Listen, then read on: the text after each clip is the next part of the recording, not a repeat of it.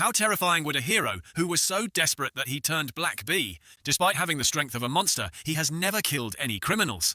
Because when he became a hero, Seo Gang Yu promised his teammates that he would never kill anyone. So he didn't kill him, but sent the world's most powerful villain to Ruculus prison to await execution. But on the day the villain was executed, an incident occurred.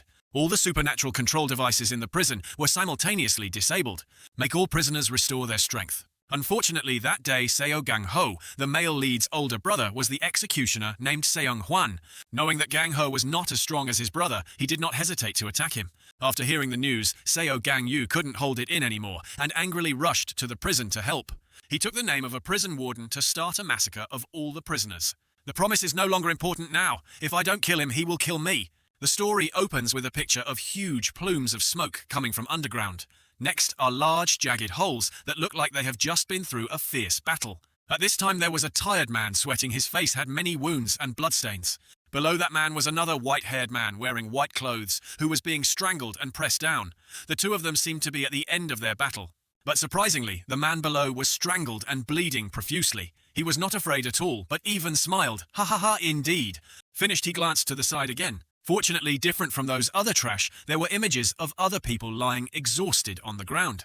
The tragic scene appeared with the falling raindrops, making it even more miserable. The black-haired man above couldn't stand that mocking Tomi anymore and angrily hissed, "Shut up!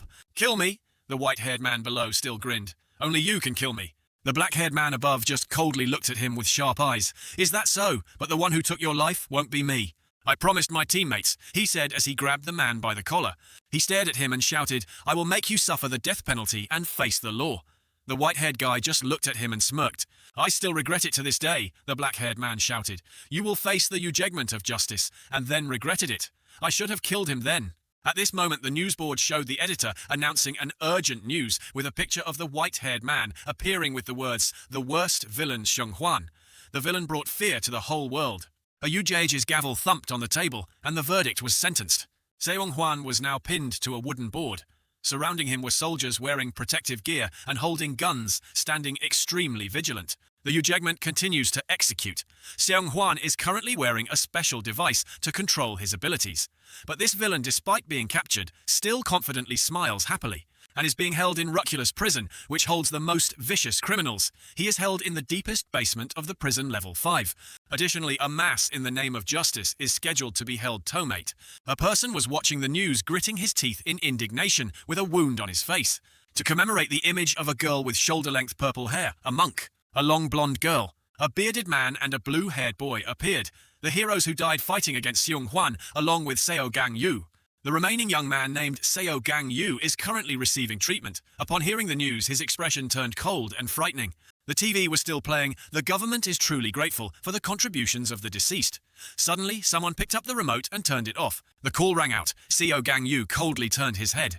The person who entered was a young man wearing a police uniform who spoke up. "Your body is aching, so you should lie down. Why are you sitting there watching TV?" This person is the warden of Ruculus prison, Seo Gang Ho.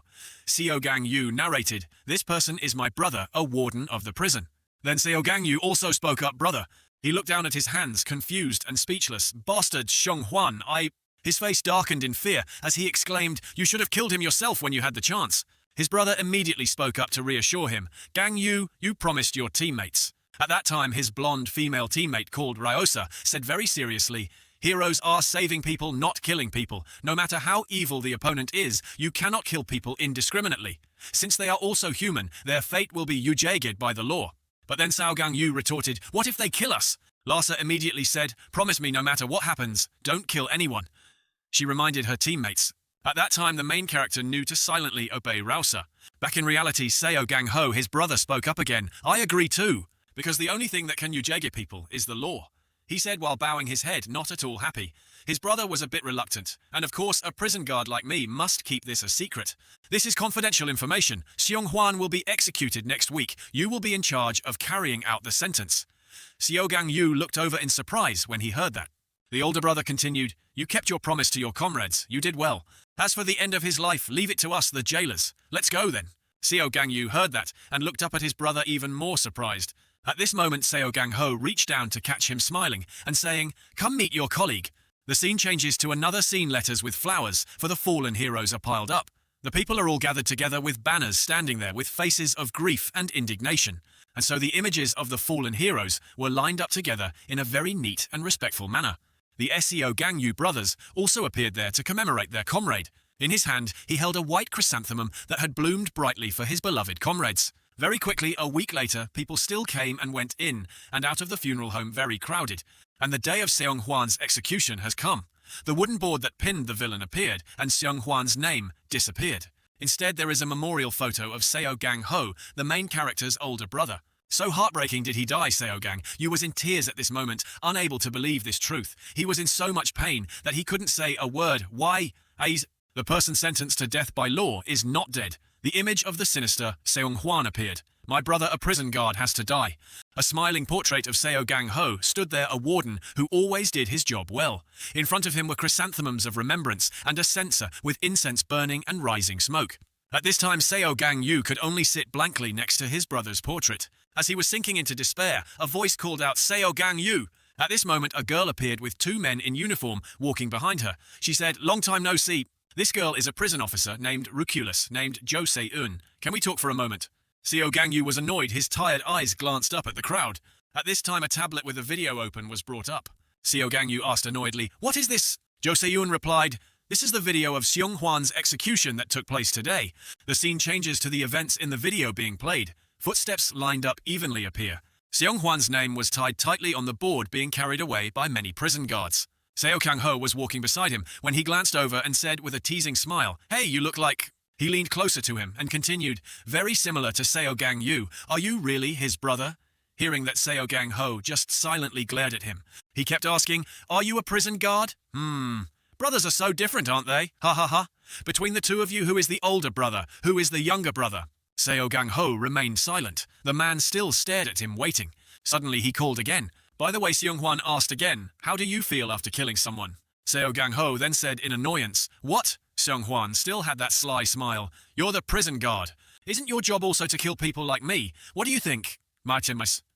He seemed to be trying to provoke Seo Gang Ho, but he just kept silent. After that, he glanced again and said something sinister. "I feel a bit regret."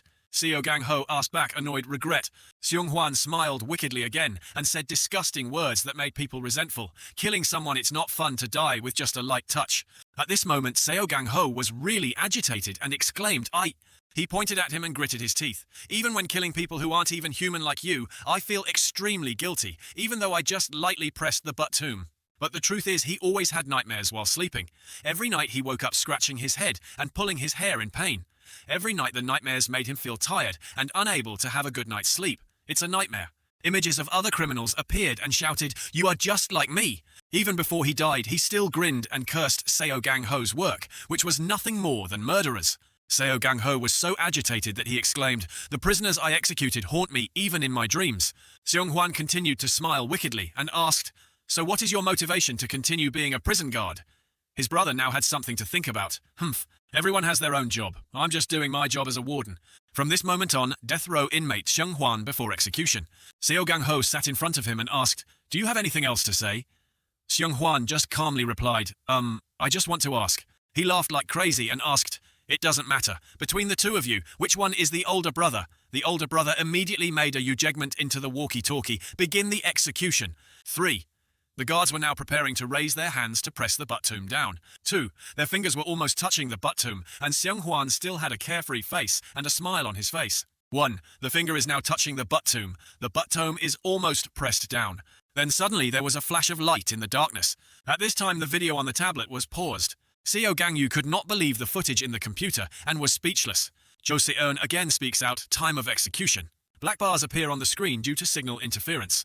At this time in Liu Rucula's prison, the ceiling appeared with a long, unlit light bulb.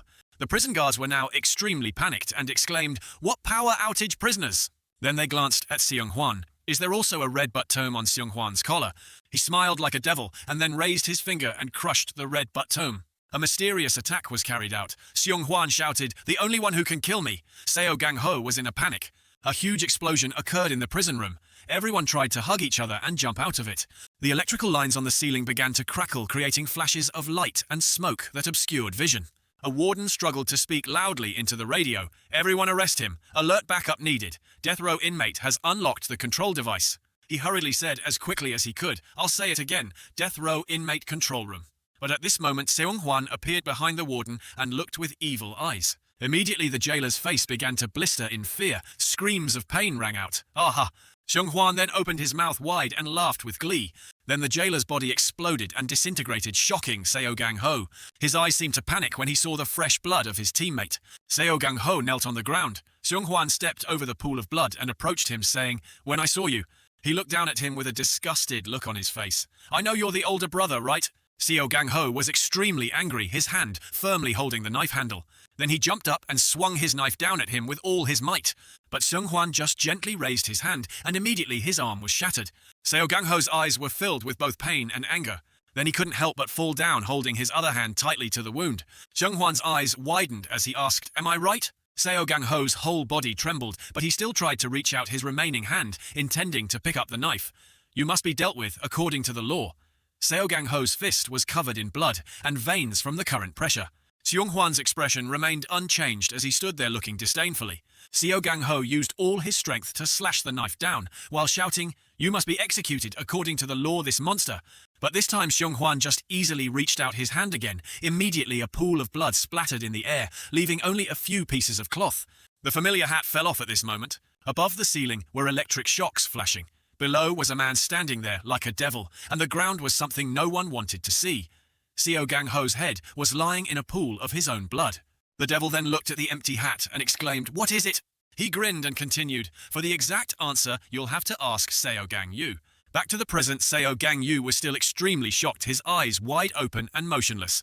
Jo Se-eun then spoke up, "Therefore, currently due to the sudden attack incident originating from Shong Huan, the control devices installed on death row inmates on all floors are released.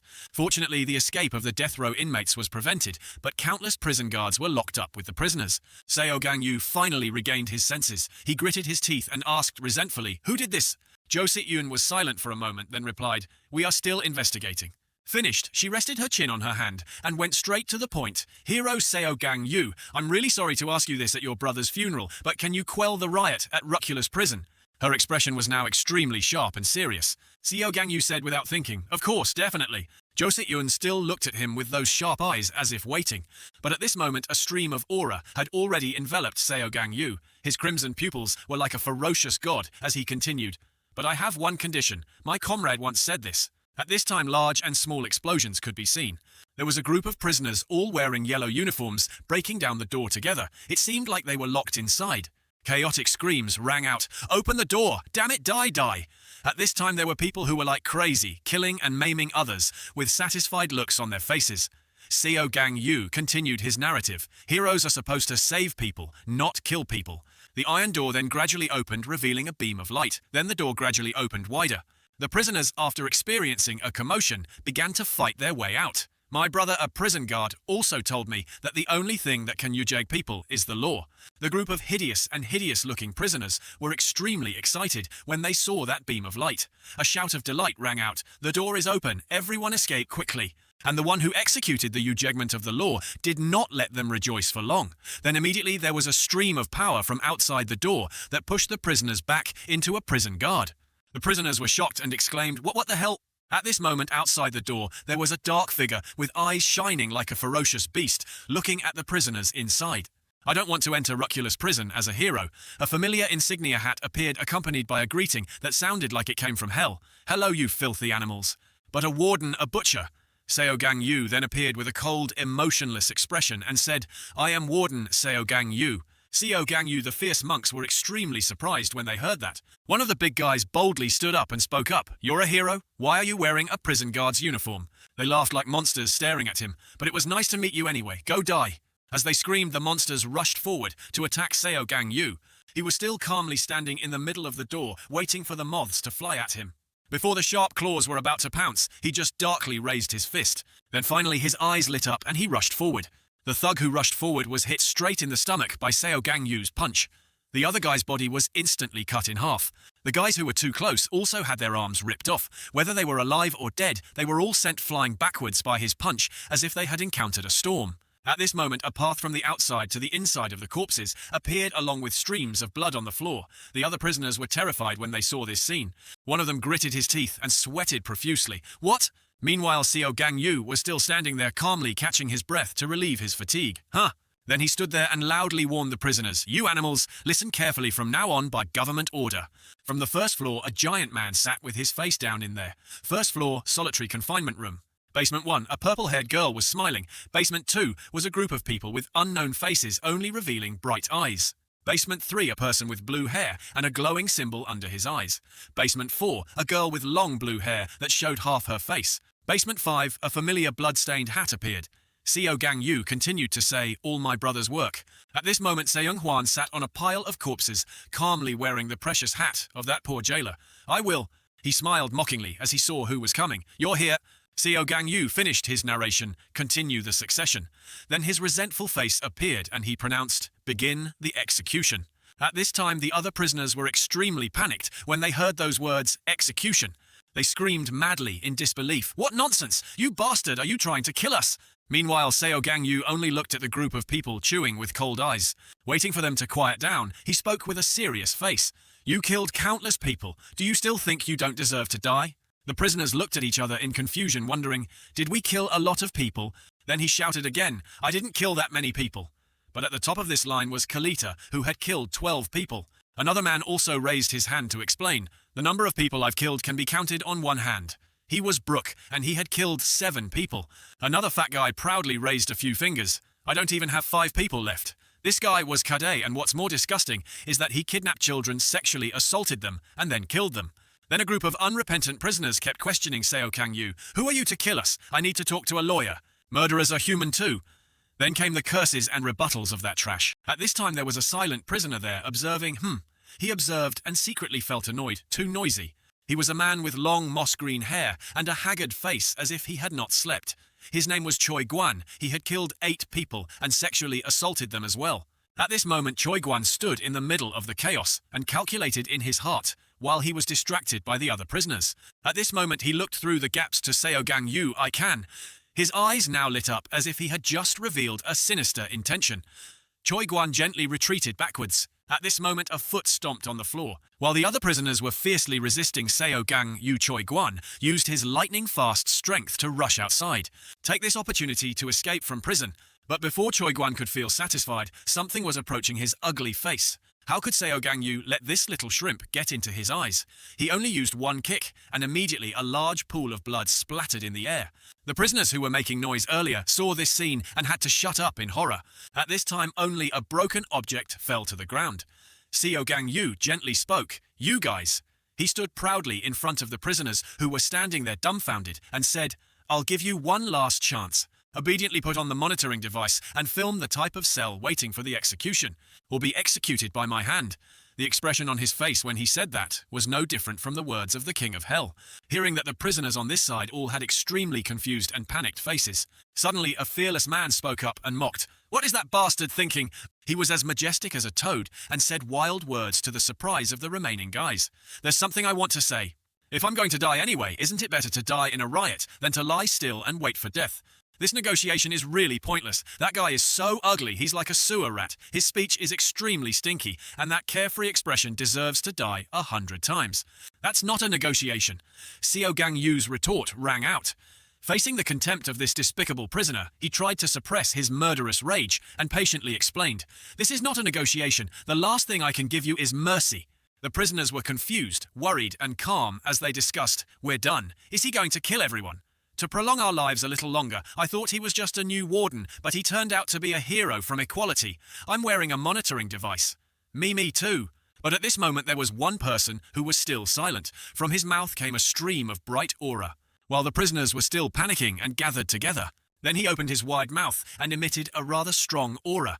His face at this moment was like that of a high-level monster. The prisoners who were scrambling around at this moment also had to turn around and look at the monster in shock. "Pay attention," a voice rang out, along with a black finger pointing to the sky.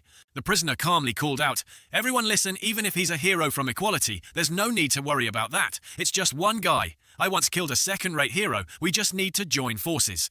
The other guy started brainwashing the weaker prisoners to attack Seo Gang Yu together. Another guy asked with some worry, "Is it true?" Done instead of the confusion from earlier, they all revealed sinister expressions and laughed, "So that means—" The rat from earlier chimed in again, "That's right, there's nothing to be afraid of. Kill him and get your freedom back." Seo Gang Yu calmly looked at the other guy with his red eyes and exclaimed, "This trash!" Back to Josie Eun.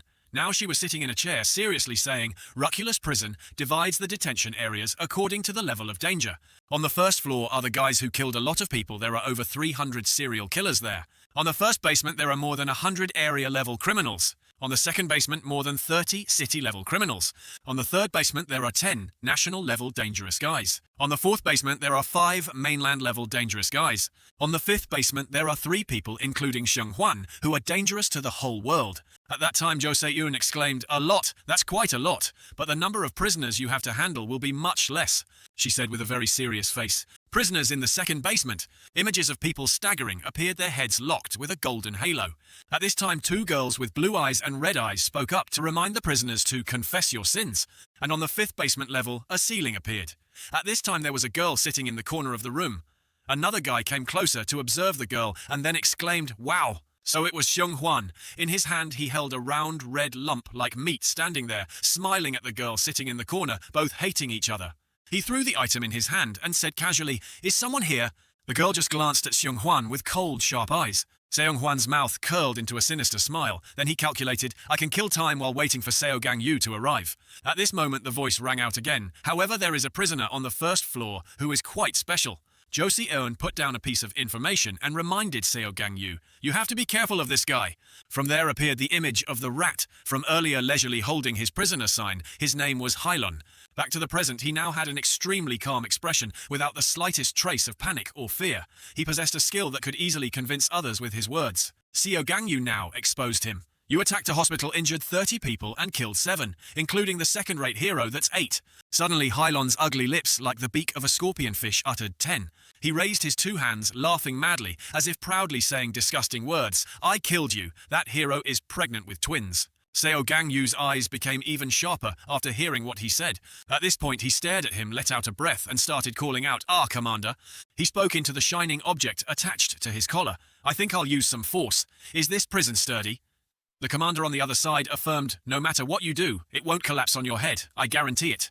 At this moment, Seo Gang Yu's expression turned extremely cold as he said, "Then I don't need to restrain my power anymore." Hylon on this side was still not afraid of death and said disdainfully, "You're just bluffing."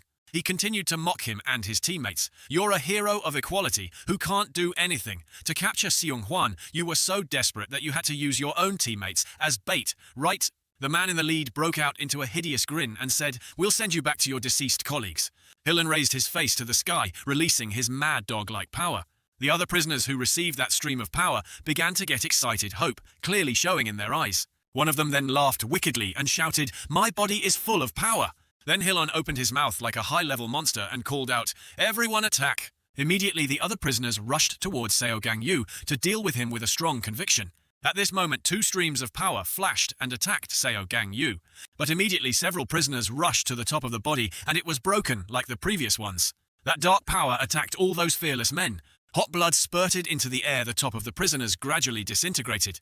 Now the dark power flowed through the prisoners, causing them to panic and exclaim, What is this?" After a while, the prisoners were killed by Seo Gang Yu's power. The pieces of their bodies fell to the ground like chickens with the flu.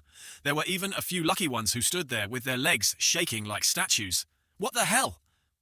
Among them was Hylon. He no longer had the contemptuous expression like before, but instead was stunned, bewildered, and terrified. At this time, one foot is thrown up with great force. It was none other than Seo Gang Yu. His kick in the air released a dark aura that crisscrossed like a spiderweb. Then Seo Gang Yu used twice as much force to lower his leg. The blood-red rays of power spread out even more strongly. Immediately, his powerful aura reached its maximum, when his feet touched the ground, and the remaining prisoners were also decisively sent to hell by that force. The scene changed to such a beautiful sunset sky. The deadly scene just now was just a nightmare. There is someone sitting in a dark room. There was a man sitting there with his head bowed, silent and motionless. Suddenly the prisoner raised his head. His mouth was covered with a piece of leather. Then a questioning voice was raised. "Seo Gang Yu." On this side, a prisoner screamed, "Ah! He was still being dealt with by Seo Gang Yu and was about to be sent off to heaven, but he still couldn't forget to curse. Damn it! Then his eyes rolled white with fear. Seo Gang Yu was still jumping up and down to deal with the remaining prisoners. They could only cower and dodge. Seo Gang Yu's eyes were now shining brightly as he rushed forward with his fist of death vortex. The fist transformed into a powerful force that came crashing down. Screams rang out, don't stop. Blood continuously splattered into the air. 2 death screams rang out. And as a result, his fist was like a web through all the prisoners there. That fist was like the claw of a giant beast. The prisoners were terrified when the blood-red power wrapped around them. And Hien was no exception. He was also cut in half by that sharp force. His face looked like he didn't feel the pain. After a while, he rolled his eyes, his face full of disbelief as he exclaimed, "Impossible." As a result of Seo Gang Yu's punishment, the remaining prisoners were cut in half. After Seo Gang Yu withdrew his power, there was only a pile of corpses left behind, like the end of the world. Only then did Seo Gang Yu open his mouth to speak. First floor execution complete. Let's go to the solitary confinement cell. Behind him was a sight no one wanted to see in their life, but well worth it to those who did. How many people have been killed? The number is uncountable when you see a mountain of bodies that are dozens, hundreds. Seo Gang Yu's fist of death was still burning strong. At this moment he was standing before 2 prisoners, one big and one small, who were extremely confused. Seo Gang Yu spoke. "Choose either wear the device or die." His voice was cold and his eyes were sharp. The little guy gritted his teeth in fear, while the big guy gritted his teeth in anger and shouted, "You!" The guy contemptuously raised his hand and rushed forward, intending to attack Seo Gang Yu, while cursing "bastard." But Seo Gang Yu only lightly kicked his leg, and the other guy was blown to pieces, like the prisoners just now. There were about 300 people on the first floor. The remaining little guy saw the big guy die in the blink of an eye and was terrified. Then he quickly raised his hands and surrendered. "I will wear it. I will wear the device." Seo Gang Yu immediately said, "Go and get it." The man immediately stammered, "Yes, sir." He raised his hands in panic and said cautiously, "Please give it to me." Seo Gang Yu's eyes looked at him sharply. Just when he thought this guy knew how to cherish life, he suddenly smiled a devilish smile. From his hand a power that he thought was stronger than Seo Gang Yu was emitted, and he cursed him, "Bastard." Then he confidently launched that stream of power towards Seo Gang Yu. He laughed like crazy. "Do you really think I will listen to you, you bastard?" Suddenly his eyes widened. Appearing after that attack, Seo Gang Yu was still standing without a scratch. This guy exclaimed in disbelief, "Huh."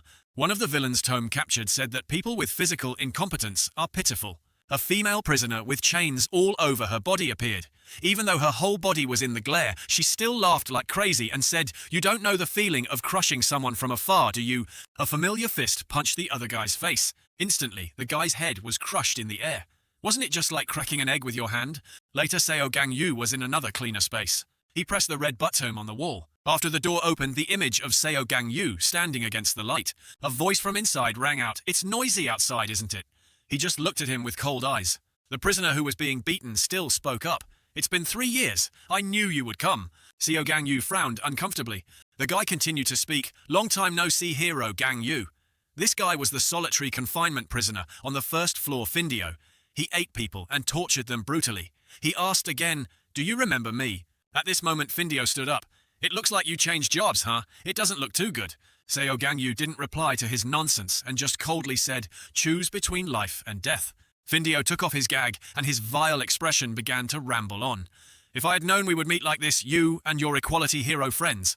The scene changes back to the previous moment when Findio was just captured by the equality hero squad and thrown onto a rock. At that moment Seo Gang Yu was startled and looked to one side. There appeared a pot with a half-closed lid. Inside was a pot of red things. Seo Gang Yu was confused when the guy spoke up in disgust. "Doesn't it look delicious?" He then stuck out his dog Tamoki and put on the most despicable expression. "You look like you want to kill someone, don't you?" Seo Gang Yu's eyes glared back indignantly. The guy continued to provoke, "But you wouldn't dare kill him." Seo Gang Yu's hand was filled with streams of anger. His teammates looked at him worriedly. Seo Gang Yu swung his fist towards that damn Findio and roared, "I'll kill you!" While he was furiously preparing to deal with that prisoner, a shout rang out, "Seo Gang Yu!" When the other person appeared, his fist stopped. Rousea said sadly, "Don't." Seo Gang Yu at this time could only suppress his anger, but Findio continued to provoke. "Look at your teammates, how disappointed they look." Back to the present. At this moment he raised his hand that was emitting a stream of power and said, "If you don't answer, I will consider you choosing death." Findio continued to nag. "Do you want to know why I kill people?" "I'm not interested." Seo Gang Yu had long since gone mad and was no longer patient enough to listen to him continue on and on. Immediately, a burst of power passed through, and Findio's head flew out of his body. Suddenly, a voice rang out, "That's because..." Surprisingly, Findio's head still grinned. "I want them to remember me." He appeared on the other side again, raised his hands, and said calmly, So I killed them and became the most memorable person in their lives. The image of a person he had murdered looked up in despair. When they die under my skill, they will not forget me. His image appears in the lives of his victims like a hateful, poisonous insect. The victims are surrounded by a terrible force that cannot escape. The guy laughed like a monster and proudly said, "They will engrave my image and their eyes, Findio, as proof that I can show you the memories of the people I killed." Seo Gang Yu just glared at him, displaying his cruelty in annoyance. Around this guy were purple-black insects that were as evil as his power. He started to be arrogant again. "Should I show you each one?" At this moment, an image of a head appeared under his hand. Findo was about to say something. "This child." Immediately, the arm that had just summoned his head was cut off by a flash of power. Findio painfully held the wound on his hand. Only then did Seo Gang Yu ask, "Is it because you're a solitary confinement prisoner?" Seo Gang Yu transformed his power into a sword, took it, and approached the struggling Findio. "I really want to shut your nagging mouth." His image appeared like the king of hell and exclaimed, "You don't have time to attack me with your skills, do you?" At this, the guy let out a hump. Then he asked, sweating profusely, "Let me ask you something before I die. Do you remember the people you killed?" Seo Gang Yu swung his sword and calmly replied, "No, there's nothing worth remembering, especially a piece of trash like you." Suddenly his eyes became serious. Findio grinned and created images of his teammates in front of him to distract him. Rousea at this time, sad eyes, said, "Gang Yu, don't." Gang Yu had already become dull looking forward. Two more teammates were also looking at him affectionately and calling Gang Yu. Even though he was sweating profusely, he still tried to show off his despicable appearance. "Do you remember these people?" But Seo Gang Yu quickly regained his composure. He still swung his sword at the calls of Gang Yu. The illusion Rousea was still calling Gang Yu when the sword slash came. His powerful slash cut off the illusion. Immediately, that stream of power brought the space back to reality. Seo Gang Yu's eyes were as sharp as a god of murder as he hissed, "Can you stop your petty tricks?" Findio's name still had a grin on his face, then continued to babble, "I didn't expect you to be able to slash your colleagues without hesitation."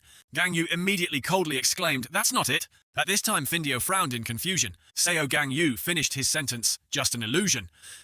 Immediately after the body of the Findio was slashed by his sword, his power cut in half. The prisoner's whole body fell to the ground. Seo Gang Yu stood there with his head down and said, "And I'm no longer a hero, I'm a jailer."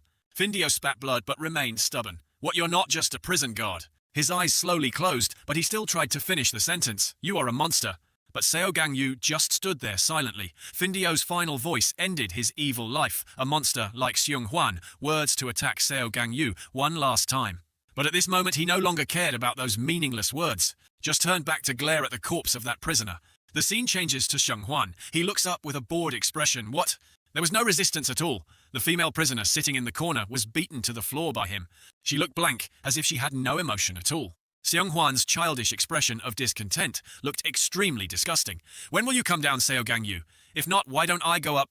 He was calculating after taking down all the people inside. It was already nighttime. The moon was shining brightly through the dark clouds. At this time, 3 people were standing on the cliff watching. A man spoke up. "Sister Shinka, when are you going to start?" The woman called Shinka now smiled in response. He appeared. "Huh?" He was Seo Gang Yu who appeared on that floor. His face was extremely cold, showing another look of death about to happen. Shinka covered her face and smiled excitedly, then exclaimed, "My dear husband." "Your husband?" A guy there asked in confusion as he looked at Seo Gang Yu through the screen. The guy smiled and turned back. "Yes, he's my husband." The other guy immediately said, "Ms. Shinka." He smirked and asked, "Isn't your husband Shong Huan?" This guy's name was Canis. One of the 3 named Gato also spoke up. "That's right, isn't that why you attacked me, to save him?" Canis continued, "And that one over there is a hero. He is the one who is least useful to human development." She replied calmly, "Was once a hero." But her face took on a mad expression as she exclaimed, "No, I don't see any heroism at all." Everything fell silent after that statement. Seo Gang Yu's expression was cold, but still alert. Canis said, "Then you should choose one." Gato continued, "That's right, polyandry is illegal." Shinka seemed to be thinking about her choice. "I don't know if he's younger or older. This is important because they're not compatible." Sigh. The symbol in her pupils lit up. "Whoever survives is my destiny." God, she acted like she was worth so much as to have a choice. She put on a sinister look of anticipation. "So who is it?" At this moment, a ceiling full of light bulbs appeared. Jo Si-eun appeared behind Seo Gang Yu and said, "Good job, Warden Seo Gang Yu. You." Her sharp eyes looked down at the prisoner's corpse and continued, "You've already cleared the first basement." Jo Si-eun reminded again, "The prisoner's strength will increase exponentially, so rest for a while." Seo Gang Yu didn't let her finish and refused. "No." He turned back with an indignant face and said, "I'll be there right away. Open the door." Jo Si-eun was momentarily surprised, then replied, "I understand. Before you go down there, I want to ask you a favor. Down here, basement 2, there are still living guards sending signals. The image of weak guards standing among dangerous prisoners appeared. How many guards do you think are on each floor?" A female prison guard gritted her teeth and raised her stick to defend herself. Seo Gang Yu immediately replied to Jo Si-eun, "I don't know, but can you save them and bring them back to their families?" Jo Si-eun immediately replied, "All the communication devices on the first basement floor are broken, so I don't know the exact number, but I'm sure there's only one person." The image of bloodstains on the floor appeared. It was from a prison guard who was attacked and lost his legs. He was trying to crawl on the floor because all the communication equipment in the 5th basement was still working. The camera image appeared. The warden had crawled to the spot, and he must have been screaming desperately into the camera, "Help! Help me, someone! Please!" But at this moment, behind that poor prison guard appeared Shong Huan and another prisoner. He now raised his hand with a vicious look. Immediately the warden's face blistered. Then there was a terrible explosion. Blood splattered on the camera. Shong Huan smiled arrogantly at the surveillance camera. "I'll show this to the person up there." Shong Huan held the disgusting red ball in his hand. Seo Gang Yu then adjusted his hat and said, "I'm getting off," causing everyone to panic. Jo Si-eun replied, "I will open the door between the 2 basements." The door now revealed a crack of light. While Gang Yu was waiting for the door to open, Jo Si-eun reminded him once more, "You must be careful because the difference in strength between the prisoners on the 2 floors is like heaven and earth." With that, the door opened before his sharp eyes. Seo Gang Yu's eyes became serious as the door opened. A group of ferocious prisoners rushed out and attacked Seo Gang Yu. They were so excited that they made fun of him. "Ah ha ha, you son of a bitch, whoever is fastest wins." Then there was a burst of colourful flashing lights. The prisoners each had a gun and took turns aiming and shooting, mockingly shooting. "I knew you would come here, but you deserve this encounter." Jo Si-eun saw that and was extremely panicked and cried out, "Seo! Seo Gang Yu!" But her eyes quickly lowered when she heard the words, "Before worrying about others, worry about yourself first." There was a giant hand reaching out in front of Jo Si-eun. One of the prisoners let out an amused laugh, "Humph." Then his disgusting hand reached out successfully, grabbing Jo Si-eun's neck and lifting him up. Then he laughed with delight and asked, "You're the prison guard, right? What a rare opportunity. I always wanted to smash this arrogant face of yours." Jo Si-eun tried to grit his teeth and break free from his claws. Then he turned back and said arrogantly, "Hey fools, it's the jailer. Whoever catches them first will be the one." But before he could finish his sentence, his eyes widened in shock. While he was struggling with his pathetic performance, a group of prisoners in his cell were lying on the ground like chickens with the flu. The prisoner now exclaimed in disbelief, "What the hell?"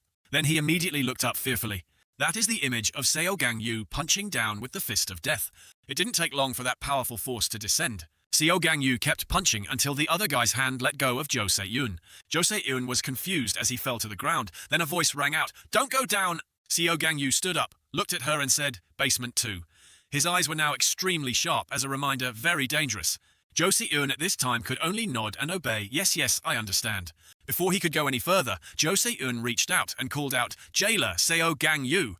Tamoki was arrested in the basement 1. Images of the women covered in chains appeared.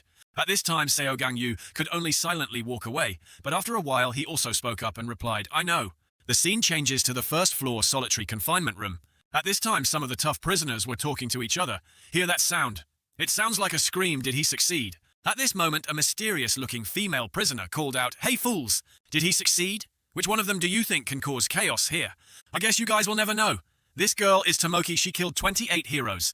Tamoki pointed at his forehead, his face arrogant as he continued, "Do you know why villains are always villains? Because you're not smart enough, former hero."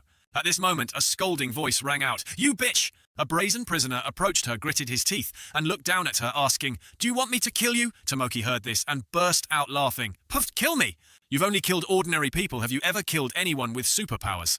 This brazen guy remained silent and did not answer. She continued to point proudly, "No, or have you ever fought them? If you don't know why I'm here, it's because I killed them." The brazen prisoner then exuded murderous intent and exclaimed, "I'm going to kill a person with superpowers right now." But in just a moment she stretched out her claws and slashed a straight line from the top of the brazen man's head down. "Kill!" Immediately a stream of fresh blood spurted out. Tamoki's monstrous arm was covered in blood. A cold, murderous aura emanated from her body as she said, "Who is the one being killed, you idiot?" The people in the room were now standing there in shock. She proudly continued, "When I was a hero, I captured countless villains. So I know how to catch people with superpowers. With that knowledge, I have killed countless heroes." Tamoki stood before the split body she had created and said with a smile, "Now I will instruct those on my side." She licked the blood off her hand in disgust, then affirmed, "I will show you how to hunt someone with superpowers." At this moment, Seo Gang Yu's image appeared in the dungeon. His sharp eyes looked forward. She continued, and more importantly, her expression turned into a venomous, snake-like smile as she said, "I know Seo Gang Yu's abilities." At this moment, a surprised voice rang out, "How do you know Seo Gang Yu's ability?" No. Tamoki then sat down on a chair that was bowed like a king. She placed her hand on her chest and confidently replied, "I was also a hero, and I have a reliable source of information." Another prisoner asked, "Even if we knew, what could we do to him?" "He is a hero in equality, an organization of first-rate heroes, unlike third-rate heroes like you." That Tamoki girl then showed a sinister look. Then she began to explain, "Since Rousea became the president of equality, there have been changes in the hero profession. First, the way heroes are made has been changed so that they can no longer arbitrarily kill prisoners. Second, they often organize collective training sessions between heroes. Finally, the hero ranking system from rank 1 to rank 5 was abolished." Tamoki confidently said, "I mentioned this because the time Seo Gang Yu joined equality was when the ranking system was under maintenance. Seo Gang Yu was specially selected without any outstanding achievements, or in other words, he got in through favors. Rumor has it that he was Rousea's lover." The other prisoner was still a bit hesitant. "Actually, I've never seen him fight, but the way he cleared the first floor in the blink of an eye must be at least third-rate strength, one level higher than us." Tamoki then laughed out loud in disdain. "The first floor is full of bugs. You guys can do it too." The one with the pointed crest was Choi Mok Gang, who had killed 1738 people. The one with the scar running down from top to bottom was Hoan EU, who had killed 1983 people. Her voice rang out again. "It's easy to do that." The one with the big round eyes is Kurian, who killed 2,270 people, and the one with the small pensive eyes is Mizu Jonak, who killed 3,521 people. Right. A large muscular man who appeared to be quite young, Spick, killed 6,435 people. The other prisoners were still confused. Tamoki continued, "I'm not saying Seo Gang Yu is weak, he is strong, but she was extremely confident. I know his weak points, so we can work together to take him down." At this point, Spick asked, "You know his weakness?" Calmly said, Hey, why do you guys keep thinking like that? When are you going to think about it? Make up your mind and go quickly." Those guys were still hesitating, and Seo Gang Yu was still walking in. "He's almost here." The other prisoners heard and immediately raised their hands. "I will join." "Me too." Only Spick remained silent, so she turned to ask, "What about you?"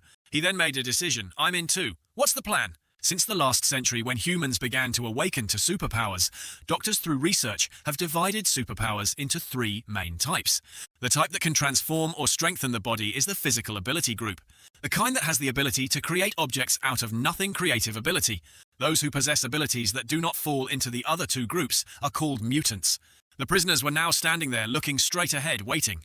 At this moment, a familiar hat appeared. Seo Gang Yu entered the door to the expectation of the prisoners. "He's here." Immediately, 2 people exchanged glances with each other, creating lightning bolts. Those lightning bolts of power shot straight down to another prisoner's eyes. Target in sight. Immediately, a powerful force was sent down to Spick's head. He asked, "Did you see him?" Tamoki, still sitting on the other person's back, calmly replied, "I have it." Her physical ability communicating through brainwaves, her 2 eyes were now also infused with that bright lightning. She confidently analyzed Seo Gang Yu. Seo Gang Yu's strength is also physical like me. Tamoki thinks she knows Seo Gang Yu's weakness because she watches him practice every day. The HL-12 training robot entered sparring mode. She then looked at him disdainfully. "Look at him." At that time, he was training with the giant robot in light sparring mode. In the present. At this moment, Seo Gang Yu had already walked in and stood in front of the prisoners, saying his trademark phrase, "Wearing a monitoring device." "Fine. If you want to die, just tell me." Suddenly, a beam of power flashed down from the ceiling towards him. Not long after, a bright explosion erupted beside Seo Gang Yu. She was still thinking confidently, "He didn't dodge, did he?" At this moment, an excited prisoner reached out and released his power. Tamoki used the cell doors to form a defense line. Let the prisoners with creative abilities and supernatural powers attack continuously. The prisoners with abilities continuously released their power towards Seo Gang Yu. Spick, who was still wearing that power, spoke up. "You're right, he just stood there and took the hit." Tamoki just smiled with satisfaction, but Tamoki also knew the reason Seo Gang Yu didn't take these hits was because a huge explosion appeared, but it couldn't do any damage to Seo Gang Yu. After the explosion cleared, Seo Gang Yu was still standing there coldly. From behind him came a force that seemed stronger than the one that rushed in. But Tamoki had another card hidden, and that was this attack from behind. Seo Gang Yu coldly turned back to glance up, a long-range attack. His calm eyes suddenly turned panicked. Seo Gang Yu's body was shaken by that power. His hand also changed slightly when it was subjected to that power. After that blow dissipated, Seo Gang Yu stood there motionless. The guy who just launched the long-range attack smiled smugly as he finished. Done. At this moment, the small butt tome on Seo Gang Yu's collar flashed, revealing the ability-limiting device. As you said, I went to collect these from the Warden's corpse. A hand took out the collar. It was Spick. He still had some doubts and asked, but will it work? This is stuff from the first basement. Tamoki immediately affirmed, it'll be fine, we just need to put more on him. Those are the first basement items for a second-rate hero. 10 are enough. Even a first-rate hero would lose all his power if he wore 15. Million can put it on him with his skill. The one called Million, who was holding a bunch of those devices, smiled and replied, yes. He had killed 2421 people, the ability to control objects. Tamoki continued, just in case put 30 on him. Seo Gang Yu's body was now covered with countless power-limiting devices, and he still stood there motionless. Seeing this, the other guys excitedly shouted, you're done for, you bastard! We've already put a power-limiting device on you. However, there were 3 mistakes in Tamoki's plan. Very quickly, those guys stopped their joy and replaced it with shock and horror. The ability-limiting device around Seo Gang Yu's neck gradually cracked. His eyes flashed like a ferocious beast. First of all, the power he emitted was still as strong as ever without any restrictions at all. Seo Gang Yu's power. The prisoners looked up in horror as the power-limiting devices broke off and flew into the air. Then a fist of death was coming down. Seo Gang Yu's fists cracked open those guys, like the prisoners on the first floor, many times larger than the first-class heroes. The prisoner was vomiting blood due to anaphylaxis. The lightning power cap was also broken. Spick exclaimed in horror, the restraint device is broken. Tamoki at this time also lost all her arrogance and haughtiness from just now. Looking at that scene, she couldn't help but exclaim, what the hell? Immediately, a miserable scream rang out. The prisoners turned away to run away under Seo Gang Yu's gaze. Damn it! Tamoki hurriedly shouted, Plan B! Tell them to execute Plan B! Spick immediately transmitted, everyone execute Plan B! At this time, a voice rang out warning Seo Gang Yu, stop! At this moment, there was an innocent person being strangled by a strange hand. The prisoner grabbed the poor prison guard and threatened Seo Gang Yu, if you move, I will kill this guy. Then the whole gang of wild prisoners brought out the jailers to blackmail him, if you want to save him. But this time, he just gently raised his hand. Immediately, the prisoners were grabbed by his strength. The second mistake, fresh blood splashed into the air again. At this time, the prison guard was extremely panicked and glanced to the side. The prisoner's hands painfully let go of the jailers. Seo Gang Yu on this side still only gently pointed out a finger, but the flow of power was completely opposite to that smallness. Seo Gang Yu's ability was of the physical type, but the man opened his eyes wide in horror and exclaimed, how can this be? In the prison room, red streams of blood appeared. Before he died, that person was still extremely shocked. Some people said, how can you have this kind of ability? The scene inside the prison was extremely brutal. The prisoners were quickly dealt with by Seo Gang Yu's finger lying in a large pool of blood. The other prison guards were also rescued. It can also be used as a supernatural ability. Third and final mistake. At this point, a few prisoners were hiding in a corner, panicking among themselves. Damn it, what should we do now? Should we put on a monitoring device? At this moment, a prisoner reached out his hand from this. He broke out in a cold sweat and hurriedly said, I will wear a monitoring device. Will you spare? But before he could finish speaking, her pupils immediately contracted. Then a large streak of blood sprayed into the air. For him, those who repented too late. Seo Gang Yu had no patience with those guys and continued to sweep through the prison. His power flowed through the air. The men on the upper floors at this moment were also fearfully welcoming death from the Grim Reaper. At this moment, Seo Gang Yu blurted out, it's too late. These people can never be forgiven. The blue lightning power burst out. A prisoner sweating profusely. It was Spick. He exclaimed in disbelief, damn. Then she turned to Tamoki and questioned, what the hell is he? Everything is a mess. Don't you have any plans? She was still sitting in a corner biting her nails. No way, how is that possible? Spick lost his patience and turned to shout, hey, say something, I shouldn't have believed you. Tamoki replied, you said the restraining device couldn't stop him while he was wearing 30 of them. He immediately said, I will wear a monitoring device. If I do that, I still have a chance to live. Hearing that, she gritted her teeth in anger. Shut up, shut up. Tamoki's eyes glowed like a demon as he turned around, using her strange hand to pierce Spick's stomach. Ah, he yelled madly. Who do you think you're talking to? You think I'm on the same level as you because we're locked in the same floor. Tamoki looked down at the man he killed and confidently said, I'm almost capable of becoming a first-class hero. After that, she still couldn't help but clench her teeth and say, but is that equipment really broken? If he's so strong, why isn't he fighting on the front lines? Tamoki raised her head and shouted, this is all nonsense. It's incomprehensible. Suddenly she glanced back at something. It was a jailer trying to leave. After seeing Tamoki's evil gaze, the warden screamed in terror for help. Ugh, please, save me someone, please save me, help me. But she was in a rage and immediately swung her arm to stab down. Suddenly a ray of power shot out and cut off Tamoki's wrist. She looked down in horror at her severed arm, which was covered in blood. Seo Gang Yu then appeared in time with a more monstrous hand. He called out, "Hero Tamoki." At this moment, the jailer, having just experienced a moment of terror, stood up and shouted loudly, "Ah!" Meanwhile, Seo Gang Yu on this side was still continuously emitting murderous intent as he asked, "No death row inmate Tamoki, do you have anything else to deny?" Tamoki was still smiling mockingly. "Ha ha ha, damn it, I'm done." Standing in front of a shameless woman, Seo Gang Yu asked, "Is that your denial?" She continued rambling, "Is it true that all the equality heroes are dead except you?" Seo Gang Yu calmly replied, "That's right." Only then did Tamoki let out a strange laugh. He. So Tome is dead too. Tome's image was blurred by countless chains appearing. Seo Gang Yu just stared at her silently. She asked again, He, are you dead? I told you not to act like a hero, you stupid little sister." Then her Tomi became a bit provocative. "You are a member of equality, but you kill people. Do the other heroes know? You know how much Rousea is trying to change this hero industry? But because of you, everything is back to normal. I wonder if Rousea will be sad in the other world." His eyes now became stern, and he looked at her. "Your denial is too long-winded. This hero industry is not an ordinary industry. That's what Tamoki felt after becoming a hero. But destroying evil does not mean that all are righteous." At this moment, a cry for help rang out. "Please save me. A girl is being threatened by a brazen man with a knife. Please, please." The brazen guy shouted, "Stand still, don't move." The poor girl was extremely scared. But now there was a beam of light shining through. A hero slashed through the thug's body and cut him in half. Even the girl couldn't avoid being hit by the slash. While on duty, even if civilians die, the hero's status is still absolute. This hero, after killing even civilians, still smiled with satisfaction. Mission accomplished. The reason why Tamoki became a hero was simple. She was still a young girl at that time. "You always help me," 2 hands clasped together. At this moment, Tamoki's younger sister, Tome, happily said, "That's great, like a hero." Tome, who has no supernatural powers, relies heavily on his powerful sister, who possesses supernatural powers. But Tamoki, at this moment, to her sister's surprise, she affirmed, "That's right, isn't your sister amazing?" She twisted her personality. A clear blue sky out, like a hero saving people. The girl who had just been rescued sat on the ground and gratefully said to her, thank you for saving me." Tamoki then smugly said, "Oh, it's nothing," instead of feeling proud. She covered her face and smugly said, "Just doing the right thing." She felt superior again. Tamoki continues to do hero work. Finally, on a mission, she killed a villain. It was her first time killing someone. At that moment, Tamoki's expression became distorted. "For the first time in my life," she touched her face. Then she looked up to the sky and laughed madly. She felt superior. Tears welled up in her eyes.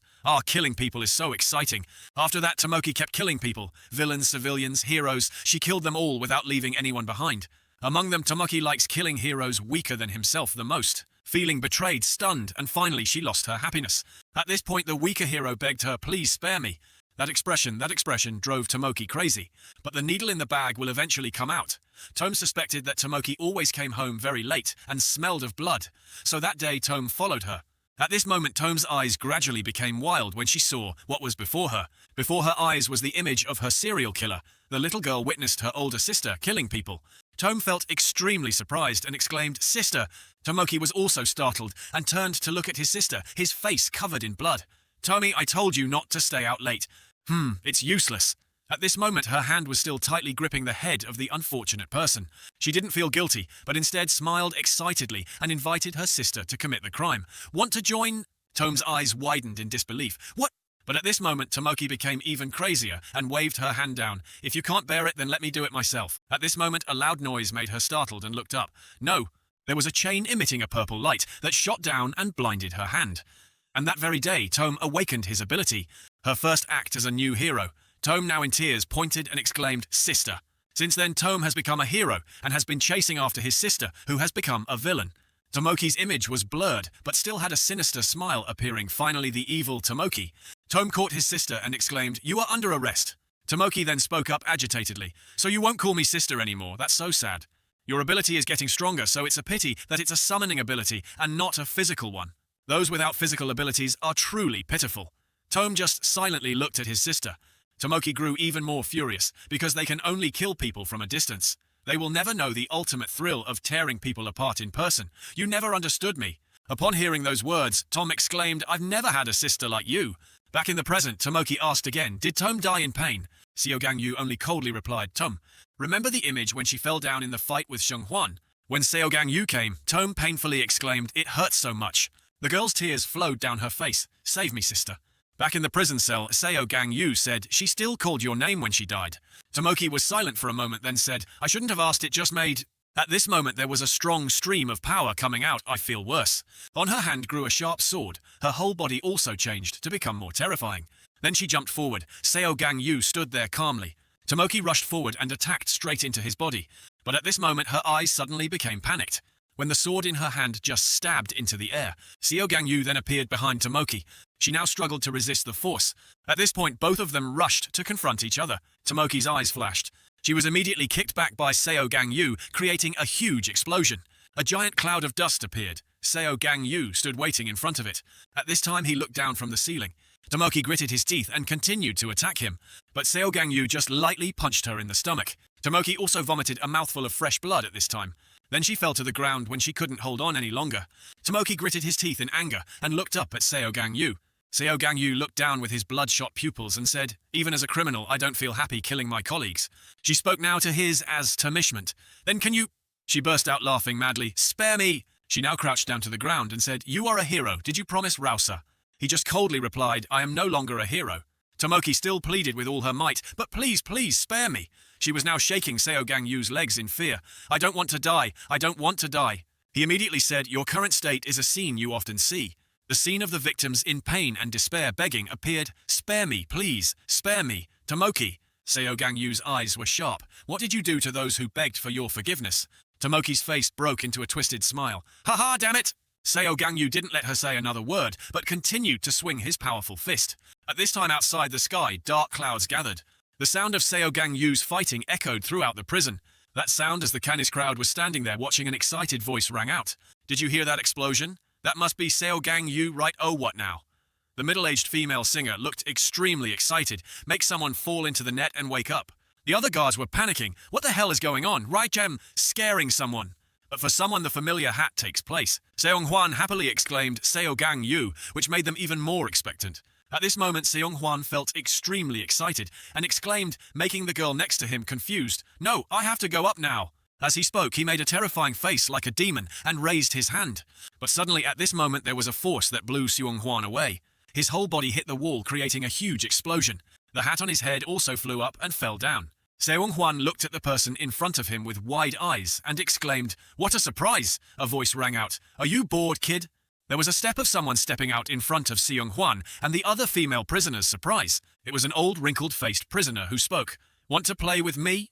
The man's name was King's Tome. Shong Huan took the hat and put it on his head, laughing mockingly. Ah, you're so scary. King's Tome also had a strange smile on his face at this moment, asking, afraid, Kiva, basement 5, prisoner number 001. I'm just a kind old man who wants to play with children. At this moment, a panicked voice rang out. Sir! Josie Ian stopped and asked, what's going on? A prison guard watching through the camera hurriedly announced, right now on the 5th basement. King's Tome and Shong Huan have met each other. Josie Ian heard that and said happily, that's great. The jailer heard that and was confused. Huh. She continued, one of them will die. Personally, I want King's Tome to win. He's not as dangerous as Shong Huan. Josie Ian's eyes narrowed dangerously. Hey, a red flash appeared. Why is that woman with him? The image of the female prisoner with Shong Huan appeared. Back in the cell, Shong Huan spoke up. Hey old man, are you going to play with me? King's Tome smiled and replied, of course. He now put on the innocent expression of a spoiled child and said, I won't accept it. Is that so? But at this moment, King's Tome's eyes lit up dangerously as he said, but this old man still wants to play with you. King's Tome, he was the first prisoner of Recula's prison, the oldest released prisoner. Unlike the prisoners in the 4th and 5th basements, who had killed millions of people, he only killed 3 people. The first to die was the most powerful and evil villain at the time, Caracas. The 2 remaining dead were the most talented heroes at the time, Clark and Hilo. He appeared out of nowhere and killed the 3 strongest people at that time. His face was covered in blood as he exclaimed, I kill all those so-called invincibles. Am I undefeated now, Jabway? King's Tome stood in front of everyone and asked. It's useless, he let himself be caught by the government. In terms of risk, he was the lowest. But he surrendered after killing only a few people, and it was also a time when the relationship between the government and the Hero Association was not very good. He avoided execution for 30 years. Back to the present, King's Tome held out his hand, his expression gentle as he said, "I won't kill you, just play gently. If I step on a child, I'll feel guilty." Shong Huan then seriously prepared to reply, "Okay then." Immediately, a hand was held out, followed by the corpses of the poor jailers. Those corpses just floated in the air under Shong Huan's control. Seconds later, the bodies turned into lumps of flesh floating in the air. He said coldly, "Let's play together a little." At this moment, Shong Huan launched round balls of meat to attack King's Tome. King's Tome still stood there calmly waiting. After a while, he raised his hand. He continuously swiped it at a speed that was invisible to the naked eye to catch those round, fleshy fruits. That hand grabbed the other meatballs, the other hand poked out and broke the round meatballs. The power surged through the air. King's Tome's hands waved in the air. Then his power flow formed a vortex. King's Tome now combined both hands to create a stream of power. At this time, his eyes became sharp. The sharp hand thrust forward. The threads of cloth on the body also fluttered. The round flesh flew straight out behind.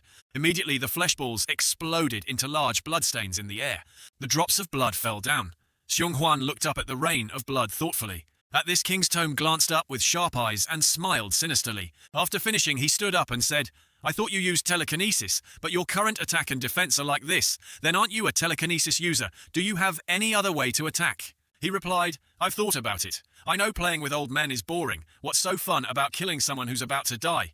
King's Tome was momentarily surprised, then narrowed his eyes and exclaimed, "You really are an arrogant brat. I've met many people like you like frogs in a well. Everyone thinks they're the strongest." His feet glided lightly across the ground. When one foot stepped down hard, it created strong cracks on the floor. The rocks and soil echoed in the air, and King's Tome emerged proudly from the rain of earth he created. At this moment, a loud scream rang out. "Ugh!" The prison guard panicked and exclaimed, "At this rate, the basement will collapse." Shozane immediately reminded, "Don't make any more noise." Even with the power of a level 1 or 2 hero, this prison cannot be destroyed. There are 20 layers of special walls. How can they be broken? Everyone calm down. Inside, King's Tome's face darkened as he said, "I will correct that trait of yours." With that, he rushed forward. As the floor was gradually crumbling, it disappeared. Shong Huan was still standing there observing the scene before his eyes. Then he raised his head and looked up with wide eyes. An image of King's Tome stomping on Shong Huan appeared. At this moment, that foot was about to stomp on his face. At this moment, a huge explosion occurred, and nothing could be seen. The sky outside was still filled with dark clouds. Inside, the prison guard was still screaming, "Ugh!" Jose-un also had to raise his hands to shield himself from this shaking.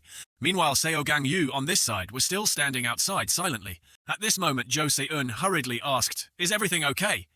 The warden was still shocked and speechless. "Commander, who won?"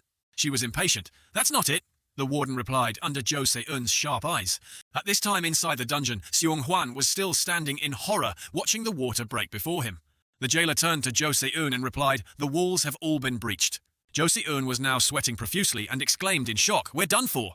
Shong Huan inside looked at the broken walls and exclaimed, "Wow, it's like a human-shaped drill. How far did he go?" A voice asked, "Is this enough to interest you?" He looked down and spoke up, wondering, should we follow him? Suddenly, another group of people appeared and said, "What are you doing following that old man?"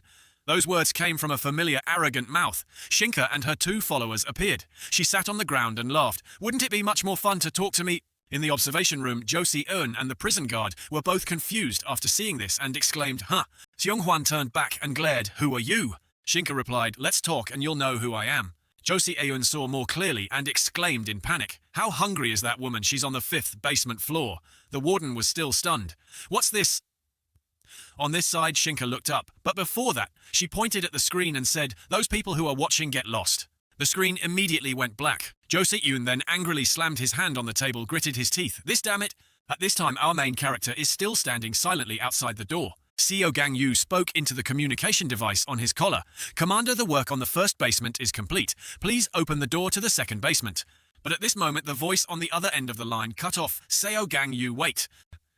Seo Gang Yu was still standing there waiting. After waiting for a while, he called back a little worriedly, "Commander," but there was no response, and he directly cut off the connection. The space fell into silence again. Perhaps the signal is weak because... Seo Gang Yu didn't wait any longer and used both hands to separate the sturdy door. The door gradually opened, revealing a strange light. His expression was extremely sharp. He continued, "She went down to the lower basements. When going down the stairs of the 2nd basement, unlike the 1st floor and the 1st basement, where before entering I could smell blood. There's no smell here." Seo Gang Yu pursed his lips warily. "It was very clean." Everything was very quiet, not a single body to be seen. The light from the bulb was still flickering there.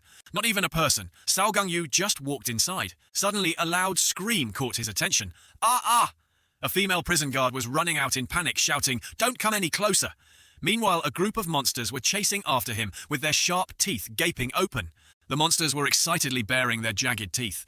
The prison guard girl ran and shouted, "Don't come closer!" But when she ran out and saw Seo Gang Yu standing there, the girl couldn't help but be surprised. Ran over and called out loudly, "Seo Gang Ho."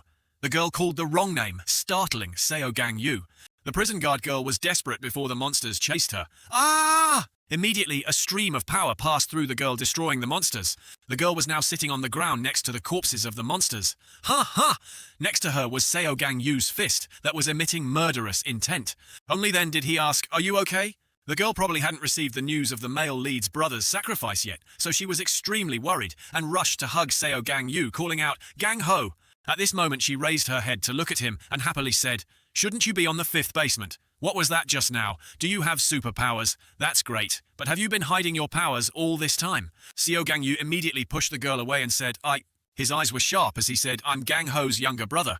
The girl heard that and exclaimed in surprise, "Ha, hero Seo Gang Yu." Then she wondered, "Why are you wearing a prison guard's uniform? Oh no, why are you here?" He immediately said, "So you are my brother's colleague." Seo Gang Yu reminded, "It's dangerous here." Suddenly she said, I'm very sorry to hear you say that, young master." This surprised him. Then he asked, "Who are you?" The girl put her hand on her chest and happily replied, "This is the first time we've met, right? I should be the one to greet you first." Then she held out her hand and said with a smile, "I'm your sister-in-law. You look a lot like your brother. Did you know that?" Seo Gang Yu was extremely shocked when he heard that, speechless. At this moment in the solitary confinement room, the 2nd basement, a voice called out, "Mael!" Someone spoke up with a dark face. "It seems like someone has come here." The girl called Mael now replied with a dangerous expression, "That's right, brother." A group of people and monsters were locked inside. "How many sins has this stranger committed?" The little girl named Mael picked something up and replied, "He killed my dog." The prisoner named Mien said with a careless expression, "Really, then it's going to be hell for him." The scene changes to Seo Gang Yu, where the girl speaks up, "I've only seen you in pictures or videos." She smiled and introduced herself, "But seeing the real person is much better. I am the warden of Reculus Prison, Warden Hongjia." Seo Gang Yu immediately replied, "I heard he has a girlfriend, but other than that I don't know anything else." Hongjia smiled and scratched her head. Actually." Suddenly 2 fingers pointed to his stomach. "Here." Hongjia hugged her stomach with both hands and said with a happy face, "In here is the child who will call you uncle." Seo Gang Yu's eyes were filled with shock. He exclaimed in disbelief, "What?" She replied cheerfully, "It's not clear yet. It's less than a month away. I just found out recently, and since it's related to Shong Huan, I don't want to reveal it too soon." After a moment of shock, he exclaimed, "Is what you said true?" Hongjia saw his serious expression and was also confused and asked, "Yes, is there a problem?" Seo Gang Yu then looked away and evaded no. She asked again, "What are you doing here, Gang Yu? Are you here to quell the riot, but you're also wearing a prison guard uniform?" "I," Seo Gang Yu replied, "have been assigned as a special warden to execute prisoners in Reculus Prison." Hongjia was extremely surprised when she heard that. She was a little incredulous. "You're the executioner. Why did you do it?" she asked in confusion. "Was it the order of the prison warden?" Seo Gang Yu immediately explained. "It seems like they didn't notify everyone, so I'll give you a brief explanation." After recounting the incident for a while, Hongjia was extremely shocked and exclaimed, "An electromagnetic pulse attack. Who would do that?" Seo Gang Yu replied, "They are still investigating this matter." Hongjia's eyes filled with tears of worry. She hurriedly asked, "What about Gang Ho? He's probably in the 5th basement serving his sentence." Seo Gang Yu didn't know how to answer "my brother," just looked at Hongjia, standing there holding her stomach and crying. Seo Gang Yu couldn't bear to say it. He could only close his eyes helplessly. But he changed the subject. "There's a distress signal coming from basement 5. Hongjia heard that and put her hand on her chest and breathed a sigh of relief. Thank God. Seeing her like that, Seo Gang Yu could only lower his head and stay silent. Then he said, "It's dangerous here, so go upstairs. I'll take you." "No way." Hongjia said, "If you want to go down to the lower floors, you will need me." He asked in surprise, "Why?" Hongjia immediately explained, "When I look at a target, I have the ability to read their memories. Her special ability is psychometry." Then she waved her hand and said, "I haven't read Gang Yu's memories yet. Don't worry, I won't use my powers so carelessly." Seo Gang Yu could only stare at her speechlessly. Hongjia continued, "I use this ability to provide psychological therapy to prisoners, and I use it to determine whether what they did was really a crime." Seo Gang Yu asked, "But what use is your ability to me?" She explained, currently on the second basement floor, in the solitary confinement cell being controlled by Mien and Mael. They are two brothers with special summoning abilities. Their abilities give them power. The monsters appear, turned others into puppets by stabbing them in the heart. Now all the prisoners in Basement 2 are their puppets. Seo Gang Yu spoke up at this moment to her surprise. I also know a little about their abilities. They are Margo's students. Margo's image appeared. I already know this information, so please go upstairs. Seo Gang Yu pointed up and said. Jia hurriedly said, a few puppets fighting under the control of the two brothers are the prison guards. Hearing this, he could only purse his lips and remain silent. Hongjia's expression was more serious than ever. Among those fighting puppets, you wouldn't be able to tell who is a prisoner or a jailer. But with my ability to read memories, I can tell them apart. Seo Gang Yu immediately replied, if they have become puppets, then aren't they all dead? What's the point of distinguishing? Hongjia immediately explained, no, they're still alive. When those two brothers stop using their abilities, they'll return to normal. He was certain of one thing. Those two definitely won't do that. But Hongjia stubbornly said, let me. She put her hand on her chest and confidently said, I can convince them. He worriedly said, with your condition, it's too dangerous. Suddenly Hongjia said, before I became a mother, I was and am still a prison guard, so I have to fulfill my duty. At this moment, the image of her brother, Seo Gang Ho, appeared in her mind. Seo Gang Yu pursed his lips and silently looked at Hongjia. Then he reached out and said, okay. At this moment, Seo Gang Yu's power surrounded Hongjia, causing her to panic. That stream of power lifted her into the air, leaving her completely amazed. Then she asked the girl, what is this? Seo Gang Yu looked up and replied, my ability, it will protect you from danger. Hongjia called down in panic. Wait, wouldn't that be very disadvantageous to you? This is so weird. At this time, the two of them were still walking towards their destination. At this moment, Hongjia exclaimed, ah! Before their eyes were puppets, whose faces were unclear whether they were guards or prisoners. Their entire bodies were like blocks of stomy, controlled by a golden ring attached to their heads. Hongjia immediately said, that's Brother Mien's ability. Please remember that he has captured many prison guards. Seo Gang Yu stared straight ahead and asked, which one of them is the jailer? Wait a minute. Hongjia replied, then closed her eyes. After opening them, her pupils lit up. Her pupils continuously scanned the puppets. She then gave the result. The two in the back are the jailers. We need to defeat them first and then group them up. Suddenly, Hongjia looked down at her hands in panic. Huh! She was now hidden behind Seo Gang Yu's protective circle. She kept calling out worriedly, I can't see anything. Mr. Gang Yu, what is this? Hongjia kept shouting inside, but he could no longer hear clearly. Seo Gang Yu then silently spoke. The difference between them is, his power stream skipped across the floor, the survivors. His beams of power attacked the identical puppets, who were the jailers. This stream of his power tightly wrapped around the two puppets. Another puppet that was not affected by the power jumped up and rushed to attack Seo Gang Yu. The puppet's eye sockets were empty. Seo Gang Yu punched the puppet guy straight in the face, causing his head to shatter. His eyes were sharp as he said, and the dead were prisoners, that's obvious. The puppets all rushed to attack him, but Seo Gang Yu easily defeated them with one punch. Those puppets kept rushing at him like moths and were burned by Seo Gang Yu's fire. His eyes grew more and more fierce. With one punch, he immediately slashed through the prisoner puppets. Meanwhile, Hongjia was still protected inside that circle and couldn't see anything outside. At this moment, a sphere appeared showing Seo Gang Yu sweeping away the prisoner puppets. The two male Mien brothers were both watching through it. Male's sister spoke up and said, brother, someone from outside has come. Do you think he is stronger than Master? Mien hesitated a bit. Ah, well. Male remembered Rousea again and asked, what about that woman? Mien was silent. The little girl didn't hear the answer, so she called out, brother! She came closer and hugged her brother's arm weakly, saying, I'm so scared. Looking through the ball, Mien immediately replied, don't worry. Around the two little ones, a crowd of countless puppets appeared. He hugged his little sister tightly to comfort her. If that's all, he can't kill us. Seo Gang Yu's sharp image appeared. On this side, Hongjia was trying to scream. She couldn't bear not seeing anything, so she asked, why did you lock me inside? Seo Gang Yu stood there silently and replied, did I surprise you? I'm sorry, I should have warned you in advance. Hongjia immediately asked, why did this happen? He explained to clear up any misunderstandings. I pushed the jailers aside and the prisoners were all executed. She exclaimed in surprise. Execution at Kaithen? She asked in surprise. But isn't the execution device in the 5th basement? Seo Gang Yu replied silently, I executed him with my own hands.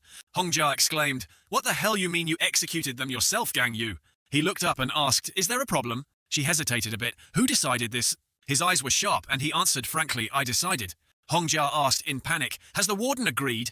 He immediately replied, yes. Suddenly she was speechless. What are you planning to do? Sa, Hongjia asked through clenched teeth. Seo Gang Yu looked up in confusion. Hongjia asked. Gang Yu, is everything okay? Seo Gang Yu coldly replied, as a warden, I just do what needs to be done, there's no problem. But Hongjia argued, as a warden, we shouldn't kill them. Our job is to reform the prisoners, to make them better. As a warden. Seo Gang Yu couldn't stand it anymore and interrupted, enough, I'm sick of hearing such idealistic words. A hero's job is to save people, not to kill people. Only the law has the right to yujagi others. His face showed anger as he said, I know very well the consequences of pursuing such ideals. Someone was brutally murdered by the unreasonable beast. Actually, it doesn't matter if I'm a warden or a hero. I'm just doing what I should have done a long time ago. That is executing wild beasts who have given up on being human. Hongjia was bewildered. Mr. Gang Yu, in the end, they are still human beings. He was so angry that he was speechless. Why do you have it? Hongjia looked down in panic. At this, he shouted indignantly, how can you think like that? You say they are human. From the second basement down there are criminals who have murdered hundreds of thousands of innocent people. All of them deserve to die. In the past, there were people who died unjustly, and there were also many debates about the death penalty. After people with the ability to read people appeared, there were no more cases of wrongful ejectments and injustice. Jia, you know this, right? But Hongjia gave her opinion, but they all have their own stories. He felt speechless. Well, the story, she continued, especially Mien and Mael. Seo Gang Yu interrupted. What story? Everyone in this world has their own story. Don't the victims of the assassination have their own stories too? Finally, Hongjia looked down in confusion. Seo Gang Yu immediately made his decision. They will either die by my hands or be sentenced to death. It makes no difference, right? Hongjia continued. The death penalty does not mean a massacre. He was really angry to meet a saint like this. Hongjia had to know what pain was when he heard the news that his lover was killed by a prisoner. At this point, Seo Gang Yu also lost his patience and shouted, stop it, don't say any more. He raised his hand. Then he warned seriously, this ends here. If you continue to behave like this, I'll send you upstairs, okay, Miss Jia? I'll handle this my way. Hongjia at this moment could only sweat profusely and stay silent. At this time, everything inside the prison was blurry and unclear. Seo Gang Yu was still walking, while Hongjia was still being carried by his protective circle. Now the red control circles appear, followed by puppets that look stronger than before. Seo Gang Yu asked, which one of them is the jailer? Hongjia replied, 3 people in the back. Got it. He finished speaking, and then began to reach out to the puppets. Hongjia was still looking down in confusion. Suddenly she exclaimed, Gang Ho will be sad. Seo Gang Yu was about to attack the puppets, but when she heard that her eyes seemed to go wild, he stood still there to let the puppets swing their weapons down to attack. At this moment, a stream of power slashed down on his neck. Seo Gang Yu's face was now dark with anger. The tip of the weapon was now cracked. The haunting voice rang out again. Gang Ho will be sad if he finds out.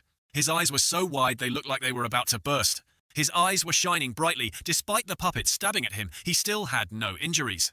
Seo Gang Yu felt his frustration and anger build up. At this moment, he also punched out a death fist. Hearing the words of other people's ideals echoing in his head, Seo Gang Yu became even more frantic, as if wanting to release his resentment. His teammates' words appeared. Then came the powerful punch. Then the image of the brother appeared again. Seo Gang Yu could no longer contain his anger. Hongjia was terrified when she saw that scene. Immediately, a puppet was slashed down by the force. Then the puppets were rushing to attack him. Words. What can words do? Is this misfortune or fortune? Red power spheres are released into the vortex. Seo Gang Yu's sorrow, those spheres floated in the air under his control. Those balls attacked straight towards the prisoner puppets. Then the puppets turned into a surging red stream and were slightly reduced. Then there were explosions in the air. Screams of pain rang out. A rain of blood fell on Seo Gang Yu's head after killing the prisoners. He was standing silently in a bloody space. Shinka was watching through the screen and smiled with satisfaction. Her eyes lit up at this moment. Shinka watched while covering her face and happily exclaimed, oh, now he's even cooler. At this time, Seo Gang Yu continued walking with Hongjia. Then there was the image of him continuously dealing with those prisoner puppets. Then there was the image of the protective sphere of Hongjia. Those images kept overlapping each other. At this moment, Hongjia was trying to observe. This time the 3 people over there are all prison guards. 3 puppets appeared before them. Seo Gang Yu immediately replied, then please wait a moment. But then something made him startled and turned to look. A golden ring appeared and a voice said, nice to meet you. Then there is a red circle. The 2 brothers Mael and Mien hugged each other and walked in calmly saying, the one who came from outside. The voice that answered surprised the 2 of them. You come out here yourselves. Seo Gang Yu looked at the kids with cold eyes and exclaimed, you made things less troublesome for me, I'm happy too. At this moment the stony door gradually opened and following the 2 brothers appeared a huge monster. At this moment Hongjia panicked and called out Mien Mael. Mien calmly spoke up at this moment. Jailer Hongjia, why don't you come to us? Shouldn't you be in heaven? You guys should dispel your abilities. Seo Gang Yu extended his powerful hand and said, "Then I will give you all a painless death." Mien then hugged his sister and asked, "Is there any choice you have without killing us?" He replied, "On the first floor as well as the first basement, I gave them the choice to use surveillance equipment or not. But the wild beasts that have killed countless people in the second basement will have no choice but to die." At this time Mien mentioned his master again. "That foreigner, I heard that you are my master's colleague, is that right?" Mael also added, "The woman is also a hero like you who captured us. You and her give off two different feelings." Seo Gang Yu just silently looked at them. Mael was speechless again. "You will definitely go to hell." The older brother immediately reminded him, "Mael, don't say any more." Seo Gang Yu now went on the offensive and coldly said, "We'll see who goes to hell first." Mien now spoke up to negotiate. "If you promise to release us, we will disarm our abilities." Seo Gang Yu immediately replied firmly, "I refuse." Hongjia said, "Mien Mael, this will only make the situation worse." Surveillance equipment warehouse interrupted her at this moment. Prisoner Hongjia. He hugged her sister and started to sell the carpet. "We didn't commit any murderous crimes, you understand that, right?" Hongjia was speechless and continued, "So we also refuse." Hongjia was trying to persuade Mien at this moment. Seo Gang Yu silently interrupted, "Your method is absolutely ineffective." The swallow gritted his teeth and stared at the other brother, hissing, "I will not negotiate with wild beasts." Hongjia continued to try Mr. Gang Yu. "It's okay, there's no other way." Seo Gang Yu created a weapon from his power, saying, "Even wild beasts should feel pain." Before the hammer of death, Mien still wanted to negotiate. "That foreigner, we don't want to fight with you. If you listen to our story, we can negotiate." Seo Gang Yu clenched his hammer and interrupted, "I refuse." Hongjia above tried to shake him off. "Gang Yu, if you talk to them, we can resolve this peacefully." Seo Gang Yu immediately raised his hand towards the protective sphere, then angrily hissed, "Please stay there." That foreigner, at this moment, his power also attacked the two prisoners. His power gripped them tightly and lifted them into the air. The rope of power tightened their bodies, causing them to cry out in pain. As for the way to torture the evil one, the image of a mangled man appeared. Seo Gang Yu looked up with bloodshot eyes and continued, "I already know. I never thought that one day those words would come in handy." At this time, the two brothers were extremely afraid of Seo Gang Yu's power. Mien spoke up at this point, "Talking is useless, you're not human." Mael's body also emitted a stream of light, frowning as he explained, "Aren't we social beasts or monsters?" Seo Gang Yu just glared at those villains. When this is glared at above, there are two other names. The two prisoners were replaced in the brothers' place. The voices continued, "We are humans with special powers." Immediately, the other two were crushed in mid-air by his power, two streams of fresh blood spurting out. His voice still echoed, "But why don't these people call us humans? What's the difference between us and them?" At this moment, countless other puppets were approaching in front of Seo Gang Yu. The feeling that the yellow circle is the white puppet, the red circle is the black puppet. Seo Gang Yu just glanced over and cut off all the heads of those puppets. At this moment, he gritted his teeth in anger when he knew he was being fooled. Damn it! Mael looked through the round ball and couldn't help but sweat profusely in fear. Mien turned back worriedly and asked, "Mael, do you need help?" The girl immediately replied, "No, his defense is too strong." At this moment, Mien was standing behind the puppets standing in front. Mael now raised his hand to create a magic circle and said loudly, "Let me help you." With that, she pressed the magic circle down onto the other sphere. Immediately, that matrix grew larger and fell in front of Seo Gang Yu. At this moment, several red circles appeared in the air. Appearing on the magic circle were giant, hideous monsters. So this was the power of the summoner. A monster with two giant round eyes and a mouth full of saliva appeared. But compared to humans, they were nothing. Seo Gang Yu was not afraid of any of them and rushed to attack those monsters. He jumped on top of the monster, each of his kicks releasing a powerful wave of power. He rushed to attack the monsters behind. The monsters kept jostling each other. Seo Gang Yu slipped into the middle of the monsters, then released a powerful force that cut down. His power slashed through the monster on the right, then slashed through the monsters on the left. He circled the monsters, then stopped, lips pursed in anticipation. Mael looked through the sphere and saw the scene. He was so scared that he broke out in a cold sweat. Then she turned to her brother and said, "Brother, how much longer can you hold on?" Mien replied, "Probably about 10 minutes. 10 minutes, one of her hands lowered. Then Mael bit her finger and drew blood. It not long. She held her bleeding finger above the sphere and shouted, "Then this time."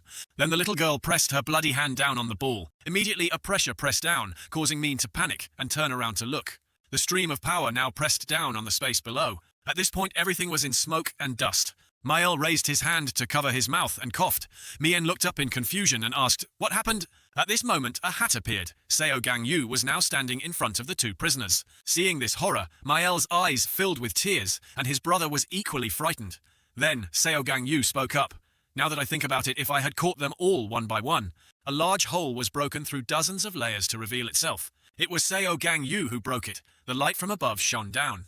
He looked down at the two girls and glared. "Your lives are over here, so release your powers and I will send you away painlessly." At this moment, his power radiated out, attacking the other two. The wall, that big hole, still causes people a great shock.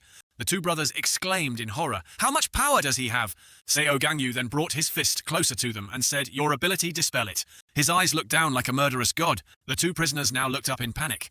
At this time, Mien gritted his teeth and raised his hands. Immediately, streams of light appeared along that hand.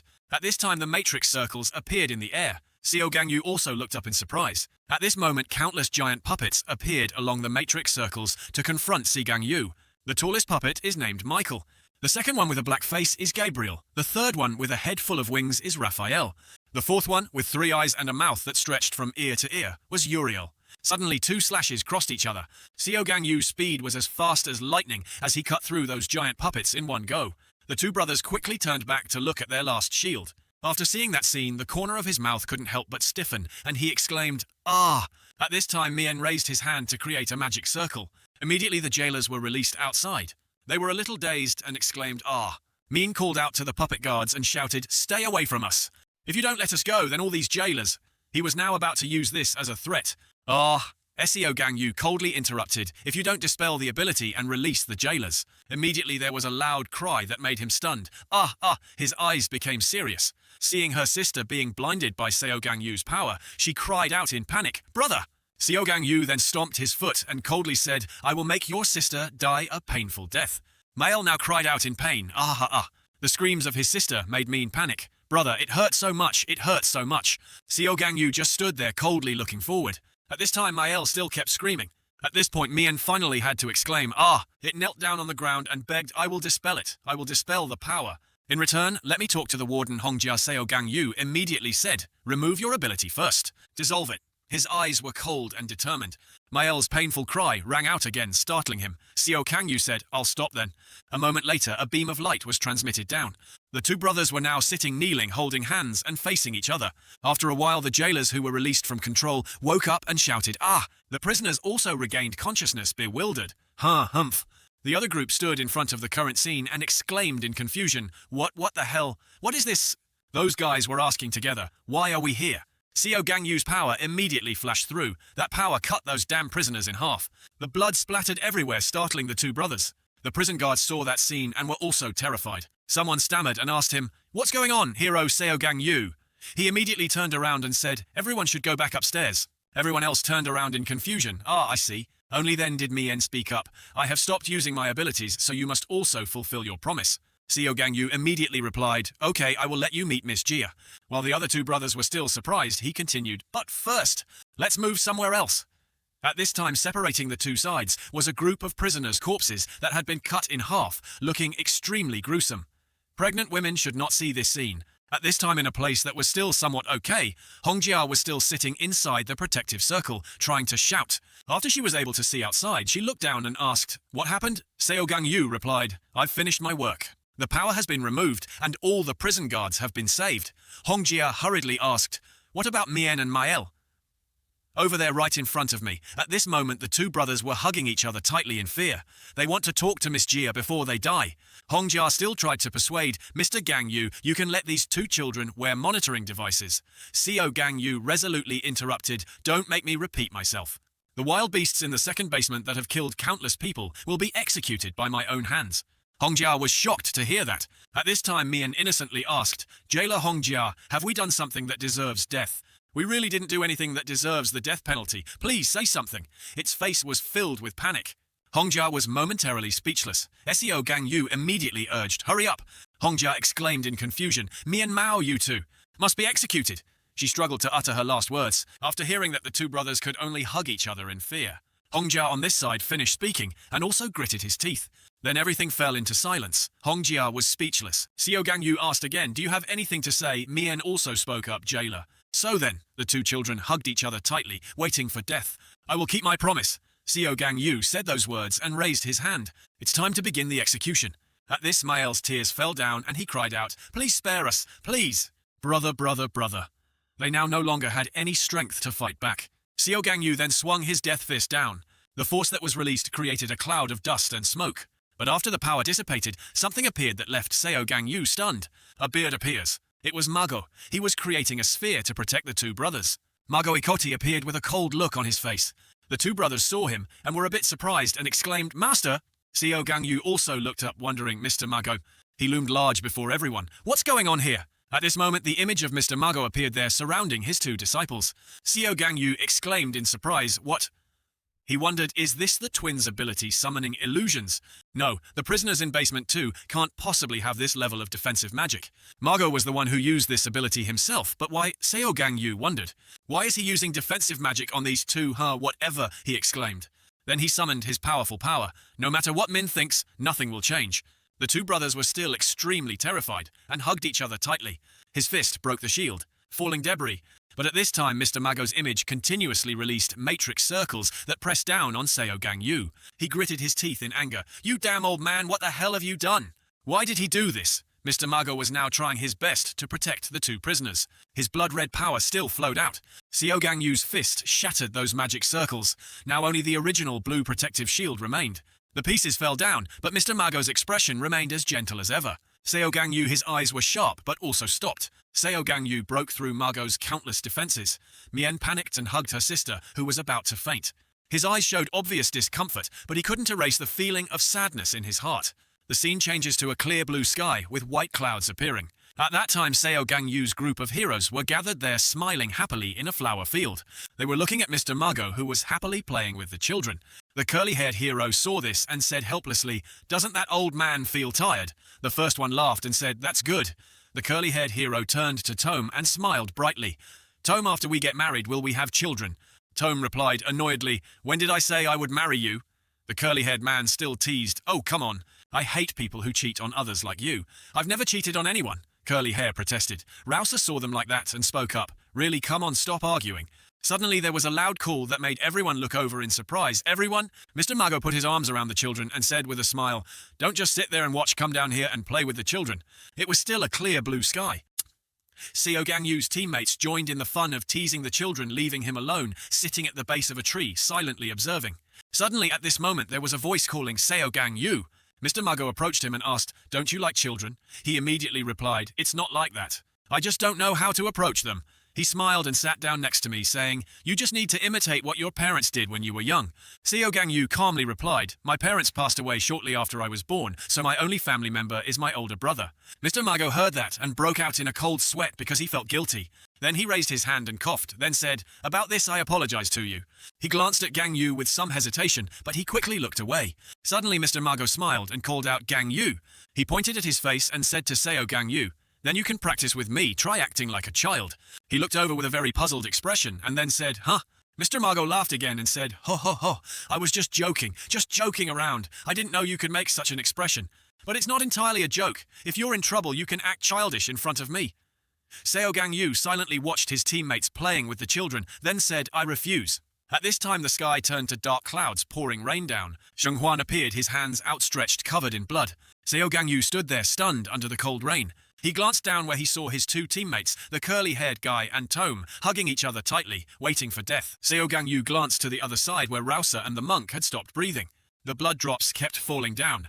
Seo Gang Yu's eyes were now filled with tears of indignation. While he was still in despair, a voice called out, "Seo Gang Yu." While dying, Mr. Margo still did not forget to call out to comfort him. It's okay, even though at this time his eyes could no longer be opened. "Everything will be okay." At this moment the fragments appeared and returned to the present time. Seo Gang Yu now punched out and shattered those matrix circles. So when only one layer of Margo's defense remained, at this time Mael inside had completely fainted, leaving only Mien still looking up in panic. Margo's protective shield circle had also gradually disappeared. He closed his eyes, then smiled gently. Seo Gang Yu could only look up helplessly. Then his strength was stretched out. Seo Gang Yu let Hongjia out, leaving her bewildered and panicked. After bringing her safely to the ground, he called out, "Jia, can you read the memories of abilities?" Hongjia quickly replied, "I can do that." Seo Gang Yu immediately pointed up and said, "Then read that ability's memories for me. I need to know what that old man was thinking when he did this." Hongjia looked at Mr. Margo and the protective matrix circle and asked in confusion, "What is that, Hero Margo?" She then gave the memory of that ability. In her arms were Mr. Margo and the two death row brothers having fun together. This is the memory contained in the hero Margo's ability. Seo Gang Yu sat down on the ground and said uncomfortably, "It looks so unpleasant." Hongjia immediately objected. "I think it's cute." He asked again, "Why are the memories of those murderers here too?" She explained, "It's because he used his powers on them." Seo Gang Yu looked over at Hongjia, who hurriedly said, "I didn't mean to put them here." Seo Gang Yu said, "I'm telling you this so you don't misunderstand. No matter what the circumstances of those murderers are, I will still execute them." The three master and disciples in Hongjia's arms shrank together in fear after hearing this. She replied, "I understand." "Okay then." After saying that, Hongjia let the three master and disciple down below. At this time, a cluster of candles hanging from the ceiling was lit, then iron cages were brought out. One man banged his gavel and said, "Ladies and gentlemen, we will begin the auction of individuals with special abilities." There was someone in a torn shirt, holding onto the iron bars looking out. That person's face was haggard and looked extremely miserable. It was hell, set a fate that is not good. Me and Mael, at this time, the other two brothers were also locked in a cage together. The two of them had an emotionless look looking outside, 6 years old. It's an auction for ability users, a hobby for VIP collectors. Hidden deep under the city of Huangtan is a secret auction house. Mien and Mael were sold here by their own father. The most expensive ones have special level abilities, and some have transformation abilities. The most common summoning ability should have the lowest price, so Mien and Mael hide their true abilities. And for a long time no one bought the two children as they were waiting to be thrown away. At this moment a man came in, opened the iron cage of the two brothers and said, "Get out, someone wants to buy you two." It was a man and a woman. The woman saw the two children and exclaimed with interest, "Oh, these children, they summon angels and demons." The man asked, "So you want to buy them?" "I ask, because there is no return policy here." The woman smiled and replied, "Oh, I was just curious." He heard this and asked, annoyed, "What?"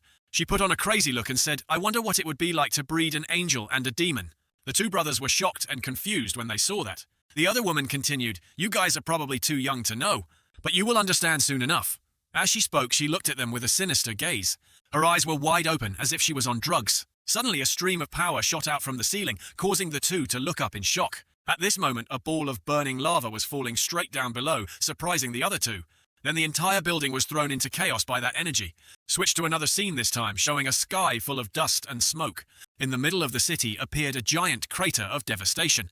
The adult couple who had just been protected within a shield circle exclaimed in horror, "Whoa, what is that?" The two brothers inside were also protected by a shield. Mien shook her sister's shoulder and called, "Mael, are you okay?" Mael was so scared that he couldn't speak. "What's wrong, Mien?" At this time, everyone was protected inside the shield. A laugh rang out, causing the two brothers to look up. "Ho ho ho ho ho!" At this moment, a familiar set of strawberries appeared. Mr. Margo raised his hand to play with his beard and smiled. Next to him was a girl floating in the air, wearing a bunny bow tie. He still had a mischievous look and said, "It's magic." At this moment, the rabbit-eared girl cried out, "Come on, Margo." Her name was Lepus, Margo's assistant with the summoning ability. Lepus angrily scolded, "What the hell level is this? How can I keep up?" Margo still smiled mischievously. "Ho ho ho ho, if you work hard, you'll be able to do it." "Lepus, I told you, with the summoning ability, imagination is very important." Lepus replied resentfully, "But you teach too fast." Mr. Margo immediately changed the subject. "Have you completed the task I assigned you?" Lepus replied, "Yes, I have teleported all the auction participants and released those who were detained." Mr. Margo immediately said, "Then let's continue to another level." Lepus felt helpless. "What is it this time? How can I summon such a giant ice monster?" Suddenly there was a noise that made the two people look down. Mien was holding her little sister and looked up and asked, "Can you two take us with you?" "You're a summoner, right? We're also summoners." Lepus shook her head. "No, he promised to only accept you as his disciple." Margo smiled and retorted, "I never promised that."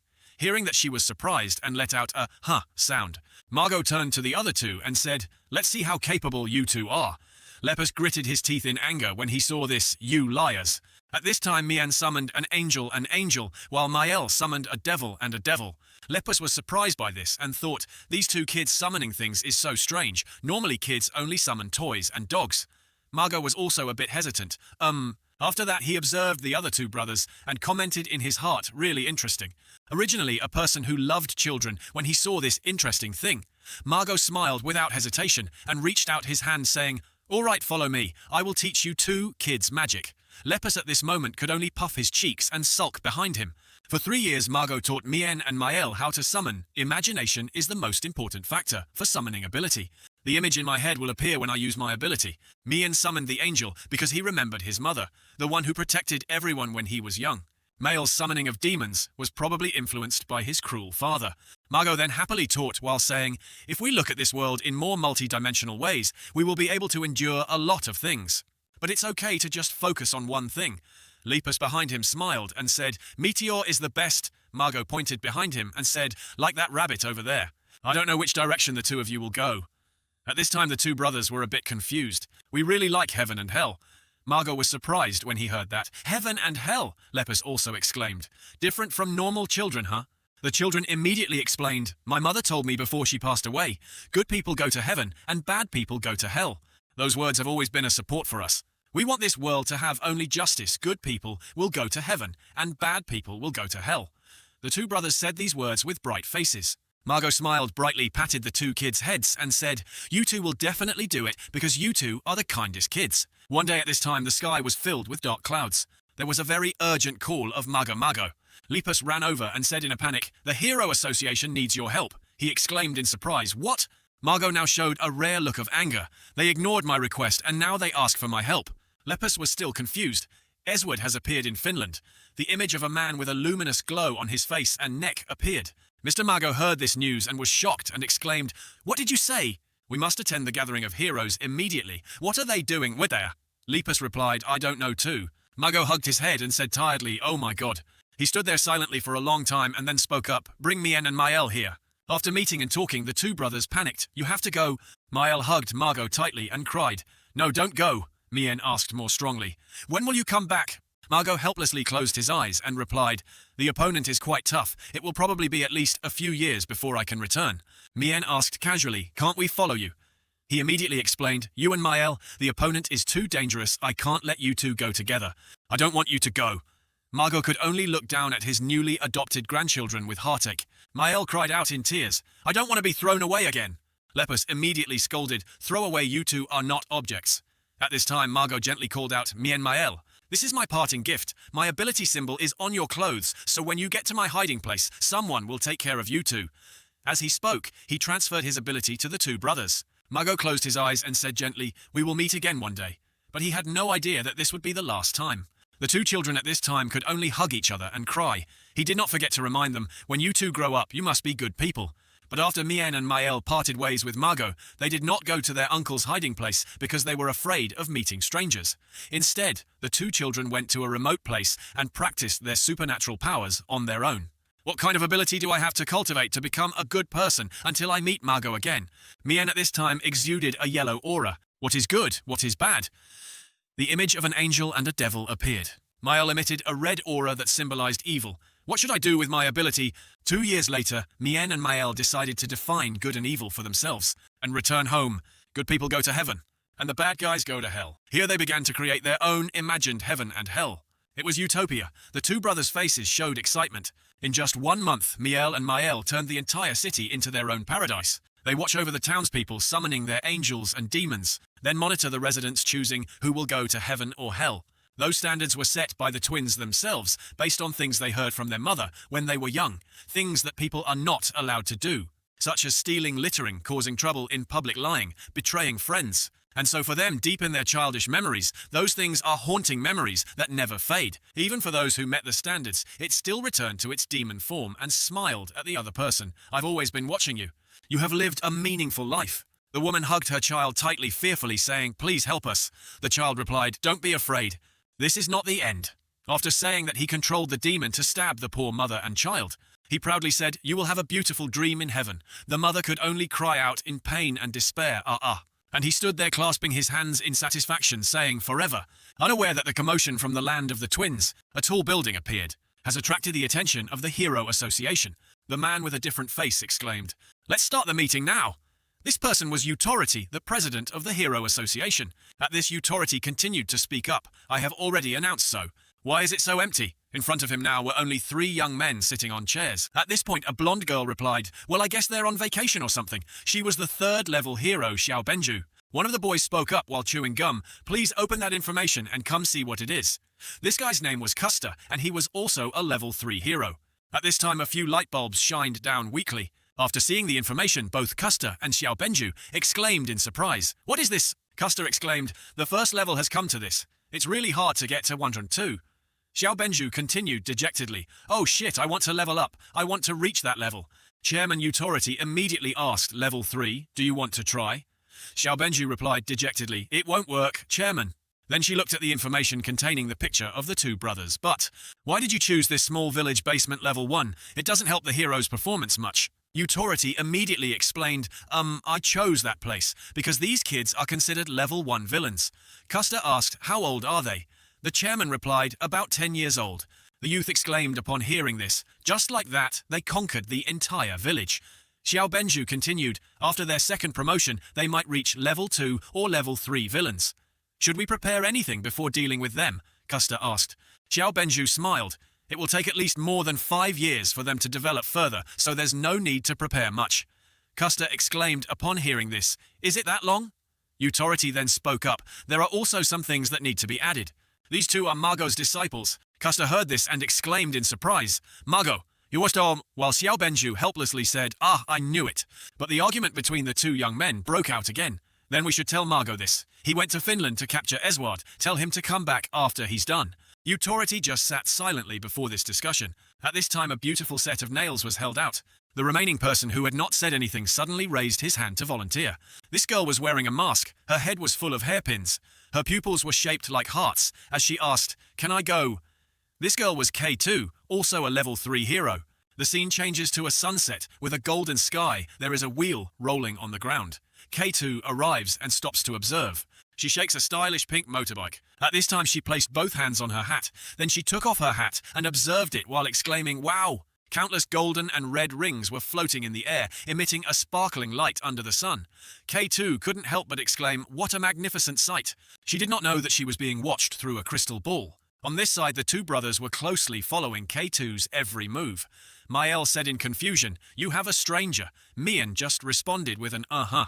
At this time, K2's heart-shaped pupils were still focused on observing. The sky was still as brilliant as ever at sunset. K2 even took out his phone to take a picture of the loach and the puppets. While taking the picture, she exclaimed, "Oh, this is a special ability. Is it brainwashing? Or are they just put into a coma? I don't think they're dead. What is it?" Suddenly something made her turn around cautiously. The devil and the angel from earlier have turned into those two twins. To K2's surprise, Mian spoke up, "Stranger, why are you here?" Both children stared at her with skeptical looks. K2 saw these two brothers and rubbed his hands together, his eyes sparkling and constantly exclaiming, "Wow, those are some amazing abilities, right? What can you guys do? Is there anything else different about them?" Mian replied unhappily, "You should answer our question," K2 continued. "But..." She raised her hand towards the sparkling red and gold rings floating in the air and continued, "Do you know about these things? After all, you also have many disciples who are summoners, right?" Hearing that the two brothers looked at K2 in confusion, K2 then raised a question. Did the scholars summon them from the teacher? Mian panicked and asked again, "Who are you?" Both of them were sweating profusely, waiting. "I'm your senior." At this point, K2 showed a rather perverted expression sticking out her tamig. "Remember that." Mian stood up to shield his sister and said, "We don't have any seniors other than lepers." Xiaohai smiled and replied, "Master, I've already removed your name from the list of disciples." At his frown, she continued, I was too concerned about some sharp objects." As she spoke, she rolled up her sleeves, revealing large and small scars all over. K2 ran his claws over those wounds, and he said I needed to learn more defensive magic as a way to protect myself. Unfortunately, I didn't like that, so I didn't listen to him. He doesn't pay attention to you anymore. The two people on this side were even more confused after hearing that. Suddenly, K2 exclaimed again, "It's really embarrassing." She tiredly bent down and said, "Teacher, you're so bad. It's terrible." Then came the crazy sounds of K2, her two hands holding her face, tears streaming down her face. "It's not right, it's wrong. It's not right, it's wrong, it's wrong." The girls were terrified when they saw that scene. Little Mael snuggled up to her brother and said fearfully, "Brother, she's really scary." K2 was still in a state of agony as he screamed, "Master, you said I have magical talent. I just want to be praised, even if it's just a smile from you." As she spoke, she released her furious power. "But you crossed me out." At this moment, Mian quickly raised her hand to create a magic circle. It hastily shouted, "If you don't leave this place immediately." But at this moment, a different color flashed in its pupils. Sharp objects like knives and scissors appeared in the air as K2 lost control. The objects in the air shook one after another. The two brothers on this side were getting more and more terrified and screamed, "Ah!" At this moment, K2's weapons attacked the puppets of the two brothers, causing the dust to splatter in the air. Fresh blood spurted out continuously. Those poor people kept gaping and vomiting mouthfuls of blood. After going through a horrible scene, only the blood-stained weapons of K2 remained in the air. If I do this, at this time tears were still flowing, but she still had a devilish smile and exclaimed, "Will you pay attention to me again, teacher?" Fresh blood spurted into the air. A poor man was stabbed with countless weapons. The scene was extremely tragic. Meanwhile, K2 below was still raising his hands to control the weapons, while laughing madly, "Ah-ha-ha-ha." Meanwhile, the victims were in pain, like they were going down to hell. K2's face was now twisted and distorted in a perverted manner as he exclaimed, "This is so much fun!" Mien saw this scene and fell to the ground. He turned to his sister and asked, "Mael, are you okay?" Little Mael also panicked and knelt down on the ground, calling, "Brother." At this time, the two of them were watching the scene of K2 massacring their puppets in horror. Both of them gritted their teeth in fear of this person. "What is that woman?" "Ah, that's right," the second singer said, after killing for a while. "So this is what it feels like." The pitiful people's bodies were now covered in knives and forks, looking extremely terrifying. K2 stood in the middle of a pile of corpses he created and excitedly jumped around. "This is even more interesting than I thought." At this time, there was also a person in the air who had a golden ring on his head. K2 saw it, and her face showed excitement. More. She created another weapon in her hand. She madly threw the weapon at the other person and shouted, "I want more." But at this moment, the two brothers immediately appeared and created a shield against that attack. K2 saw that, and his expression became even more distorted. "Wow, you guys can use protective magic." Both twins now frowned and stared outside. K2 was still in a frenzy. "You guys have learned a lot from teacher, right?" Then immediately an angel puppet silently attacked from behind. At this moment, a purple matrix circle appeared. The puppet that was about to sneak attack paused, and K2's voice rang out, "But..." In her hand appeared a giant pair of scissors that cut the puppet's body in half. Then the second brother glanced over, smiled evilly, and continued, "This is still not enough." Seeing this, Mean angrily said loudly, "This is you will have to go to hell." K2 held the giant scissors, just winked and pursed his lips, saying, "You kids are too rude when talking to your seniors."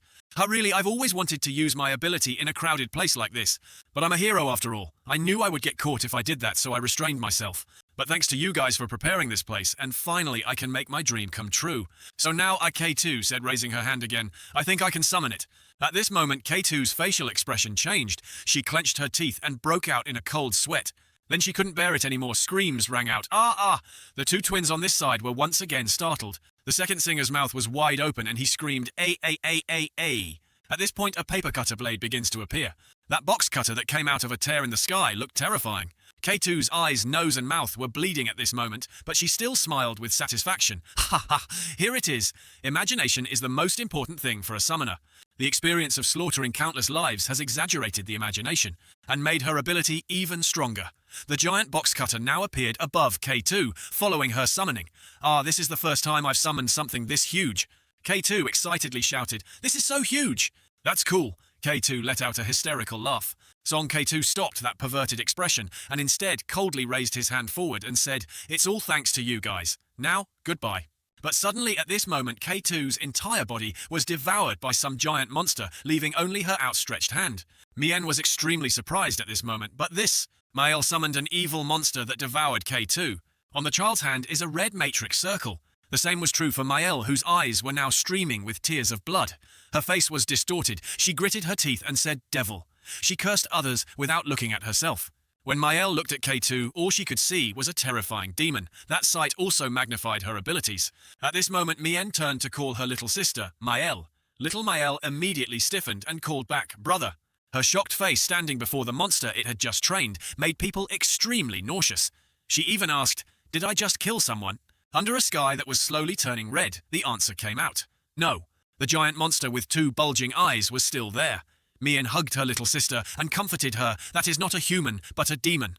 Fast forward a year, Miel and Mael have created an even bigger paradise for themselves. The sky is filled with sparkling red and gold rings, and the Hero Association once again recognized them. Are the evil people of the second basement in Ruculus prison. Second basement. At this moment, one finger trembled as he looked at the information about the two evil people. Mr. Margo exclaimed with a look of disbelief, "Mien and Mael." The chairman then spoke up, "Are they your disciples?" Margo was still in a panic as he looked at his two disciples' achievements. Why did things turn out like this? The chairman also continued, "We are also very curious." After a while, Mr. Margo stood up and turned away, saying, "Let me go there." The chairman suddenly held him back. "Huh, you can't go anywhere." Margo asked in confusion. "What?" The chairman replied very tensely. "I can't let you handle this." "What do you mean?"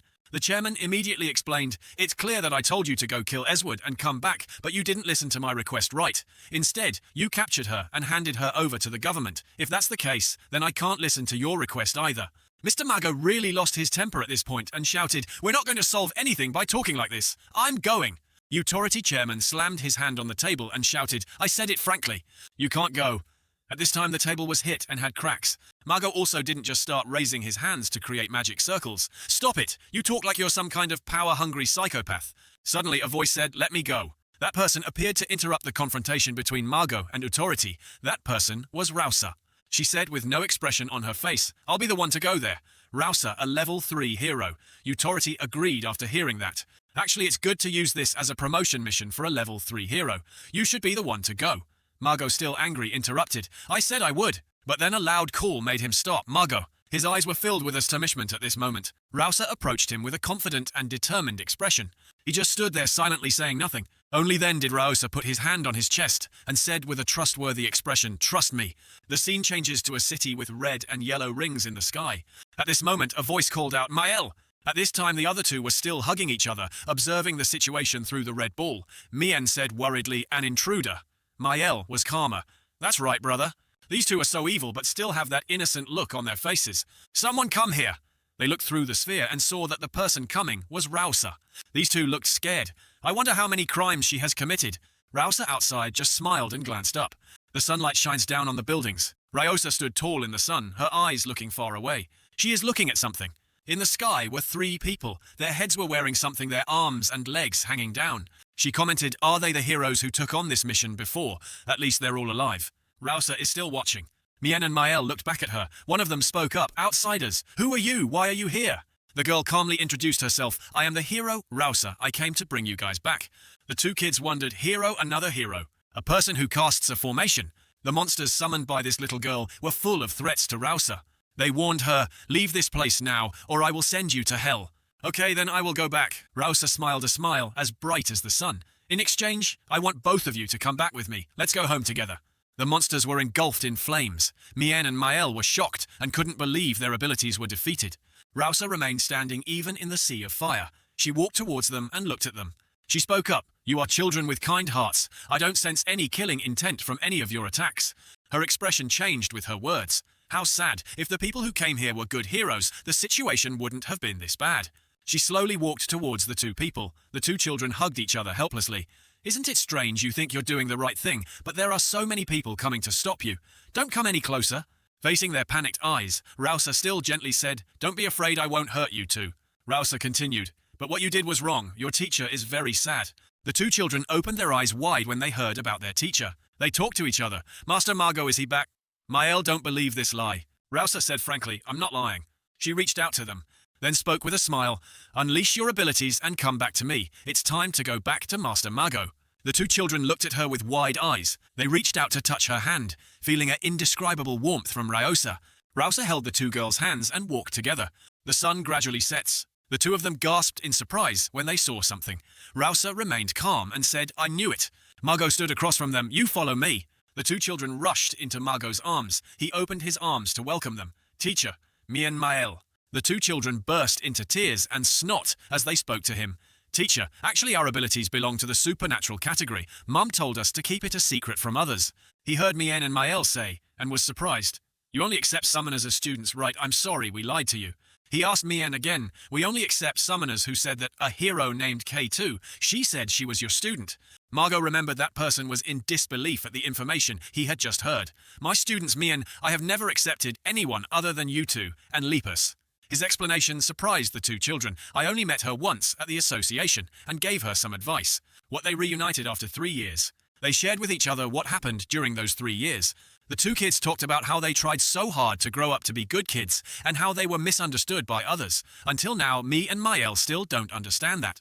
Margo stood watching the 2 children sleeping on the grass. Rousea spoke from behind. "Are you done talking to the 2 kids, Rousea?" He looked at her seriously and asked, "Can you entrust them to me?" Rousea did not reply, but presented another related matter. Even though they have not killed anyone in the village, they have taken thousands of people hostage, and even killed heroes. It is very difficult for them to avoid the death penalty in court. Margo hurriedly said, "They simply went astray because they were too young. They have already unleashed their powers. If you leave it to me, I will help them understand that what they did was wrong. I can't do that." He continued to plead, "Rousea, you said they were just kids." Rousea lowered his eyes.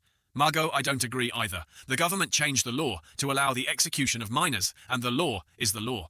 Moreover, a hero's job is not to reform criminals." But, she continued, "I sympathize with you. The world has too many problems right now. So Margo," she suggested, "can you work with me from now on?" He was confused, but what does that have to do with the two children? She continued, her eyes serious. "I will change this world." Margo's eyes widened at Rousea's statement. He spoke up, "I have one condition." Then he pointed at the two children. "Until they grow up, don't let them die. Please let me use my ability on them." Rousea agreed, "Okay." With Rousea's support, Margo quickly used his ability. "Until they grow up, none of them will die. We will change this world before they grow up." A man in military uniform and a hat. He remained silent as another girl came beside Gang Yu. Seo Gang Yu. He turned his eyes towards the source of the sound. A person with brownish blonde hair continued, "I've heard a lot about you from Gang Ho." Rousea smiled, holding out his hand. "Do you want to change the world with me?" He slowly stood up after coming out of his memories. Margo is showing two people, Mien and Mauel, to him. They said, "We simply judge people based on our rules. Aren't laws also rules set by the people of this world?" Gang Yu still did not reply. The other two continued, "What difference is there between us?" The girl spoke up now. "Gang Yu, Gang Ho, and I were assigned to provide intensive rehabilitation for these two children." She explained confusedly while red rays surrounded her. "I'm not saying they didn't do anything wrong. They need to understand that what they did was wrong first." Gang Ho surrounded her with a red sphere, not allowing her to finish speaking. He walked forward Seo Gang Yu. Red rays of light penetrated from the ceiling to the ground. Mien hugged Mael, scared. He looked at his hands. The other two were in utter panic. "Please spare us." Seo Gang Yu him. The closer he got, the louder Mien and Mael begged, "Please, please, we know we were wrong." He raised his fist. The other two shouted, "Mom, Mom!" "Hick, teacher." Gang Yu punched down. A tremor occurred at this place. The red rays have not yet been collected. Gang Yu punched the ground a distance away from Mien and Mael. Their eyes were filled with fear tears and snot running down their faces. Gang Yu cursed, "Fuck!" He gritted his teeth until blood came out. His eyes were red and his hands and face were full of veins. This is really uncomfortable. Gang Yu thought a lot. Those thoughts became jumbled pieces in his head. Gang Yu opened his eyes wide and stared. Those thoughts teased him in his own mind. Three people appeared before him. Loud laughter rang out one after another. Gang Yu knelt on one knee and observed the scene before him. "Why do you have to think so much?" The girl with black hair laughed. "That look doesn't suit you. You're even more handsome in real life than in your pictures." Gang Yu opened his eyes wide. The girl with black hair smiled brightly. "Hello, my husband. Your bride is here." The girl excitedly introduced herself. "I'm so happy to meet you. My name is..." Before he could finish speaking, Gang Yu rushed forward. A collision occurred. He was a bit surprised. When someone else is talking, you have to listen. A man blocked his attack. "Don't you even have the basic courtesy?" The other girl pouted. "Canis, he will soon become our master. You are so rude." "I'm sorry, Miss Shinka." She cleared her throat. "Ahem, let me reintroduce myself." But when she continued to introduce herself, Gang Yu rushed forward again. "My name is..." He didn't listen to her and just kept swinging his fist. She gently reached out her hand. A shield was erected between the two of them, easily blocking Gang Yu's attack. "You have no patience." She continued, "We'll be seeing each other for a long time, so let's talk a little." She smiled. "My name is Shinka. She is a mutant, someone with the power to control space. I will be the one who will become the ancestor of the new humanity." The place where they stood was shimmering with purple light from Shinka's barrier. Konga wondered, "Ancestor?" She laughed. "That's right, ancestor. So tired?" He said indifferently, "My brain is so tired. A crazy woman just appeared." "Crazy?" Shinka didn't feel offended, on the contrary, he smiled. "I'm probably the most sane person in this place. Right, everyone?" "That's right." Yeah, probably." She continued, "Gang Yu, do you know that humanity is in danger right now?" "Humanity?" Shinka said with a serious look. "Doom is near. At this rate, we will all become extinct." Gang Yu was skeptical. "What?" Shinka asked again. "Gang Yu, what do you think the threat to humanity is?" "You, the one from the Equality Organization, maybe think is right. Only the villains or heroes of the past have absolute power." She frowned in protest. The person behind her echoed, "However, that is completely untrue." Gang Yu covered his face. "The thing that is degrading humanity now is," he sighed, "those anonymous people who are called normal people according to my plan. Those genes must be filtered." She argues that only those possessing superior genetic codes should give birth to future generations. But because of the sacrifices of those who carried superior genetic codes, these genetic codes that should have been filtered out and reproduced proliferated terribly. Shinka even has figures like, for example, the second-generation heroes of equality, led by Rousea. They possess superior genes, yet why do they still die, despite the logic of nature saying otherwise? It's obvious that creatures that can't evolve to survive will die, yet they try their best to prevent that. Gang Yu didn't move, and Shinka continued to babble. "Oh, Gang Yu, you're fine. You're not a hero anymore. You're enjoying killing those with weaker jealousy now, aren't you?" She smiled and pointed at him. "I fell in love with you when I saw that." Gang Yu remained silent. Shinka continued. "Ruculus Prison is a gathering place for superior humans who would become new humans but are unjustly imprisoned here. Because they kill weak people. After we kill all the heroes that prevent humanity from evolving, and all the weak humans, then..." She excitedly painted a vision of the future. "We will build a world where only people with powerful abilities exist. The Alpha world." She pointed at him, continuing to smile friendly to reassure him. "Oh, don't worry. If those powerful heroes change their minds and join us, we'll include them in the new humanity as well. We're not that strict." Gang Yu just now spoke up. "I try not to beat up non-criminals, but it seems I can't help but beat you up." Shinka was excited by his words, but the person next to her was wary. "Oh, make me go numb right here. Oh my, that's embarrassing." The person next to her had to explain, "Miss Shinka, I don't think what he meant was what you were thinking." Shinka replied, Okay, but don't do that now. We'll do it next time when it's just you and him." "I'm sorry I told you it's not what you think." "Shut up, how would you know?" Shinka cleared her throat. "Ahem, anyway." Then pointed at him. "You will be Adam." Then continued pointing to herself. "And you will be Eva." She imagined the two of us would give birth to human children who would lead the evolution of the human race. She shyly covered her mouth with a bouquet of flowers. "Actually, I originally planned to have Shong Huan be Adam and use the electromagnetic pulse weapon to save him." Gang Yu was stunned. Shinka continued, But the security of this prison is tighter than you think. No attack from the outside can do anything to it.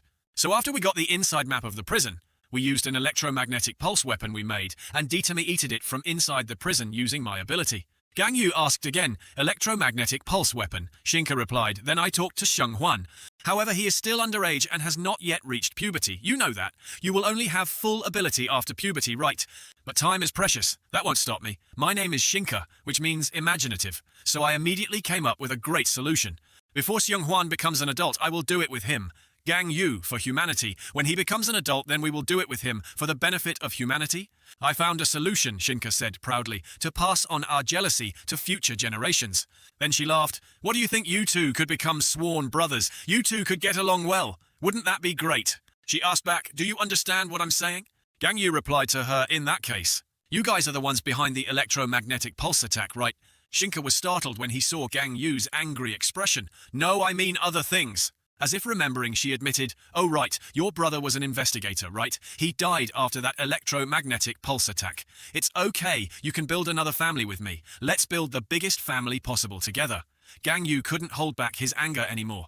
Shinka asked him, "So have you decided yet?" "I decided a long time ago." "Oh really?" He reached out towards the barrier. "I take back what I said. I couldn't help but make you all squishy." Shinka looked at him expectantly. "I'll make you guys." He used his ability, gritting his teeth in as much pain as he could by crushing and breaking your bones. Shinka was worried. The girl beside him joked, "Wouldn't that be like beating someone to death?" The other man was also worried. "It doesn't look good." "Wow, why does he want to tear me to pieces?" Gang Yu is no different from a bloodthirsty beast. Shinka closed one eye and acted cute. "It's not so bad when lovers argue. People say that if you love each other a lot, you'll understand each other better." Gang Yu angrily tore apart Shinka's barrier bit by bit. She was delighted. "He's really good." The man next to her warned, "This is very dangerous. His ability is about to reach her." Immediately a space gate opened. Gang Yu paused for a moment. He was falling through that portal. 1 second. Words attract him. She waved at him with a smile at the exit. "Let's finish this outside." She did not forget to remind, "Calm down first before coming." Then the gate disappeared. Gang Yu was left in this space. He still used his ability. Gang Yu goes crazy. A pillar of power from the center shoots straight up into the sky. The power he unleashed made Shinka's group on guard. Gang Yu escaped from there. Shinka looked at him with wide eyes. Wow, his power is not over yet. It cut through space. Gang Yu followed it and approached Shinka.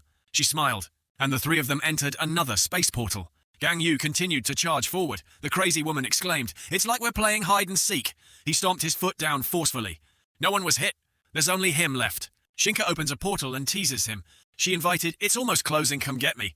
Morphology. As soon as the words left his mouth, red rays began to surround him. One! Shinka was excited. "Oh, that's it." The stuff you use in B1, he's still not as fast as her.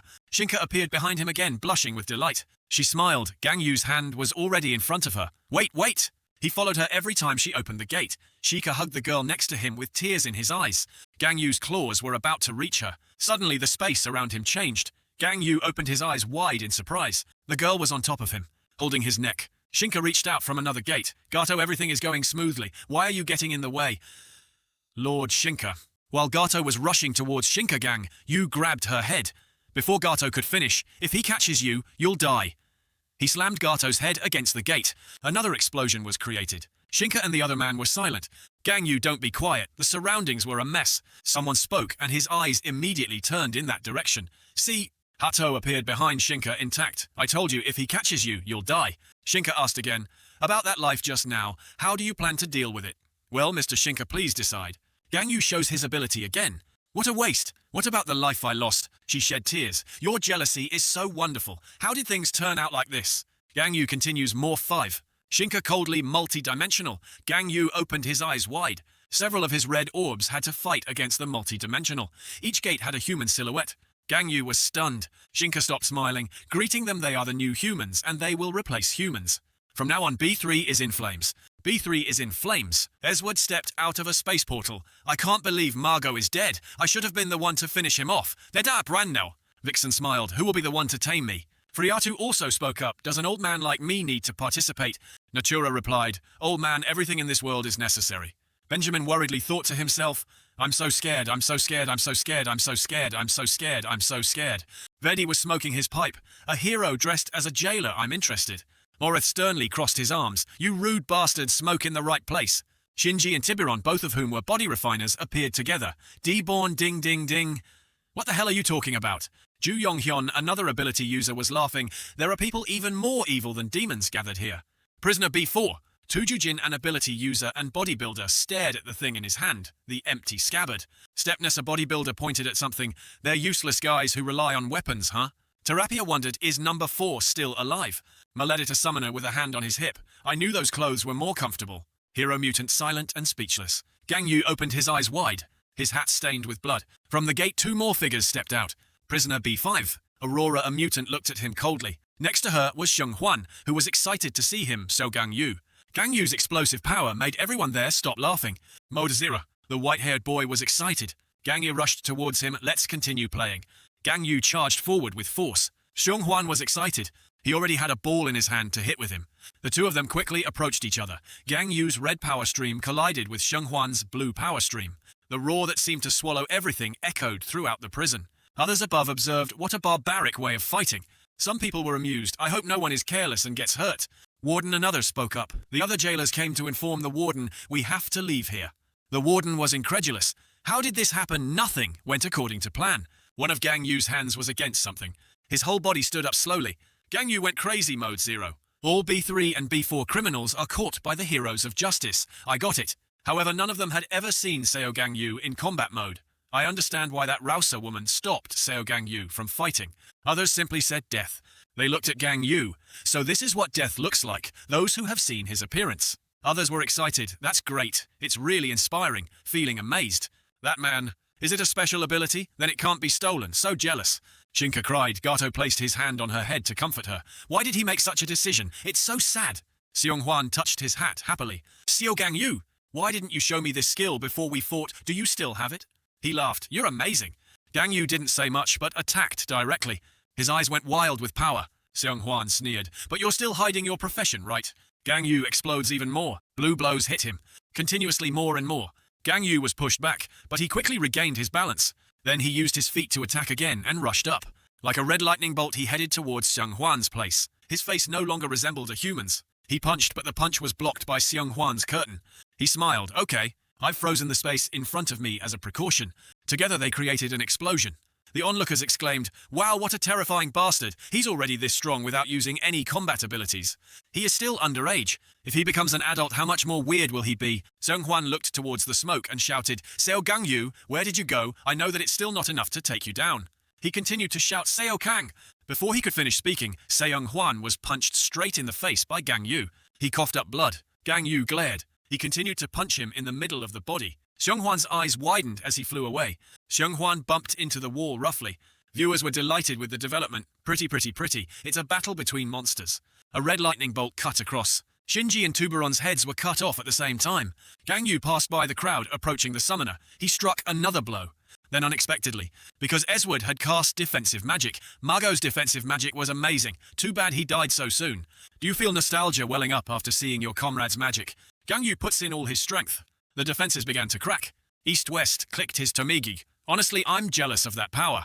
The defenses fell apart, another person cut in. Give Gang Yu a kick. He flew away, hitting the wall. Smoke rose from where he hit. Hero stood watching. Gang Yu's appearance reflected on his face. He was like a demon rising from hell, slowly standing up. His eyes were full of murderous intent. Stop, both of them looked down. Shong Huan smiled brightly. Seo Gang Yu, you have to play with me. But think again. He continued, I still see you're hiding something. Gang Yu's eyes widened as he heard the brat's next words. He laughed. Are you restraining yourself because of the warden? You're really weak. That won't work. He smiled and raised his hand. I'll create a playground with just the two of us. His fingers closed. The clouds covered the moon in the blink of an eye. A night sky where this prison is quickly filled. Soil and rock change. Josie-un and the others found it hard to believe. They were quickly affected, out of control. What is it this time? Others watched with surprised looks. The space was distorted by Shong Huan. Am I seeing wrong? From now on, go out and play, everyone shouted. The whole prison was moved to another place. At this moment, a huge explosion erupted from the building, making it almost explode. Screams of ah rang out, and Josie-un and the other jailers were in great panic. Red power streams are spreading towards everyone. At this moment, before Yozen was completely bound by that power, she only had time to scream, what is it this time? At this time, red spheres began to form due to Seo Gang Yu's power. The balls were getting thicker and thicker. Before that big explosion happened again, he threw those balls out of there to protect everyone. At this moment, a hand reached out. Shong Huan still held the piece of meat in one hand and laughed excitedly. This place is quite sturdy. Suddenly, one of his eyes widened. At this moment, Seo Gang Yu's body was red. His eyes were shining brightly as he threw his fists and rushed over. But at this moment, someone created a shield circle to defend against Shong Huan. It was Shinka. She was standing upstairs holding out her hand. Shinka said something mean. You shouldn't touch others when they're using their skills. The girl tossed her hair and said arrogantly to her entourage, let's go too. It's too dusty here. Tujujin was still looking up pensively. Suddenly she bent down and touched a rock. The stomy was infused with power, causing it to glow. Shinka saw that, and his mouth and eyes opened wide. At this moment, the stomy that Tujujin had transferred power to became brighter. Shinka's eyes grew more excited. At this moment, a sharp sword appeared. Tujujin now had a cold expression, holding the newly created sword. Shinka saw that and asked, what are you doing? But she said nothing and slashed her sword many times in the air, surprising the people behind her. The female student saw this scene, and her face showed excitement. Wow! But she also turned towards the space gate and said disdainfully, why waste your energy like this? We can go out this way. All right, let's get out of here. Gather up. Scene changed to outside the city. The people gathered in one place and looked up in panic at the change. It turned out that in front of everyone was the image of Seo Gang Yu, a person as red as coal with two glowing eyes. They were all shocked and exclaimed, What is this? Then suddenly there was a magic circle under Seo Gang Yu. Then he quickly disappeared to everyone's confusion. Everyone stood there motionless for a few seconds. What just happened? A villain. At this moment, Seo Gang Yu appeared in another place, surrounded by huge clouds of smoke. The smoke grew thicker and thicker, partially obscuring his body. And then, only Seo Gang Yu's two eyes that were glowing like an evil god were left. At this moment, there was a pile of things piled up like a mountain. Now it was clearer that it was a giant sphere. Standing below it was Seo Gang Yu. At this moment, a hand appeared again. That mangled orb was created by him to confront Seo Gang Yu. At this time, from inside the sphere, streams of light were emitted to the outside. Shong Huan then smiled evilly. Boom! Immediately the ball exploded. A moment later, the smoke spread out again. The explosion that Shong Huan created left a giant crater on the ground. Then he looked strange and smiled smugly as he landed on the ground. On this side, Seo Gang Yu was still sitting with one hand on the ground. One side of his face was about to return to normal now. Those streams of power were slowly dissipating from his body. On this side, the giant dent Shinka's group was standing there watching. Shinka excitedly shouted again, don't get in their way, let's just stand and watch for now. The reason why prisoners B3 and B4 listen to Shinka, although they are not the type of people who would normally listen to others. Hello, I'm Shinka. I will help you achieve your wish. Voila, lust. Every time she talked to men, she put on her most lustful appearance. Shinka uses the prisoner's desires, a feeling that all humans have. A globe of earth appeared. Whether it was an old man or a juvenile, she successfully invited all the prisoners to join her world. But there are exceptions. At that point, Esward coldly asked, "What if I refuse?" Shinka replied, "It would be sad if you refused. You will die for other reasons too." Shong Huan at this moment laughter rang out. Ha ha ha. Shong Huan laughed heartily as if he had just heard a joke. A new type of human. He wiped the corners of his eyes from laughing too much and said, "You want to marry Seo Gang Yu for that reason, and then marry me. You're quite interesting." Shinka, who was naturally shameless, clapped her hands and laughed along. "I'm glad you think so." But then Shong Huan said, "But there's still one problem. I think fighting Seo Gang Yu is more interesting than what you can come up with." He made a sinister face. Shong Huan. Shinka made a kind face again and reminded, "If you only pursue that short-term pleasure, you'll become a dopamine addict. You need to look at the bigger picture. If you kill Gang Yu, what else can you find joy in?" Shong Huan still smiled confidently and said, "It's okay. I'm going to die anyway. I'm fine with that, because I'll die while enjoying myself." Shinka put on a sad face and said these horrible words, "If I could give birth to Gang Yu's child, and then give birth to another child with you, they will be able to entertain you when they grow up. And then once you become an adult, you'll be even stronger than you are now. That way you can feel even more joy fighting Gang Yu then. Look at the long-term benefits. If you join me, you'll be able to feel happy until you die." She continuously brainwashed the young Shong Huan. He was silent for a moment as if thinking. In front of him was the shameless woman looking at him with an excited face, as if he found someone as crazy and perverted as himself. Shong Huan couldn't help but let out an excited smile. Then he said, "Okay, let's try it. It sounds fun." The other woman saw that and happily exclaimed, "Oh, that's great. You made a wise decision." Suddenly, Shong Huan was cold. "But I don't love you. How can we get married in the future?" Shinka approached the man and said, "It'll be fine." She pressed her flabby breasts close to Shong Huan's face and confidently asserted, "You will fall in love with me, then I'm sure of it." The scene cuts to a moment later where the guy is wearing a rare look of panic after receiving a blow. Seo Gang Yu then stabbed him in the stomach. Then he pulled it out and the man was thrown backwards. At this time he also coughed up a mouthful of blood. Even so, he still held the piece of meat firmly in his hand and said triumphantly, "Hee, I guess using one hand won't work." While Seo Gang Yu was looking at him with resentful eyes, Shong Huan started to attack again. "Seo Gang Yu, say something. Are you going to stay silent forever? Or maybe you can't speak in that state. Do you know what this is?" Seo Gang Yu still looked at him with hatred. Seeing that he did not answer, he calmly took out the ball in his hand and said, "This is your brother." Hearing this, Seo Gang Yu's eyes became even more resentful. Shong Huan could die 1,000 times and still not atone me for his sins.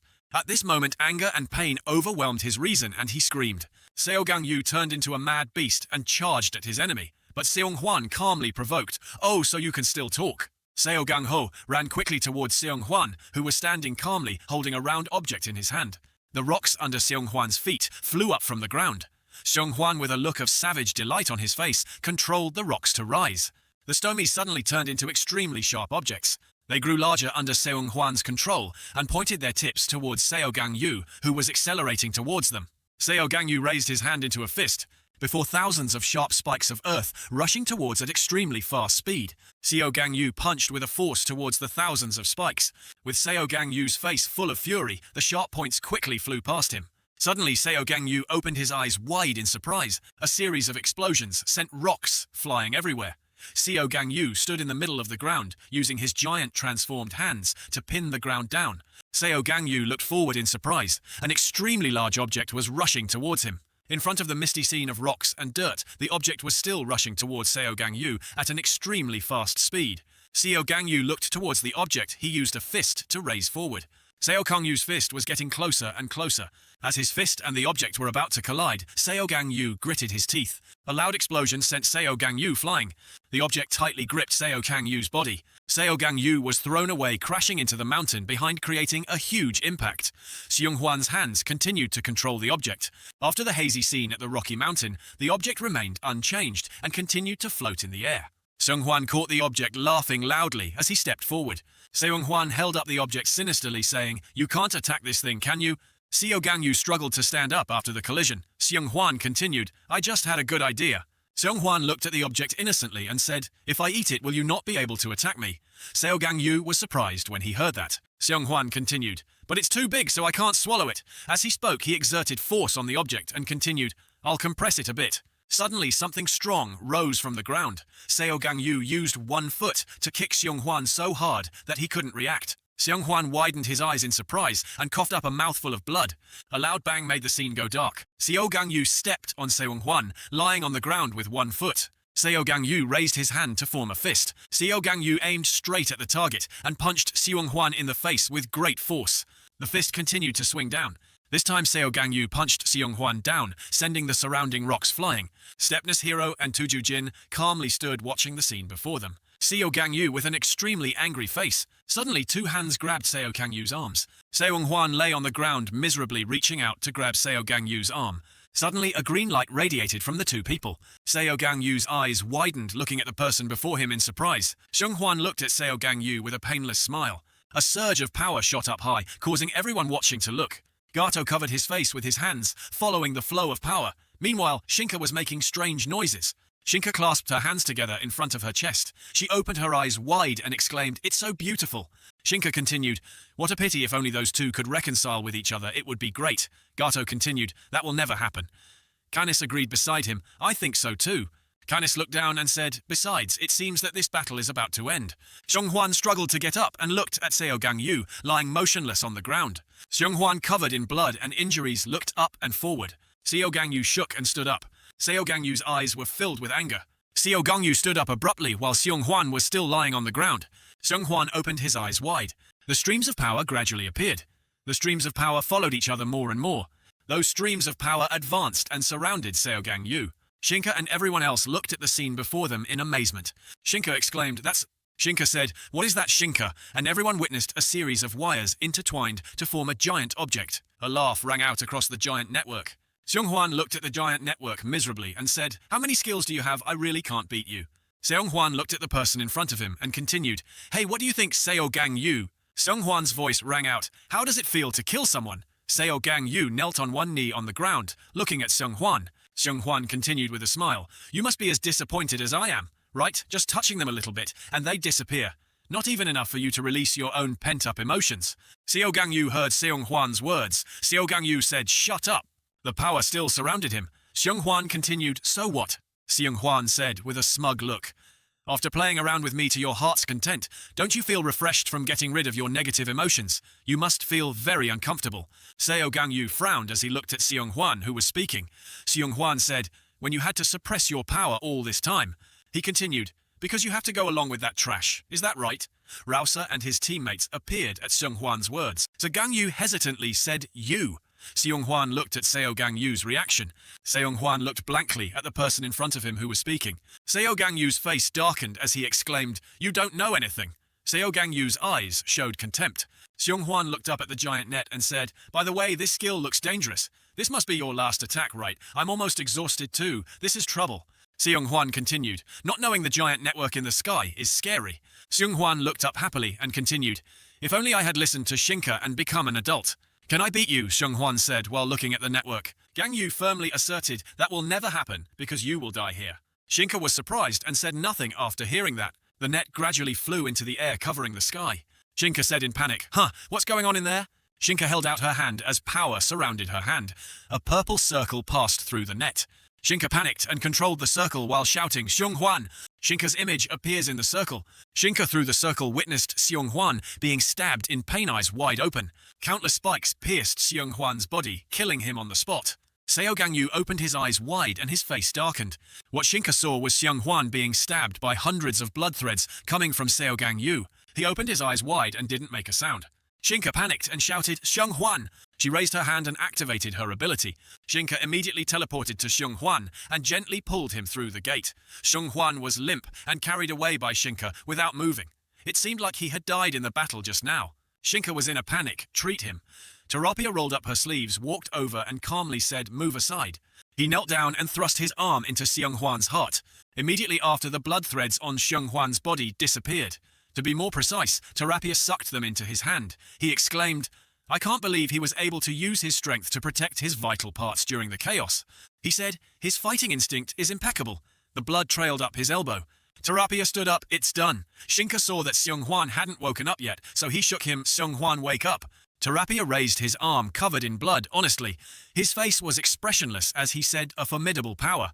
He then cut off his own hand in front of other prisoners. His arm grew back like new. He asked them, "What should we do with Seo Gang Yu now?" A voice rang out, "What else?" It was Hero. He coldly said, "Kill on the spot." But someone interrupted, "Wait." Everyone turned to Shinka. She checked Shong Huan's pulse and raised her head. Before we do, she said earnestly, the symbol lit up in her eyes. I want to talk to him one last time. The person here is someone everyone knows. That person, Seo Gang Yu, is lying face down on the ground, motionless at the center of the battlefield. Just a moment later, Seo Gang Yu staggered to his feet and looked around. Something suddenly appeared in his vision. A ball of flesh. He knew by feeling that it was the most important person in his life, his older brother, Seo Gang Ho. Seo Gang Yu slowly walked over. He bent down and picked it up as gently as he could. Looking at that piece of meat, his heart ached. A feeling of despair gradually invaded his mind. Seo Gang Yu's vision gradually blurred. He no longer knew if this was real or an illusion. If this was just a dream, then it would be great. His brother would still be alive. The portal suddenly opened right in front of him. Shinka stepped out and said, Gang Yu. She pleaded, sounding worried. It's not too late, but life isn't like a dream. Seo Gang Yu was exhausted, but still aware that the person before him was an enemy. He used his ultimate power. Seo Gang Yu looked at her with hatred as she prepared to strike. Shinka stumbled back, looking confused. I really don't understand this.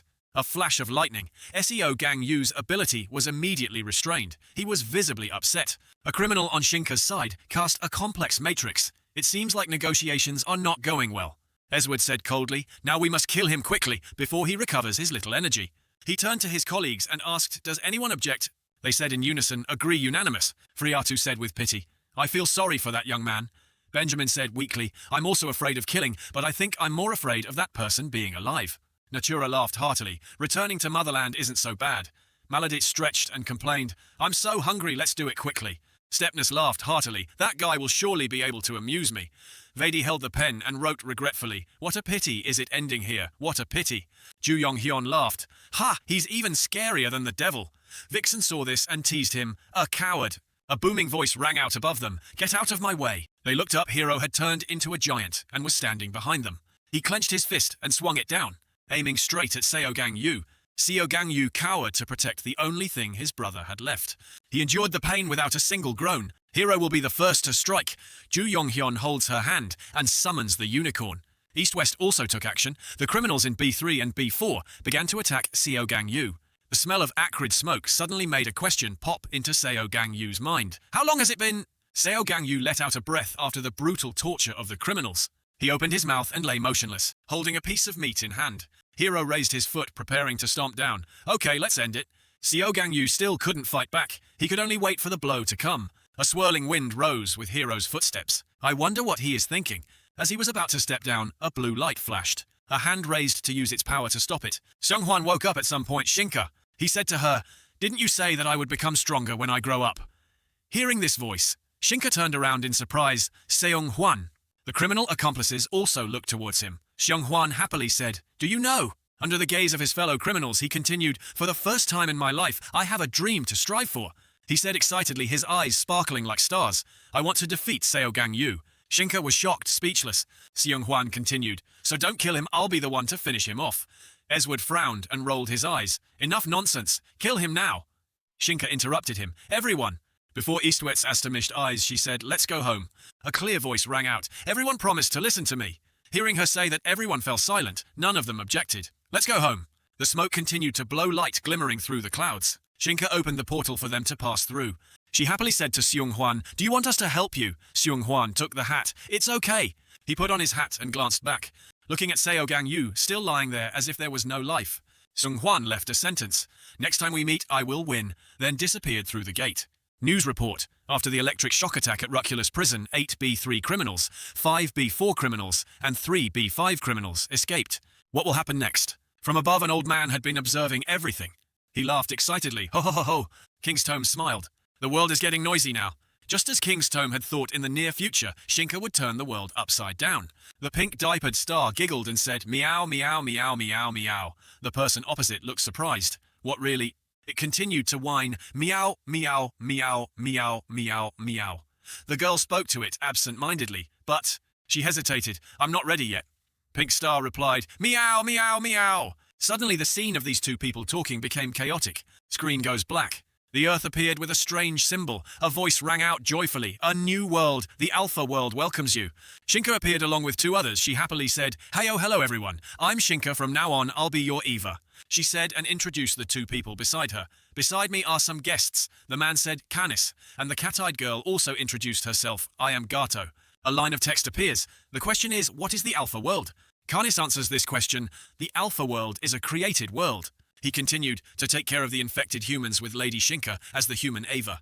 The next question that pops up is, who has the right to stay in the Alpha World? At this, Gato replied, to become part of the Alpha World requires the following conditions. The first condition, she paused for a moment and said, that person must possess powerful abilities while showing a muscular figure. Man hin len mot jan chut kem theo gyong noikwa gato jiukin thu haing guai jokhong juoch bao vin hung angguai so hu anguan gen bitu choi.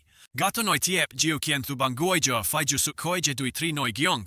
The screen then pops up with an additional question. What happens to those who are not eligible? Shinka said indifferently with a look of pity. I think those with sources of jealousy who weren't chosen are because they committed crimes in the old world. They deserve to die. Shinka pointed at the camera. But if we have committed a capital crime, what should we do? She said, yes, that's right, they should be terminated. Shinka clapped his hands. Those with unqualified sources of jealousy deserve to be executed, she said enthusiastically. At the same time, a letter appeared on the screen. In the next month, we will select new humans who are qualified to become a member of the Alpha World and send them invitations. Shinka made a throat-slitting gesture and said with a smile, anyone who dares to refuse our invitation will be considered guilty of covering up for those whose source of jealousy was rejected, and they will also be executed. So we hope you will consider our invitation carefully. She clasped her hands together and said earnestly, all right is the future of the new humans, bright. Then she walked to the camera and winked. It's all thanks to your future, Eva. It's me, Shinka, bye. The screen is distorted again. The channel switched back to the original movie. The girl pouted and said to the pink star, meow, meow, meow. The pink star also pouted and replied, meow, meow, meow, meow. The screen went black again. The light from the big screen gradually went out. In the dark room, 7 people sat around the conference table. Under the glaring lights, someone broke the silence. All right. The man spoke of the breakout from Rucula's prison and the broadcast that was shown to all of humanity after the break. The confident WSC chairman said, WSC World Security Council opens the World Security Council meeting. Shinka's image and information appeared on the screen. One person muttered, Shinka. That person said she was the woman who attacked with the electronic pulse. Right, is she on the villain list? We asked the Hero Association, and they said no. The bespectacled uncle said, this is trouble, it's unbelievable. While the heroes of justice have not been gone for long, something happened. The woman beside him said, how do we solve this? Someone interjected, before we go into that, Li Qian, he questioned, let's look at a few issues first. Einheiter, the leader of the peace party, stood up and banged on the table. The warden of Rucula's prison, Jo Si-yun, gave herself the right to execute prisoners. She did whatever she wanted without reporting to her superiors. He scowled. Since when can an individual arbitrarily sentence another person to death that has caused a great deal of confusion and concern? Someone spoke up. We are in a dire situation, and yet we keep harping on about such a trivial matter. The person said the Jo Si-yun warden simply made the wisest decision in this situation. Utopia, 2-term president of the Hero Association and current leader of the World Party. If it were me, I would still do the same. Einheit said, even if the situation was urgent, why wouldn't she have had time to report the incident? Utopia immediately defended, not even a second should be wasted. That must be why she chose to go find Seo Gang Yu. I can sympathize with that action. He glanced at the person next to him. Do you have any comments?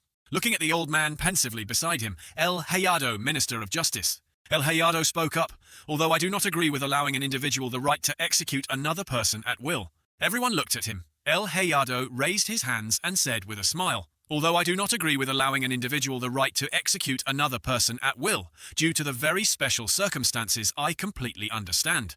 At this time, Buddha, a member of the Fire Prevention Committee, said, it must have been a nerve-wracking decision. Looking at the circumstances, I'm afraid the other side will suffer a lot of losses. The girl named Crumb, the police commissioner, also said uncomfortably, aren't we already suffering losses? Since public security has been in shambles, when have we had a moment to rest after the broadcast? Deputy Defense Minister Guerra. The cigar said, is it time we realized we are in the middle of a war, or are we still just talking about a prison break? Utopia slammed the table angrily, saying, I say those prisoners deserve to die. He angrily pointed at Crumb and Guerra. We got ourselves into the current situation, isn't it? Because you stubbornly clung to those sentences. From then, Crumb denied, not me. Utopia continued, if I were still the president of the Hero Association, those guys would be dead before the death penalty was even needed. I can't understand how you guys bring disaster upon yourself by not killing wanted criminals as soon as you catch them. He gritted his teeth. Ever since Rousea became the president of the Hero Association, the world has been a mess. Buddha calmly said, you haven't changed at all, have you? Einheit spoke up again. You think the decisions you made when you were still the president of the Hero Association were right. Look closely at the heroes back then. He looked at Authority and continued, most of the heroes you lead are never mentally normal, Authority said with a concave attitude. So what? The two argued. One said, it's better to control them than let them turn into villains. The other immediately countered, is being a hero that important? Authority grimaced. It's obvious. After Rousea took over as president of the Hero Association, those who could have been heroes turned evil and caused trouble everywhere. Buddha glared at him. Authority, the image of a hero in your head is completely different from mine. Authority said again, you are just a bunch of people who dream about your ideal world without even looking at the reality right in front of you. Vacant sat silently watching them bicker before saying, Rousea. Everyone unconsciously turned to look at him in silence. If she were here, he said. Looking toward the empty seat, he continued, I'm curious what her views would be. Authority silently gritted his teeth. He clicked his tomig and left. Go to the car. The secretary opened the door for him and asked, did the meeting go well? Authority said gruffly. Not at all. He grimaced and said, those people are really troublesome. I don't think there's anything to discuss here. Just kill the prisoners. He grumbled, it's all that bitch's fault. That bitch Rousea. The secretary asked him, what are you going to do from now on? Authority replied, since Rousea became the president of the Hero Association, the members of the World Security Council, remembering those hateful faces, he said bitterly, the faction of those who support repentance includes the Peace Party, the Fire Prevention Committee Commissioner, the Minister of Defense, and the President of the Hero Association. Authority frowned. The pro-punishment faction includes the World Party and the Police Commissioner. Then remember Buddha's face, and the neutral side is the Minister of Justice. Speaking up to here, he sighed. It's all because the four of them joined forces to oppose the two of us that our opinions were ignored. Even the current chairman is gradually leaning towards Rousea's side. He said, but right now, the position of president of the Hero Association is still vacant. We just need to help our people get that position. To make things even, he could do anything. If it was 3 against 3, perhaps our views would have been seriously considered. Authority paused. Therefore, he looked out the window. We're going to meet Seo Gang Yu, the former hero of justice. He said in a firm tone, I am sure that. A guess crossed his mind. Others have also started to act. Authority thought of a pink-haired girl with bunny ears. The secretary wondered, isn't Seo Gang Yu quite close to Mr. Rousea? Authority said. Yes, he is. He smiled foolishly. However, the current situation has changed quite a bit, right? The secretary followed his orders and started the car. Let's go meet Seo Gang Yu. At this time, Seo Gang Yu was lying in the operating room. His lips were chapped from lack of water. Seo Gang Yu opened his eyes dreamily. A question was asked to the heroes, why can't heroes kill villains? UJ laughed at the question, ha ha ha, I had the same thought when I first joined Equality, Seo Gang Yu. He said, you will also find the answer to that question when you go with Equality. Hearing that, Herb looked at him in confusion. Do you want me to kill someone? He hesitated. I don't want to. Waving his hand, he said, if heroes have to kill people, then I'd rather not be a hero. This time it was Tome's turn to speak. She said, my sister is a criminal on death row in prison. She said hesitantly, it's true that she committed a crime that deserves death, but I think she should be given a chance to make up for it. Margo rubbed his chin. Why can't heroes kill villains? Think about it the other way around. Why do heroes have to kill villains? He thought sadly, is it because they live for nothing, or have they given up on being human? What kind of human would be worth living for? What is the meaning of being human? Then he said cheerfully, it's hard to think about, let's think about it together. Rousea said calmly, a hero's job is not to kill villains, our job is to save people. She held out her hand, from now on, save people with us. Seo Gang Yu's eyes suddenly went dark. Rousea's voice rang out, Seo Gang Yu, you will definitely. He dreamily asked, why everyone? The scene that appeared was the portraits of 5 familiar teammates. Why did everyone leave without giving me an answer? Hongjia appeared and said, the job of a pastor is to reform prisoners. She hesitated. I am not against the death penalty system as an investigator. It is my responsibility to tell criminals what they did wrong before they are executed. Seo Gang Ho stood before him with tired eyes. The law is what condemns people, and we are the investigators who will carry out the judgments given. Seo Gang Ho's image suddenly crumpled like a piece of paper. His words still echoed. That's why before the execution, crumpled paper image, the duty of an investigator is to... Seo Gang Yu suddenly opened his eyes. Blood rain fell down. The feeling of blood spread throughout the body. A voice called his name. Seo Gang Yu, a hand held out a meatball. The giant version of Shong Huan looked at him provocatively. Even you find this interesting, right? He said excitedly, after all that happened, they keep talking nonsense. Seo Gang Yu's face was stiff with glue. The surrounding scenery was like a sea of blood. Seo Gang woke up with a start. He gasped. A voice called him Seo Gang Yu. Leper sat cross-legged and said, you're awake. She asked worriedly, are you okay? Seo Gang Yu still hasn't escaped the nightmare. The world was still blurry before his eyes. Lepus said, "I'm sorry." She confessed, "I should have gone to help, but I knew something was going to happen in the column." Lepus seemed apprehensive. "I can't know the details because the investigator covered up the commotion." Seo Gang Yu covered his eyes. "It's okay." He continued, "Even if you go there, you won't be able to help." Lepus was still worried. "Are you really okay? I heard about your assignment in the prison to execute criminals." Seo Gang Yu interrupted her. "Actually," he looked at Lepus, "I'm not okay at all." Lepus looked at him. "Gang Yu." Seo Gang Yu glared angrily. "I should have killed all of them, but I couldn't do it." Lepus opened her eyes wide in surprise. "You call?" Seo Gang Yu asked her, "Lepus, are you here to say that I shouldn't kill villains? If that's the case, then go back. I'm not a hero anymore." Under Lepus's disbelieving gaze, he said clearly, "I am an investigator now." Lepus bowed his head. "We need to form a new hero association and choose heroes in a new equality." She said, "I'm taking over as the temporary president of the Hero Association now, but with the changes coming, we need a hero to lead." Lepus looked straight into Gang Yu's eyes. "So we are thinking of choosing you, a former hero of equality, to be the president of the Hero Association." Seo Gang Yu interrupted again. "I told you." He glared at her. "I'm not a hero anymore. Heroes should do what is necessary for heroes." Seo Gang Yu said, "As soon as I recover, I will go out and do what I need to do." Lepus stood up. "Gang Yu." Another voice interrupted. "Hero Gang Yu, you're right." Utopia stood in front of the hospital bed, hands in pockets, arrogantly looking at Seo Gang Yu. He smiled. "Oh, you're investigator Seo Gang Yu, right?" Lepus surprised Utopia. He slowly walked over. "You've worked hard to execute criminals alone, but now you won't have to do that anymore." Utopia firmly stated, "I will soon become the president of the Hero Association, and I intend to let the heroes execute criminals." Lipua was surprised. "What?" Seo Gang Yu was wary. "Are you the representative of the world faction?" "What are you talking about?" Utopia replied. "I will step down from that position soon." He continued, "To be able to participate in the Hero Association president election." Utopia adjusted his vest and looked at Gang Yu. "I came here to talk to you and ask if you're interested in becoming the president of the Hero Association. But then, no need, just consider it as me coming here to visit you today and say hello." Then he turned and walked towards the door. "I hope you recover soon and leave the hospital. Lepus, just wait and see." Lepus grimaced. "Do you think anyone will vote for you?" Utopia just clicked. "It's Tamoki." He smiled smugly. "We'll have to wait and see, right?" Lepus turned to look at Seo Gang Yu with a fever. "Gang Yu?" He just closed his eyes and said, "I'm tired." He looked at Lepus. "You go." Lepus was speechless. A moment later, Utopia got in the car and looked out at the scenery. "Just as I thought," he said. He mused. "Everyone is very busy. Many others, including me and Lepus, probably came to Seo Gang Yu." He thought as he spoke. After the appearance of supernatural powers, many people have had a hard time. Military and police organizations are all too reliant on one individual with power. Utopia thought to WSC. The World Security Council will probably soon discuss Seo Gang Yu's execution of criminals and whether he should be given the power to execute. He continued, "According to the current law, Seo Gang Yu's actions are wrong." The secretary asked curiously, "Then what are you going to do?" Utopia clicked his Tamoki again. A thought crossed his mind. If that's what the law says. During the party meeting, Einheit banged on the table and said, "We need to punish the investigator of Ruculus prison." Crumb retorted, "Isn't that a special situation?" She said, "Even if my subordinates do that, I will ignore it." Einheit was about to confront him, but then someone intervened. Utopia said, "You don't give us any information about what we can do or any solutions. All you talk about are ideal situations that don't make sense." Einheit grimaced. "Ideal situation, I already came up with a solution." Then he pointed to the people sitting at the conference table. "Fire department, army, police." Crumb raised his hand. "I never agreed."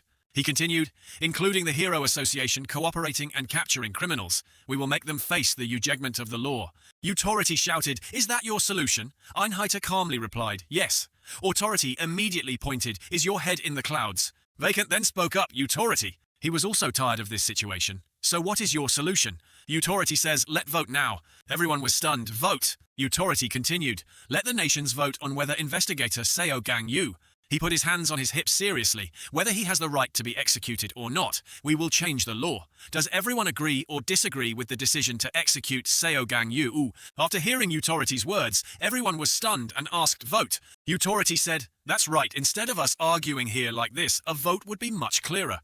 He looked at everyone. "Aren't you all working for the people?" Einheit argued immediately. "Things like this are dangerous if decided by majority vote." Utopia pointed at him. "Are you looking down on the people now?" Seeing Einheit's indisputable appearance, Utopia gloated. "I see clearly." He provoked, "You're avoiding it because you think you're going to lose, right?" He glanced to his left. "Am I right?" Everyone looked towards the person in highest power here, the president. He closed his eyes and thought for a few minutes. Then he said, "Okay, let's take a vote." The emotions of those present were mixed. 2 weeks later, a blue-haired girl read voting results. People are excited about the headphones, 88%, in favor 12% against. The number of people in favor is overwhelmingly dominant. Utopia laughed heartily. "This is only natural." The girl continued, "According to the opinion of the favorable side." Everyone listened attentively. This situation should be considered a declaration of war, and the enemy must be destroyed. There is no need to apply the law to them, for they are beasts that have abandoned their human status. Utority's wrinkled face brightened with excitement. Also, because these problems arise while pursuing ideals, the right to execute should be given to all the heroes, not just Seo Gang Yu. Her voice was calm. "There's also the opposing side's opinion." She said Seo Gang Yu's current state makes it difficult for him to make rational decisions. Giving him the power to execute is quite dangerous. Everyone's faces were filled with contemplation. If we give the power of execution to an individual, it could cause the same problems as the previous heroes. If an individual values his judgment over the law, society will be at risk of collapse. She finally stressed that is the opinion of the opposition. Einheit spoke first. "We can accept this result to satisfy everyone." Utority slammed the table. "Damn it!" His face crumpled. "Please, everyone, the results are so overwhelmingly clear. What is there to argue about?" Vacant reminded, "Don't make a fuss." He calmly said, "Quickly call Seo Gang Yu here." At the office, the sunset glow poured in. Vacant stood against the light and said, "It's been a while, hasn't it?" He said to the young man standing tall before him, "Seo Gang Yu." Vacant said, "Have you heard the news?" Seo Gang Yu replied, "Yes, I have." Vacant asked again, "So, what is your decision?" Seo Gang Yu said, "According to the results of the vote, I will execute all of them with my own hands." Vacant said, "I have one more question." He waited for his reaction. "What would you do if the voting results were contrary to the current results?" He frowned and said, "If so, then." Red eyes lit up. "I will kill them all and surrender." Vacant mused, "All right." He looked up again and said, "There is one more thing." Vacant thought of the former hero. "If Rousea was here, what do you think she would do?" So Gang Yu looked surprised. He thought for a moment, Vacant's eyes looking at him expectantly. Seo Gang Yu spoke up. "That's about it." Clenched his fist. "You should ask Rousea directly, it will be clearer." Vacant sighed. "Yeah, maybe that's true." He looked straight into Seo Gang Yu's eyes, asking the final question. "If this matter is settled this time." Seo Gang Yu was about to leave when he turned back to look at him. "Will you come back as a hero?" After listening, he left, leaving a sentence. "I don't know about that either." The meeting had just ended, and the press had already sniffed out and loudly reported about Seo Gang Yu. A special law on Seo Gang Yu has been passed. In front of countless reporters pointing cameras, World President Vacant. Vacant spoke, his voice calm as he said, "Granted death penalty, authority to Warden Seo Gang Yu to deal with prison breaks." His eyes were steely, the recent incident at Rucula's prison and preventing future terrorist attacks. Authority stared at the screen. "Okay, let's take it one step at a time from here. I guess we can get it back to how it was before." Lepa sat on the lawn watching the news as well. She was silent. Vacant's speech was shown everywhere. One person was holding a jar of juice. Her eyes were falling. She sat dejectedly on the cold bench. Tears kept falling. "Gang Hoa!" In another place, the familiar voice rang out again. Is that so? If so, then we need to prepare now." Shinka looked back. "Is everything ready?" The criminals awaited Shinka finished. The executioners. Shong Huan smiled. Not long ago in Spain and Portugal, a blue vortex appeared carrying a piece of paper with an invitation written on it. The world government. And everyone looked up to the sky. Everyone stood there stunned. A giant blue whirlpool appeared in the air. In that vortex appeared another green magic circle. There was a loud noise coming from it, but no one knew what it was. In just a few seconds, an explosion came down and wiped out all the people there. The attack just created a huge hole in the ground. A cheerful voice rang out, "Wow!" The group of criminals stepped out from Shinka's gate. Vixen stretched. "Hot, huh?" The girl with the umbrella said to Eswood, who had just rushed out, "This crazy guy." Morith said displeasedly, "What if someone receives an invitation? Why are you attacking them so indiscriminately?" Eswood was upset. If they die from just that level of damage, they don't deserve to be invited. Immediately after that, Shinka's image appeared on screens all over the world. She said hello. Her face was still as cheerful as ever. "Hello everyone, I'm Shinka." She pointed to the camera. From now on, the people in the World Security Council also watched in silence. Shinka said loudly, "The execution of those carrying the eliminated gene." As Shinka's sentence began, the criminals slowly entered the big cities. They were excitedly preparing to destroy this place. Seo Gang Yu put on his hat, his eyes filled with determination. At the meeting room of the World Security Council, the secretary said, "In this incident, based on the documents sent from the Hero Association, the one with the tattoos under his eyes and neck is Eswood, a summoner. He is a villain who was captured by the hero of justice, Margo. He has the ability to transfer the summoned power stolen from his opponents into a mark on his body. Just by raising his hand, he can create a huge explosion.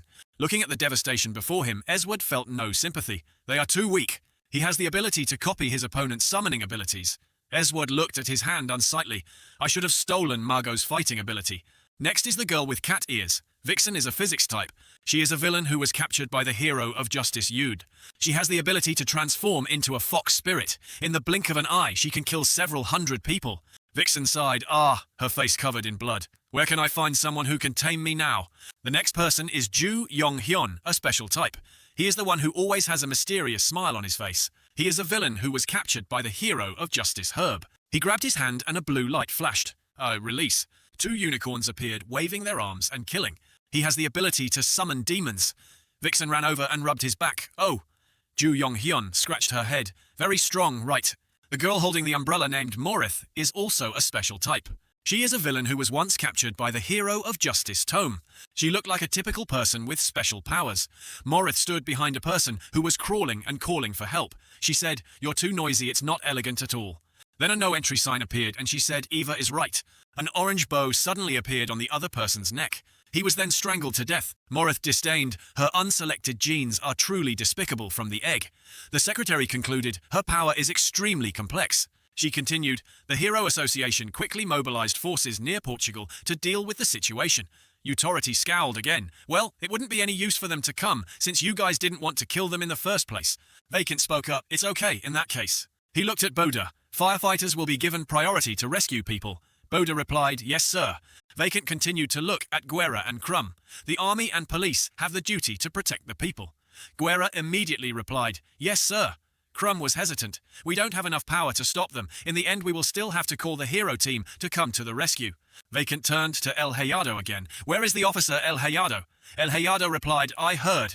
He said, the Josie-eun prison warden said he started going there as soon as he saw the broadcast. Einheit then complained, we haven't fired her yet. Vacant asked the secretary, is there any way to know what the enemy's purpose is this time? The secretary said timidly, we still haven't figured out what they really want. Before this attack, Shinka pointed to his comrades, the target of all of you. She said, to execute all those with the unchosen genes and help those who accept our invitation to join the Alpha world. Shinka raised his hand. Let's just gently give them a taste first. It will be much easier to convince the rest of the people to accept the invitation later. Everyone's eyes were on her. She continued, right now I want you to focus on bringing people back rather than killing them. Then she spread her arms out, enjoying the decisive moment. In the end, we can kill as many people as we want who don't have the chosen genes. Morith spoke up to stop the other three. Hey, stop it! She was serious. Is that enough to warm up your body? Let's go do the mission Eva gave you. Vixen said, whining, but I want to destroy a little more. Ju Yong-hyun nodded. Okay. East-West disagrees. He said, I will do what I like. If I will continue to destroy this place, those who accept our invitation will eventually have to show up. Morith angrily said, you're going too far. Are you planning to ignore the mission Eva gave you? He just calmly said, if that's the case, then what are you going to do to me? Under Vixen's gaze, Ju Yong-hyun raised her hand. He formed the summoning seal again, 3-legged crow. A skinny, ugly bird flew in. He climbed onto the bird and said, I see that even if you tell him to go, he won't go. The fox spirit jumped up. Wow, let me go too. Morith couldn't do anything, clicked his tongue and turned around to leave. East-West said, as soon as we're done, we'll report this to Eva, do whatever you want. Hearing him say that they left him alone. The scene was in ruins, the city was engulfed in flames. East-West sighed. He sighed as he released fire. Nothing has changed since I got out of prison. What a pain. He rolled up his sleeves to look at the tattoo on his arm. Everything is the same. No matter how much I destroy it, my power still cannot increase. It's truly a cursed ability. Looking at these diamonds, he said, I understand. His eyes were sharp, must continue stealing. While he was not paying attention, a pair of huge legs were falling down. It was a rabbit that fell where Esward was standing. He quickly created a barrier. Suddenly he heard a familiar voice. Who are you? A person stood on a flying carrot. The giant rabbit disappeared. The person said with disgust, you really haven't changed at all, you've been out of prison for so long. Lepus grimaced. You didn't learn anything there, Esward. The barrier that Esward created gradually broke down. He frowned and said, Lepus came at the right time. Did you give Margo a peaceful burial? At a school that is US-born talent academy. In a classroom the teacher is lecturing. A boy sitting at the front desk raised his hand. Teacher, I'm scared. The teacher immediately smiled affectionately and comforted. It's okay, kids. He winked and said, no matter what happens, I will always protect you. Follow me to my hiding place. As soon as he finished speaking, a round of applause rang out. Everyone followed the sound and saw a woman suddenly appear at the back of the classroom. It was Morith who just clapped. She said, "Very good, what an admirable teacher." The children were scared and ran away screaming. Morith frowned. "You guys are too noisy, it's rude." Profi shielded the children behind him. He took a defensive stance and said angrily, "Morith." She was still calm. "You know me, I'm so embarrassed." She took the umbrella. "Don't be afraid, I know you also received an invitation from Eva," she said and jumped down. "Those who received an invitation, follow me," Profi interrupted. "Please get out of here now." He sat down and hugged the children. "I won't let you take any of them." Morith was refused before he could do anything. She said annoyedly, "You are not wise at all." She patted the umbrella on her hand, started using her ability, "Thinking you dare interrupt me while I'm speaking." Profi felt the pressure from her. Morith rubbed the edge of his hat. "I must teach you a lesson.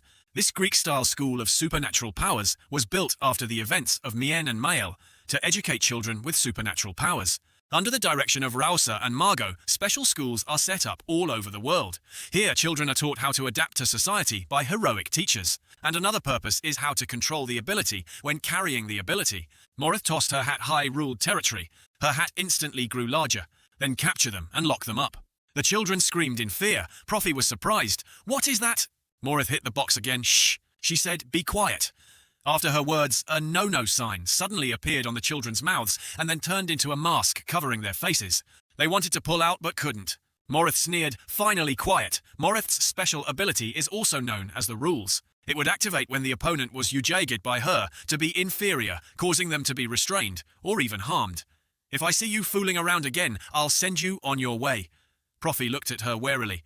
She conjured up some weird thing with eyes. Morith scowled and said, "Typical bully." Morith said, "The three brats who received special invitations step forward before me." The three brats carefully stepped forward under the terrifying gazes. Morith pulled out a piece of paper. "Let's see they're all special systems, right? Special systems have many diverse uses. From now on, you will be able to work together to create the Queen's world." Then she looked at the kids who were covering their mouths and said, "Answer me." The no talking sign was removed. A boy asked worriedly, "Is the Queen the woman who appeared on TV?" Morith smiled and replied, "Exactly." She continued, "A beautiful woman with perfect ideals." The boy immediately said, "Then I don't want to participate." All eyes turned to the boy. Morith was surprised. "Huh?" The boy continued, "Didn't that person say she would eliminate all those who don't possess supernatural powers?" The boy continued, "There are many friends around me who don't have supernatural powers. I will never harm my friends." The cat-faced girl beside her also said, "Me too. My parents don't have any supernatural powers either. They didn't do anything wrong." The little devil girl beside her also stuttered, "Me too, me too." The children kept questioning Morith. Moreover, he taught that discrimination and hatred towards others is wrong. He also said that those who want to solve things their own way, with their abilities instead of using words, are bad people. Bad guys, let us go. Morith was silent for a moment and then asked, "Don't you like it?" The children said, "Yes, I don't like it." She immediately used her ability to create a prohibition sign under the three children's feet, then go die. Orange bows appeared on the children's necks. Suddenly, Morith's eyes widened. Profi behind suddenly coughed up blood. A green light radiated from him, and blood spurted from his neck instead of the children. Profi gasped, "Huh!" Only then did we learn that his ability was to absorb all shockwaves that impacted special targets, also known as bodyguards. Morith chuckled. "Ho ho! Now I understand why Shinka sent you an invitation, an ability that is too perfect for a bodyguard position. It is extremely necessary for Shinka to be able to freely act as a bodyguard. Killing you would be a waste of talent." Profi suppressed the pain and said, "Morith, we know you very well. When you were young." Before he could finish speaking, she raised her hand to stop him. "Stop." She scowled. "You heard from Tome. It's rude to spread a lady's past." Profi looked at her angrily. Morith continued, "I didn't come here to tell stories about my past." She said, "I came here by order of the Queen to select those worthy to join the Alpha world." Morith glared at Profi. "Give up the children, I will spare your life." Profi immediately replied, "No, I can't do that." Hearing that answer, she was confused. "Why are there your own children among them?" Profi replied, "No." Morith tilted his head, waiting for an answer. "So then," his face said firmly, "because I am a teacher." Profi is a member of the Hero Association and a teacher at a school for supernatural beings. His defense was able to withstand attacks from both the 3rd and 4th floor prisoners. But when Authority was the president of the Hero Association, he was always a 5th-rate hero. Why, one day, Authority called Profi into his office. He asked, "How long are you going to do this?" He looked at him. "We don't need a punching bag." The reason was because he didn't have the ability to kill, didn't have the ability to destroy evil people. But when Rousea became the president of the Hero Association, she called him over. Rousea made a proposal. Profi be a teacher at the ability school. He looked surprised. "Am I wrong? My ability isn't suitable to be a hero." Rousea shook his head. No, what are you saying? I mean, you should do both teacher and hero work in parallel. She said, there is nothing more important than educating children, so I want to entrust them to the best hero. Profi said self-deprecatingly, but I'm not suitable. Rousea looked at him and laughed. What are you talking about? Who can do better than you? Profi was confused. Rousea looked at him affectionately. You are the hero of heroes. Isn't it wonderful that you sacrificed yourself to protect your comrades? At that moment, Profi was speechless. Back to the present, Morith said, I have a good idea. Go convince the kids. She said arrogantly, they will listen to you because you are their teacher. Profi started. Morith, he said, the world is changing. Remember the ruined buildings, the emergence of mutants, and the great wars that caused our society to collapse. The backs of heroes appeared in his mind. Profi continued, and to stabilize this society, we had to sacrifice a lot of things. Morith wondered, what does that have to do with my question? Profi said, I mean, he looked straight into Morith's eyes. If that woman's crazy fantasy becomes reality, this society will fall into chaos again. Hearing this, Morith went crazy. Don't insult the Queen.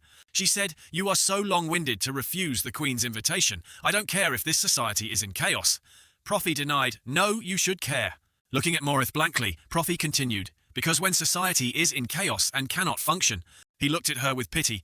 There will be more children who will have to suffer like you. Morith crazy. She gritted her teeth and said, you! She was hot-blooded. What do you know? Profi tried to explain. Like I said, we know you very well. Morith ignored her. She pointed her umbrella at him ridiculously. Immediately after that, a series of iron rods pierced through their body. She muttered, you've been talking nonsense all this time. Profi tried to use his powers to take the beatings for the children. They cried, teacher! Morith looked at them with contempt as they tried to resist. How filthy. She was angry like a snakehead fish, Suddenly a shoe stepped down, causing Morith to sink her head into the ground. Before the surprised eyes of everyone, Seo Gang Yu said, Special Custody Area, 3rd Floor Prisoner Morith. Seo Gang Yu stomped on her face, using his power to crush her so she couldn't raise her head.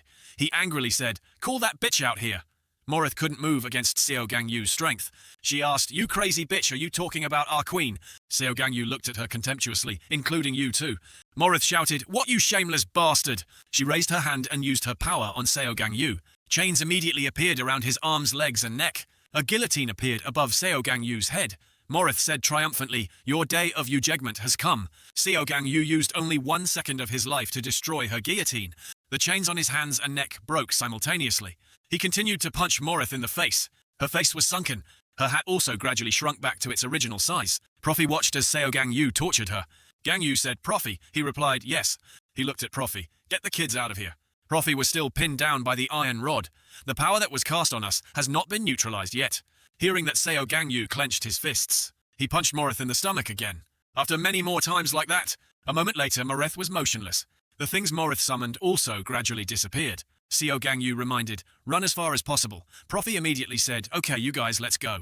Seo Gang Yu grabbed Morith's neck. She still seemed to be dazed. Seo Gang Yu said, let me say it again. He threatened her, bring that bitch here. Morith gritted his teeth at that threat. Morith started Lady Manners.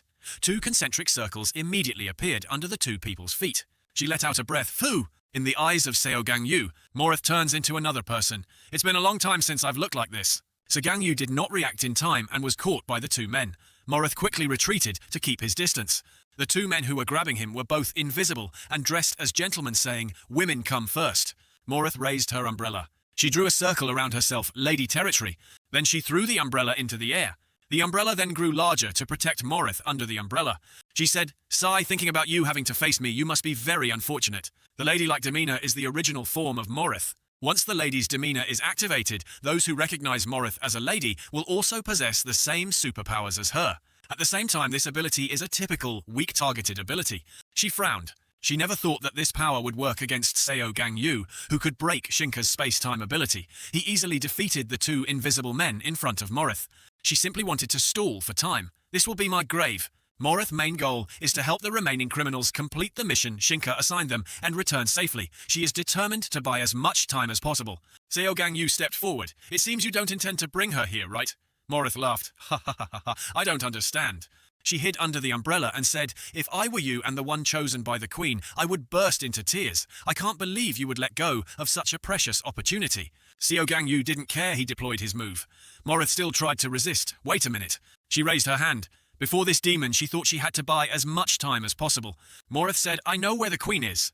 The veins on Seo Gang Yu's neck stood out. He wanted to kill this talkative bitch right away. Well, I don't need to know that. Seo Gang Yu continued walking. I just need to bring your body to a psychic and have them examine it, and I'll know right away. Morith sweated. I haven't thought of that way. As long as I die here, it's not a problem. She said, what are you going to do after finding the queen? Even if you get there, you'll have to fight everyone. Do you think you can win this time? Even the queen won't spare you. Seo Gang Yu didn't listen. He raised his hand, red rays gathering. Morith cautioned, I knew it.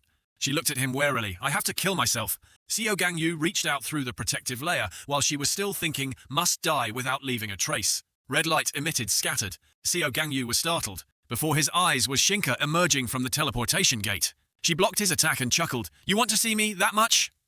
I guess your heart has changed, huh? Morith surprised Queen. She shouted, it's dangerous here. Suddenly she glanced over at Seo Gang Yu. Fierce air currents. Seo Gang Yu has transformed into another form. Shinka still cheerfully said, wow, showing all your strength just now. Your mind must be still not shaken, but are you okay? Regardless of what she was rambling on about, Seo Gang Yu threw his fist. He broke through Shinka's defensive wall. Seo Gang Yu looked at her with hatred. I will kill you with all the strength in me, even if it's just the smallest. Shinka hugged her cheeks. Ah, so scary, but why am I not upset at all? Seeing his mind always haunted by me makes me feel so happy, is it love? Seo Gang Yu broke the shield protecting the two of them. He slowly walked forward. Shinka said, Morith, I'll take care of everything here. Can you go and deal with those who refused our invitation? Morith said, yes, Kui. She had not finished her sentence when the red threads rushed towards her. Seo Gang Yu rushed to kill her, but Shinka was one step faster and created a portal for her. Shinka looked surprised. A voice rang out behind the children. I'm a bit late. Morith walked in holding his bloody stomach. Cough, cough! The children screamed in panic. Profe said, you guys run away from here. Morith held his mouth and spurted blood. No! The cat-faced child suddenly stopped and said, the little girl pointed at Morith, that person. She is the one who appears in the textbook. On the other side, Shinka was surprised. Oh. Looking at the sky covered with blood, she said, we've only just begun, aren't you being too pushy? Seo Gang Yu appeared and said, this place will become your grave. Shinka walked over slowly and naturally. To use this technique, you must transform into zero form, right? She laughed. I think you shouldn't push yourself too hard. Immediately after, Seo Gang Yu caused the blood thread to rush towards her. His eyes looked down coldly. Those wires were plugged back into him through the green circle. Shinka raised his hand. It's just as I thought, this power is still not worthy of you. Seo Gang Yu coldly watched her let the ropes wrap around her. Shinka turned back and said into the portal, Canis and Gato. The two of them immediately jumped up. Suddenly they noticed the strange scene around them. Canis said, Miss Shinka, what's going on? Gato added, they shouldn't have come out. Shinka covered her mouth and laughed. Is this really a difficult case? Gato shook his head and said, instead of killing him, we should have stalled for time. He used his finishing move at the beginning. How can we withstand it? No way. Hearing that, Shinka thought, Then she waved her hand cheerfully. Then let's run. Suddenly her arm went numb. Shinka was confused. What's going on? She couldn't open the portal. Seo Gang Yu spoke up. I told you, didn't I? He used the Black Heaven prison technique to absorb the strings. This place will become your grave. This is a space created by Seo Gang Yu's ability. Once you enter this space, there will be no chance of returning. Shinka, who was standing outside in space during the battle between Seo Gang Yu and Shong Huan, was able to use his ability to pull a Shong Huan trapped inside out. But now that she was in Seo Gang Yu's space, she would never be able to escape again. Only then did Shinka reveal a look of fear. What a ridiculous power. Blood strings fell from the sky. Seo Gang Yu took advantage of the attack. He swung his fist. His punch slammed straight into the newly created Shinka barrier. The shield instantly shattered. She let out a breath. Phew. Canis beside her said, Miss Shinka. Their eyes were fierce. Canis continued, I think it's time you took the collar off us. Shinka smiled shyly. I already promised Shong Huan that he would be the one to finish off Gang Yu once he grows up. Canis said, I don't think we'll get out of here alive if we don't kill him. Seeing Seo Gang Yu preparing for his next move, Shinka replied, that's true, but I believe Shong Huan will understand. She said, okay, neck chain. Suddenly at that moment, a pressure that made Canis and Gato wary. Seeing their unusual reaction, Shinka looked up. What's going on? She rolled her eyes. On the bloodstrings gathered. Seo Gang Yu silently observed. A voice rang out, peerless in the world. The voice turned in another direction. The eyes of everyone present turned in that direction. Canis and Gato both made a fuss. The man continued, no one in the world can stand against me. Shinka looked around in confusion. Even if there are dozens, hundreds, thousands of enemies, they cannot stand against me. Seo Gang Yu seemed surprised. The person continued to speak. Once someone considers me an enemy, the whole world will be his enemy. Who would dare to make enemies with me? A person appeared and said with a smile, that's how it is to be unparalleled in the world. He asked Seo Gang Yu, what do you think? In front of him sat an old man with bandages all over his body. Kingston asked, "Don't you want to be the best in the world?" Seo Gang Yu did not answer that question. He stood still like a statue. He continued, "You are strong but not peerless. But I can turn you into that," he said to him. Shinka shouted, "What nonsense are you talking about? Are you senile?" She said, "Where the hell did this old man come from?" His fist flew towards her face. Shinka disappeared through the portal in a flash. She said harshly, "I'm talking." Kingston just calmly replied, "When men are talking, women should not interfere." Before the two pets' stunned eyes, Shinka continued, "An old man like you should just disappear." Then blood ran down her nose. Shinka immediately covered her nose. The two pets ran towards Miss Shinka in panic. Blood was flowing from his nose continuously. Shinka cursed, "Fuck." She looked at Kingston angrily, "Old man near death." Hearing that he also joked, "Near death, but I'm still standing here normally. However, for a woman like you, that's impossible." Shinka angrily raised his hand, "Go to hell." She immediately summoned countless teleportation gates. The light emitted from the portals she created was as bright as stars. Shinka said angrily, "You are just an old man about to die." Suddenly, Kingston appeared behind her and shouted, "You indeed possess a powerful ability." He exclaimed, "At that level, you're not inferior to that white-haired brat." Shinka suddenly turned around. "You!" She raised her hand to create another portal, but Kingston ducked and easily dodged it. Kingston continued, "However, both you and that brat have one big problem." Shinka rolled his eyes. Kingston threw a punch that sent her flying, while her numerous portals shattered. Debris flew through the air. Shinka finally coughed up blood. She couldn't dodge its attack. Kingston still raised his fist and said, "You are too confident in your abilities." He continued, "To the point where you don't even bother to train yourself at all." Kingston slowly walked forward. "Your body is..." He looked at Shinka, who was looking at him with anger, and slowly said, "I will show you that the body I put my soul into is the true power." The gates above his head flashed with light. Something was moving very fast. Kingston realized it was aiming at his left. He single-handedly blocked Canis's attack. Then he sobbed, "Oh!" Then he disappeared from sight. When did Kingston move to another place? He said, "Even so." Seeing Shinka's two pets rush over, Kingston continued, "Your subordinates have trained themselves." Canis and Gato madly rushed forward, without regard for life or death. Kingston also took a rock to counter the attack. While Shinka tries to create a portal, Seo Gang Yu has been watching them from afar. He was a little surprised by the appearance of an unexpected character. His eyes were sharp, but after observing the situation, he quickly decided what to do next. That is to cooperate with Kingston and kill that woman. Thinking so, Seo Gang Yu slowly walked forward. On the other place, Vacant was incredulous, asking, "Kingston appeared?" The secretary replied, "Yes, we received contact from Officer Seo Gang Yu." "Kingston was always eccentric," said Buddha. Guerra added, "It seems he's found someone new that he's interested in." Vacant said worriedly, "Doesn't that mean Officer Seo is in danger?" Guerra puffed on his cigar and said, "It's okay, although we don't know how strong Kingston is." He paused and said, "But we know what he'll do." Crumb sighed wearily. "Really?" Buddha said, "I agree. He won't be an enemy of Officer Seo." Buddha finished speaking and then turned to glance at the person opposite. And the person who will act in an unexpected way is someone else. There was an empty seat next to El Hayado. Authority isn't here again today. Back to the hiding place of Mr. Prof and the kids, Morith said, "Notebook." She burst out laughing. "Ha ha ha, why does a textbook have information about me? How ridiculous." Morith calmed down, and she grimaced. "That really bothers me." Profe spoke up. "Not just you, all the criminals in Ruculus prison are recorded in there."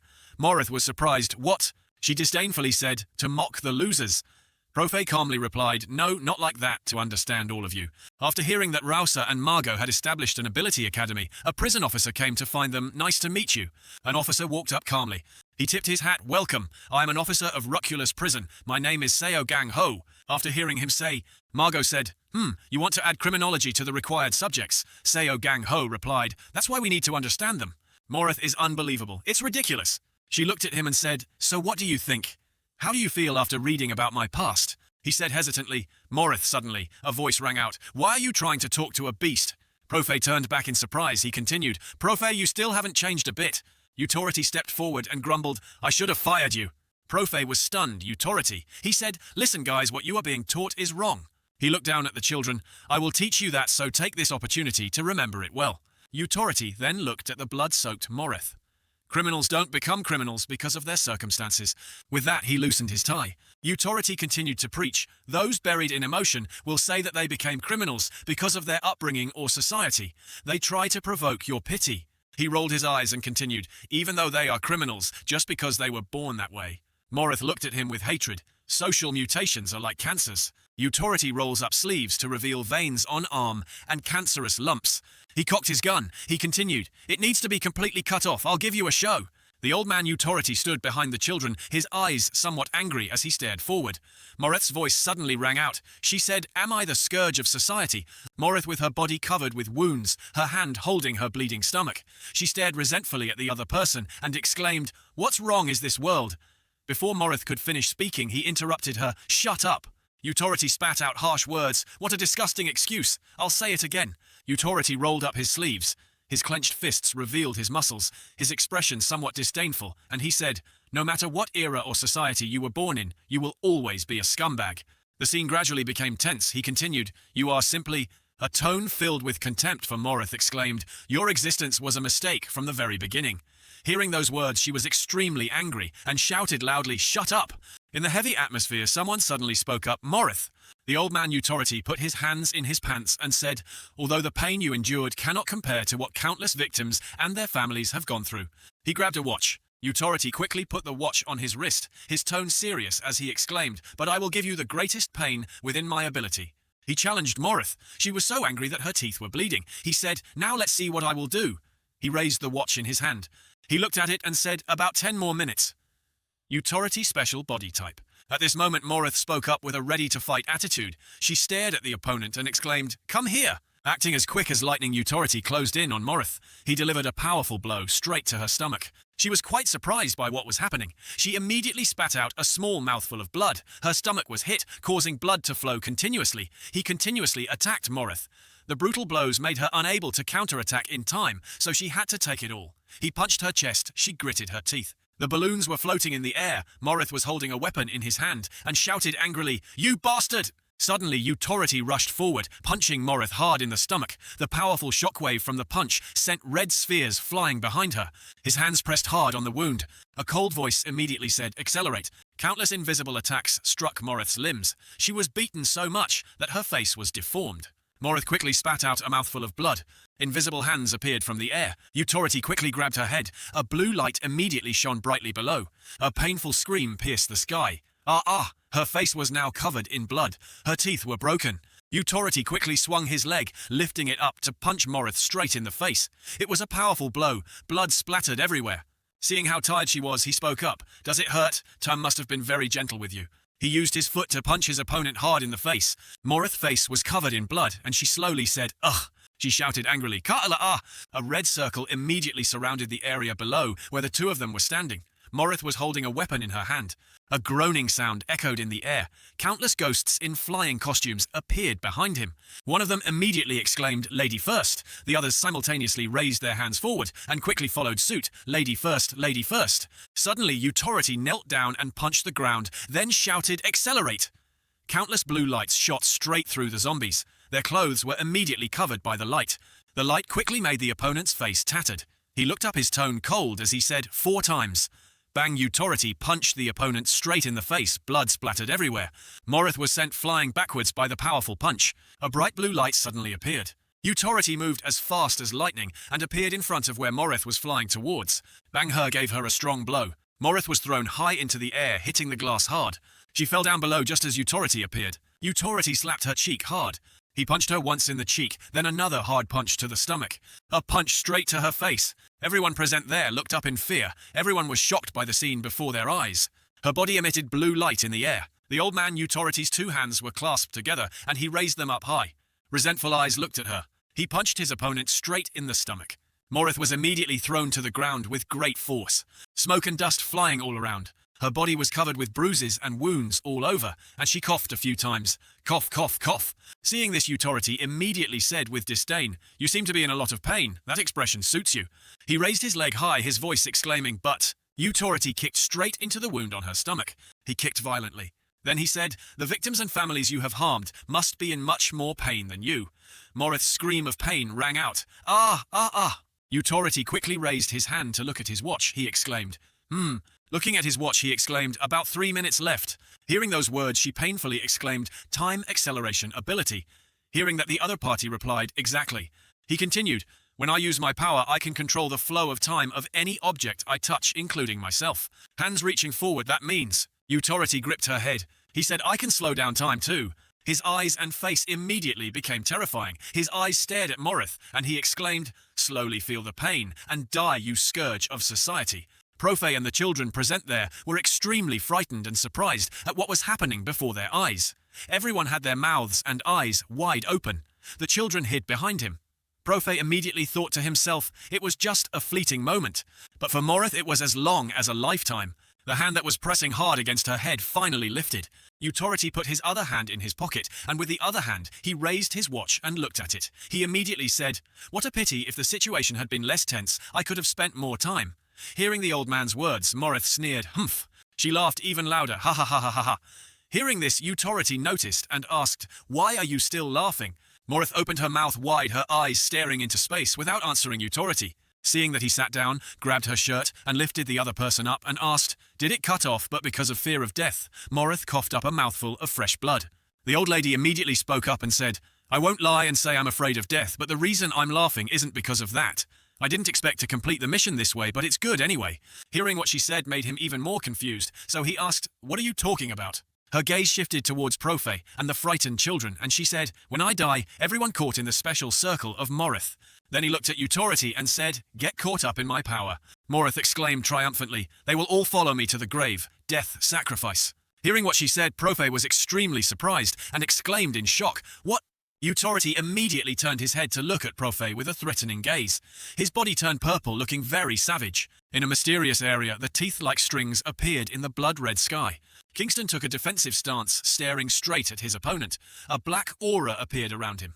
Kingston fought alone against Canis and Gato. They were charging at each other with all their might. A stream of black air immediately crept through the air. It enveloped Canis and Tom's bodies and hit their limbs straight on. They screamed in pain, and their bodies were deformed. Gato's eyes turned indignant. She hated the man standing before her. She, as quick as lightning, rushed towards Kingston at lightning speed. Her sharp hands immediately reached out, aimed at her opponent. She shouted loudly, no! Kingston's hands were faster, and he immediately struck the top of his opponent's head. Bangshi was immediately knocked to the ground. Cracks on the ground appeared densely around the two of them. Seeing what was happening before him, Canis grabbed the necklace around his neck. He anxiously exclaimed, Gato, quickly take off the necklace. Bang! Kingston's punch landed straight on her face. Canis and Gato were beaten to the ground. Kingston exclaimed proudly, arrogant. He then said, who do you think you are going around with such sealed powers? Kingston looked at the two of them with disdain, and then he spoke up. You guys are too complacent. A strong wind immediately blew out around him. Kingston, who was in a defensive stance, turned his gaze towards the two of them and said, I will make you. The powerful attack was as fast as lightning, quickly cutting the bodies of Canis and Gato into pieces. Blood splattered everywhere. Kingston quickly dodged to the back. He said, never thought of that. Canis and Gato were shocked at what was happening to them. They looked at their own bleeding, hacked bodies and were speechless. A painful scream that pierced the heavens rang out, Hearing that, Kingston, with a carefree expression, turned his head and spoke, let the healer reattach it for you. He's quite useful. At this moment, Shinka's side, seeing everything happening before her eyes, angrily raised her hand towards Kingston and exclaimed, you damn fake guy! Shinka gritted her teeth and said, you damn old man! Bang! Out of nowhere, someone appeared and punched Shinka straight in the stomach. The powerful attack sent her body flying and slamming into the glass next to her. The glass shattered into pieces. She immediately spat out a mouthful of blood. Body was immediately thrown several meters into the air. Shinka painfully held her stomach. She angrily let out a humph. Her eyes looked resentfully at the opponent who had just attacked her. Seo Gang Yu quickly rushed like the wind towards her. Seeing this, Shinka was extremely surprised and fearfully raised her hands to shield herself. She exclaimed, oh, don't come here. Seo Gang Yu then rushed towards the opponent, ignoring what Shinka had just said. He gritted his teeth angrily, his eyes turned crazy. A white light flashed by. Seo Gang Yu kicked Shinka hard in the stomach. She was hit and immediately spat out a mouthful of blood. Seo Gang Yu looked at the other party lying on the ground with crimson eyes. Shinka painfully raised his hand and said, Gang Yu, don't do it again. Think again. Before she could finish her sentence, Seo Gang Yu quickly used his hand to punch her in the stomach. She didn't have time to react to his fierce attack. Shinka was punched by him violently. Her entire body was thrown backwards, causing objects to fall all around. Shinka's mouth immediately spat out a large mouthful of blood. Seo Gang Yu's eyes turned bloodshot, filled with anger, as he looked at the other party. Seeing her being beaten like that, Canis was extremely angry and shouted loudly, Miss Shinka! Seo Gang Yu's hands clenched, creating black lightning in the air. He stood looking at Shinka's body, lying motionless on the ground. his hands clenched, ready to strike. Her voice was filled with fear. "No, no!" She closed her eyes tightly and shouted, "I can't die here!" Suddenly, Seo Gang Yu opened his eyes wide. A hand touched his hand. Kingston appeared right next to Seo Gang Yu, seeing that his eyes looked at him with some surprise, and he immediately said, "That's it." The cold gaze looked at him and continued, "You can't kill him yourself, can you? A champion never accepts help." The scene changes back to the original place. Utopia grabbed Morith by the collar, lifted him up, and asked in a demanding voice, "Goddess ritual ability." Hearing him ask that, she contemptuously replied, "That's right, if I die, it will activate. What are you going to do now?" Seeing this, Utopia angrily spoke up, "Listen." He turned to face Profe and said, "I apologize in advance." Hearing that, Profe was shocked and said, "What?" Utopia used its power to pierce straight through Morith's body. She immediately painfully spat out a mouthful of fresh blood. Utopia's eyes and expression did not change. A voice screamed, "Ah, ah, ah, ah, ah." He immediately spoke up. "If you guys take this girl back to treat her, make her release her powers, and then kill her, you guys can still survive. But if somehow she escapes your hands, tens of hundreds of thousands of people will suffer losses again." Utopia looked at Morith's men and continued, "So it's best to kill her here and sacrifice you guys. To cure cancer, sometimes healthy cells must also be damaged." He stretched his arms out straight, looked into the sky, and said loudly, "Sacrifice for the greater good is necessary." He clasped his hands and said, "I thank you for your sacrifice." Utopia turned his head to look at Morith's corpse, which was emitting blue rays of light. Profe on the opposite side also noticed this abnormality and immediately spread his arms to protect the others behind him. Utopia looked at the corpse with cold, emotionless eyes and said, "Very dangerous. Fortunately, this feeling of unease can only be used after death. If it could be used while alive, it would be even more dangerous." He then stared at the deathly aura radiating from Morith's body. He did not linger for long and immediately turned around and left. His expressionless face still showed no reaction. He raised his hand to bid farewell to Profe. "Then I will bid you farewell first." After saying that, he suddenly called out to Profe and said, Profe, I don't need to apologize to you, right?" Profe could only watch as Utopia left, feeling uneasy and anxious about death. Utopia asked one last question and waved away. "Your body is sturdy, right? Survival is what you're good at." Right after Utopia left, a terrifying, ghostly voice rang out, "Come on!" causing Profe's eyes to instantly become sharp. It seems that Morith's spirit has returned to carry out that evil curse. Around her were countless giant chains.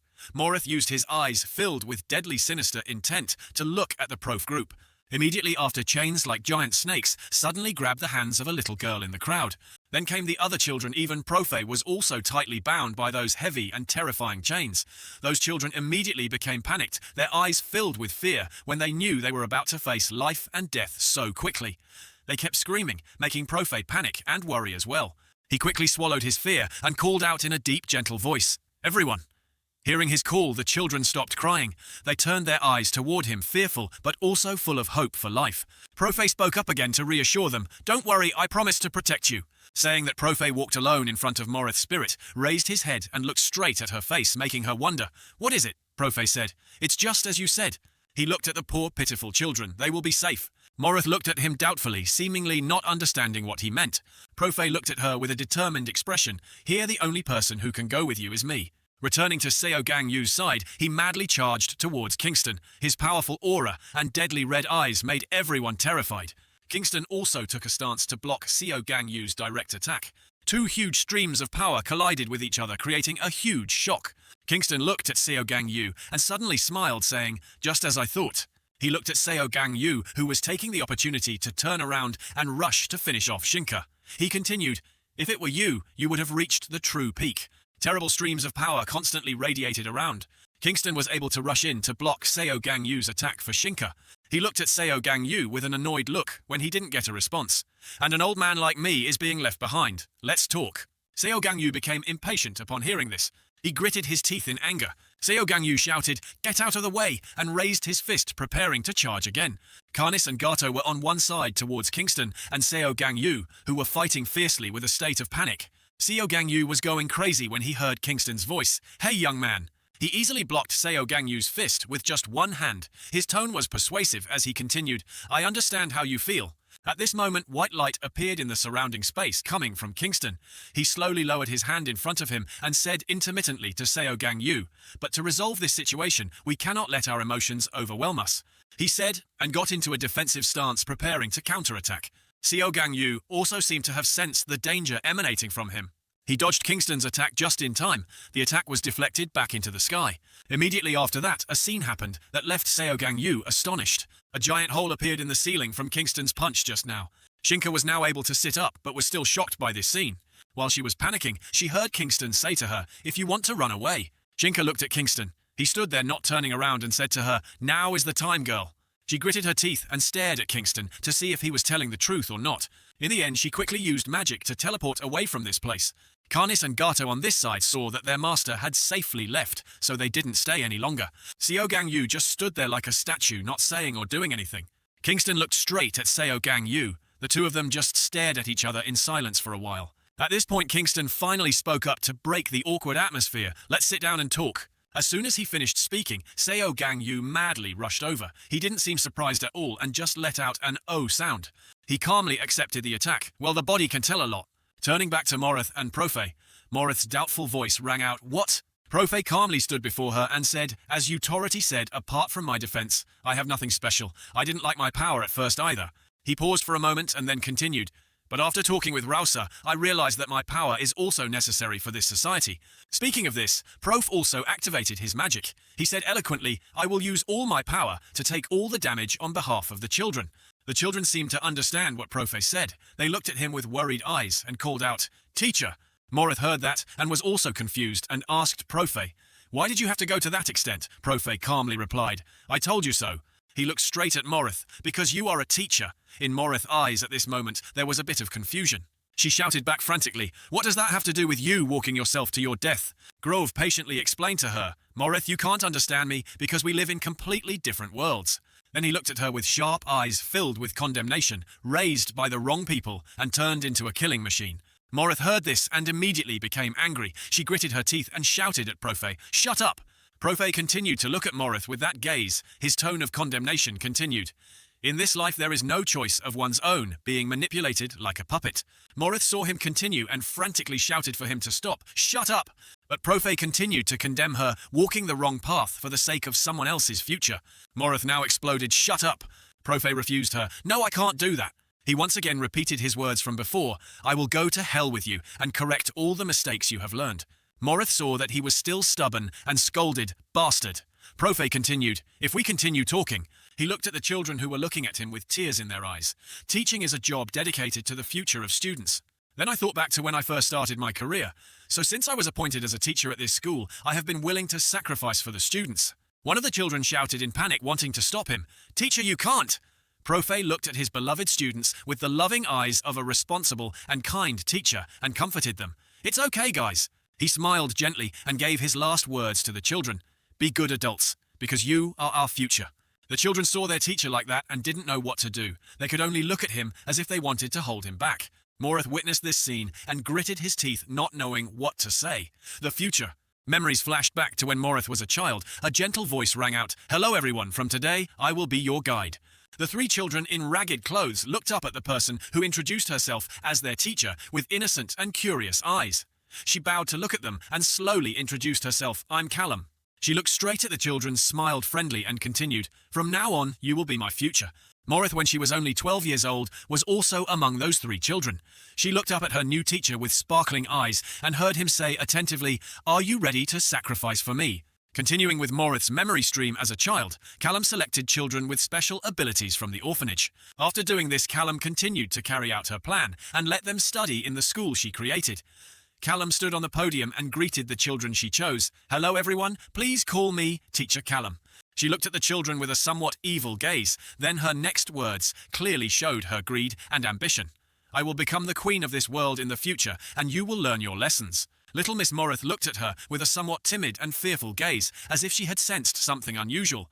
Callum continued to say, "To become loyal warriors in this school." At this point she raised her voice to advise and encourage, "So try to keep up with the lessons." Little Morith was filled with unease at Callum's words. Then came the time when the devil Callum trained his murderous tools. Morith and the other children spent many years studying under Callum's guidance. She constantly teaches the children evil things, learning how to use special abilities to kill people easily. And then there is the education of manners under the guise of brainwashing. Not only that, but also the use of brutal demonic methods to test loyalty, and much more. And after many harsh training sessions like that, Morith caught Callum's eye, thanks to her outstanding potential. And Morith developed her abilities faster than any other child. Thanks to that, she received Callum's favour and became the class president. Along with this favour came a few class rep privileges that Callum gave her. The class monitor's authority is to punish other students on Callum's behalf. She also gradually becomes corrupted due to having to constantly exercise her authority to torment other students. The innocent and doubtful look in his eyes was gone, replaced by a soul that had been washed clean after the inhuman lessons. Morith followed Callum's lecture more seriously than anyone else. She watched helplessly as her friends suffered painful punishments at her hands. After moments like that, she always felt like something was wrong, and it's at times like these that Callum appears. One night as Morith was standing in the lobby, Tum appeared from behind and asked Morith, "How are you, Morith?" She gently asked, "What is a day like being a class monitor?" Morith hesitantly replied, "Miss." She recalled seeing her classmates scream in pain as they were punished. Then she answered Callum honestly, "I don't know why, but when I punished bad students." Saying this, she looked at Callum with a puzzled look. "I feel nauseous and can't control it." Callum heard that and just smiled and replied softly, but there was an undisguised smugness in her eyes. Morith asked doubtfully, "Why is that Miss Salm?" Callum affectionately called her name Morith. She suddenly asked a very confusing question, "Do you like insects?" Morith also quickly and honestly replied, "No, I hate them." This answer made Callum very satisfied. Exactly, that's the problem. It is human nature to feel disgusted when seeing creatures inferior to themselves. Speaking of this, she patted Morith on the shoulder. It's a completely natural feeling.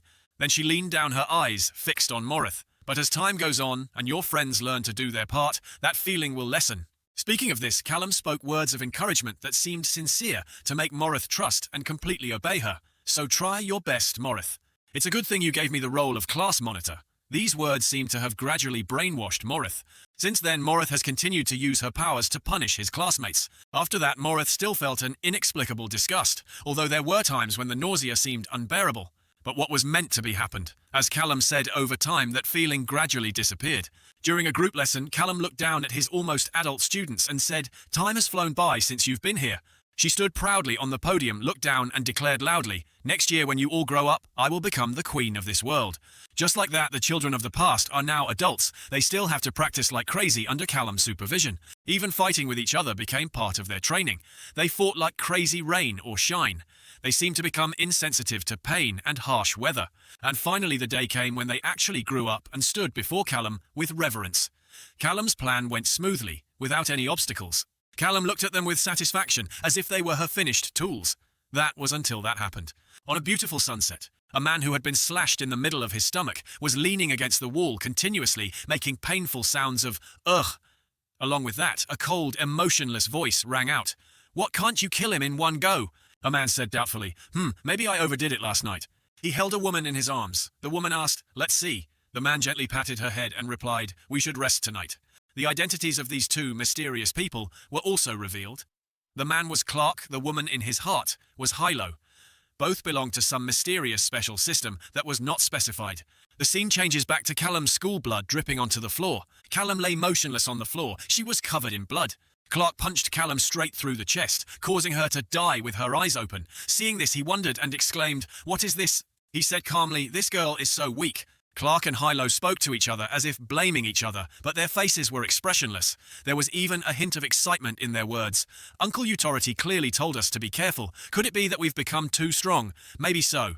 Clark sat down next to Callum's body and exclaimed, "Anyway, it's a big dream for her to set up a school and raise children to be rebels."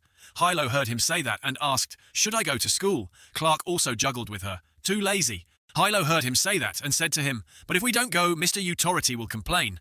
Clark felt a little scared after being reminded like that. "Let's just go on a trip and get this over with quickly."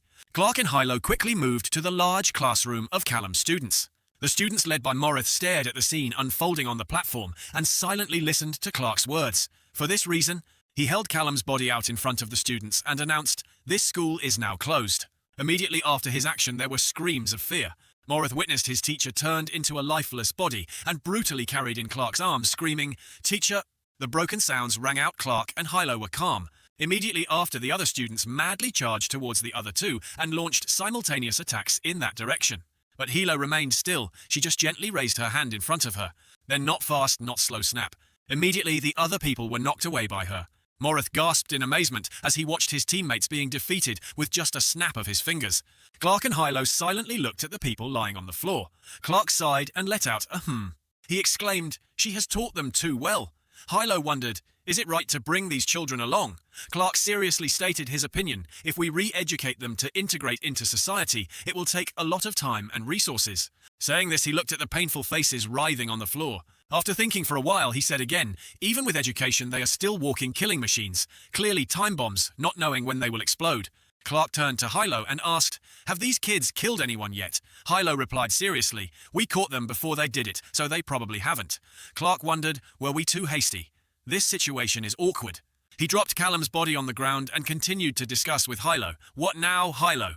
Hilo immediately decided to avoid causing trouble. Later it seems more effective to handle it now. Hilo explained her decision.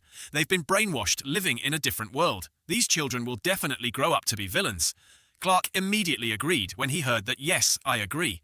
Morith couldn't get up after the counterattack just now. She could only lie helplessly on the floor, listening to the other two arrange their own fates as well as the others.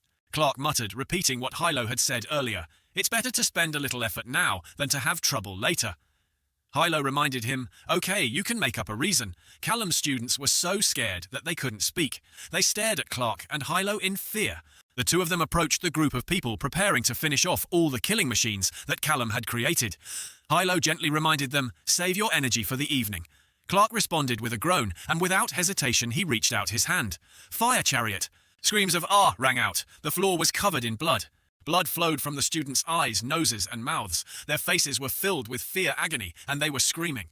Student Morith was sitting on the floor, looking up at the scarred man standing not far away, and asked, "Why?" She panicked and asked again, "Why do you want to kill us? Besides studying here, we—" The big man named Clark asked the little girl, "Isn't it dangerous?" He recalled the image of the skinny, dirty children from the past, and slowly recounted the lives of the students here, born abandoned by their parents, raised in orphanages. The villain teaches the children about the parts of the human body so they can win the fight as quickly as possible, Clark said as he reached out his hand towards Morith. "Learning to kill to grow up. Just hearing that sounds dangerous, right?" Morith was so scared that she was about to cry when she heard him say that. She stepped back and watched Clark approach her. "I'm sorry, but you guys shouldn't have been born into this world." And then a stream of fresh blood splattered on Clark's face, accompanied by his farewell words, "Be born into a good family in your next life." More and more blood splattered everywhere and fell onto the floor. Hilo stood by, happily watching Clark deal with the students, her mouth screaming with each punch Clark made. Fresh blood splattered against the wall. She continued to scream, "Ah!" Morith was so scared that he couldn't say anything but just cried, You. Clark's expressionless face didn't blink. A cruel slap echoed throughout the room, and then Hilo walked over, pulled Clark's arm and said, "Clark, I can't stand it." He turned to her and said, "Wait a minute, Hilo, deal with this one." Before he could finish, she jumped in and said, "No, this one has to stay." Hilo looked at the room he was standing in and said the classroom was full of blood, then looked at the bodies of the students on the floor and continued, "The children are dying." Then finally looking at the terrified Morith, the only child alive among them. Hilo felt very excited and exclaimed, "Isn't this situation very exciting?" She saw Clark still standing still and said, Hurry up." He said, "It's hopeless. Fine. Just tell Mr. Utority something." Clark said then. He and Hilo rushed into a passionate hug and kiss. At that moment, Morith took the opportunity when the two of them weren't paying attention and ran away. Just like that. Due to a sudden change in Clark and Hilo, Morith survived. The sky had turned red and she had run quite a distance. Morith could only cry sadly. She made an inarticulate sound, "Ooh." Morith felt tired, painful, her whole body was exhausted, and then she cried out a little, then collapsed. Then she lost her way and wandered for a long time, wandered invincibly. That day, while Morith was dragging her tired body along the road, a man approached her and asked, "Are you Callum's disciple?" The tall man wore a rugged iron mask and looked fierce, and he continued, "Follow me." Then he told her the reason he came to her, "Fight for the revolution with me." Moore was eventually taken in by Caracas. She fought under Caracas. Morith caused countless damages to the world. After that, Caracas was beaten by others until his face was bruised and his body was covered in blood. And after Caracas passed away, Morith was captured by Tome. Tome used magic to create extremely strong and shiny chains that suspended her in the air. Tome eventually sends her to Rucula's prison. Ending the flashback, Morith said sadly, all my life, I have learned like that. Just think that just acting like that, living like that is obvious. Morith looked at the man named Profe and said, "And now?" Suddenly she became angry and shouted, "Now you say I was wrong. How can I accept that?" She remembered the old days when someone called her from behind Morith. The person who called her was Shinka, and she smiled and said to her, "You're not wrong. What's wrong is this world. If I become queen, I will change the world into a place that suits you." Shinka's eyes were filled with sincerity. She asked Morith, "Do you want to be my people?" Back to reality, Morith raised his voice and questioned, "Answer me, Prof." Morith looked at the children, stuttering each word. I. She recalled the cold, blood-stained face of the Utopia and spoke as the Utopia and those heroes said. Her eyes became lifeless, and Morith blurted out the question she had been thinking about for a long time. "Should I really not have been born?" Profe called her Morith. "There is no one who should not exist in this world," Profe said softly. He wanted to explain to Morith that, "What you've been through is terrible, I completely understand, but that doesn't mean you're forgiven for the sins you've committed. You have committed too many crimes up to now." Her face became panicked after his words. He placed his hand on his chest, his tone very determined as he said, "I will go with you, ease the pain you suffered as a child, and ask you to take responsibility for the crimes you committed." Morith looked at Profe from above without blinking, and then she heard him say that he would accompany her as a teacher. Profe said, "Morith, I have a request before that." He wanted her to help block the view so the children don't have to witness this. "One last request before I die." Not knowing which of his words had offended her before Profe could finish speaking, Morith was already angrily shouting at him, "Shut up, shut up." Profe tilted his head back to look at the sharp blade above his head. Then he gently turned his head, smiled, and said to his students, "Everyone please turn around." The children called out in unison, "Teacher." His face was very happy without any regrets as he said, "It was an honor to teach you all these years." At this moment the children began to feel scared. Some cried. Some were so scared that they stood still. Morith's eyes were now more ferocious than ever. The blade began to fall. Profe did not dare to look, so he just closed his eyes tightly. And then the blade fell down with a loud bang. Profe slowly opened his eyes. Then he saw before him the head of Morith. He called out in surprise, "Morith, someone like you." She spoke up, "No need to follow. I know I was wrong." Beside her was the blade that was slowly dissolving. Morith finished his last words. "I've known for a long time, I just didn't want to admit it, because when I admitted it, I realized I had gone too far." "It's disgusting!" Her memory returned to that day in the hall. After punishing her friends, she had a stick in her hand, and in front of her were her injured friends, who still tried to comfort her. "Morith, we're fine." A student hugged her arm and said, "If you don't do that, Miss Callum will scold you, right? We'll be fine." Morith looked down at the floor and saw her image covered in the blood of her friends. Disgusting. Then the memory shifted to the time she was captured by Tome. She called her Morith, and she continued, "It's time to stop living like someone's puppet." Looking into Tome's eyes, I saw my image as disgusting. Continuing the memory transfer to the time Morith was in Rouseia's prison. She was sitting alone in the middle of an empty room. A voice came from outside. "Nice to meet you, Morith." Morith looked through the small window on the door, saw a very cute girl standing outside, and introducing herself. "I am Hongjia, the warden here. Do you feel uncomfortable anywhere? In the dark cell, I saw my reflection in the soup the warden gave me. I feel disgusted with myself. It's so painful. So I can't admit I'm not disgusted. What I learned is not wrong. What is disgusting is this world, and what is wrong is also the world." I tried to believe that to continue living. Morith remembers the image of Profe happily laughing with his students. Then she transformed back into her childhood body. Morith looked at Profe's face. That she was stunned. The flashback ended and she returned to the present. The glass panels hanging high up were starting to crack and fall. Morith let out an "ah." She really felt like she couldn't hold on any longer, and her eyes were slowly closing. It was a very disgusting life. With that, Morith slowly disappeared and flew away.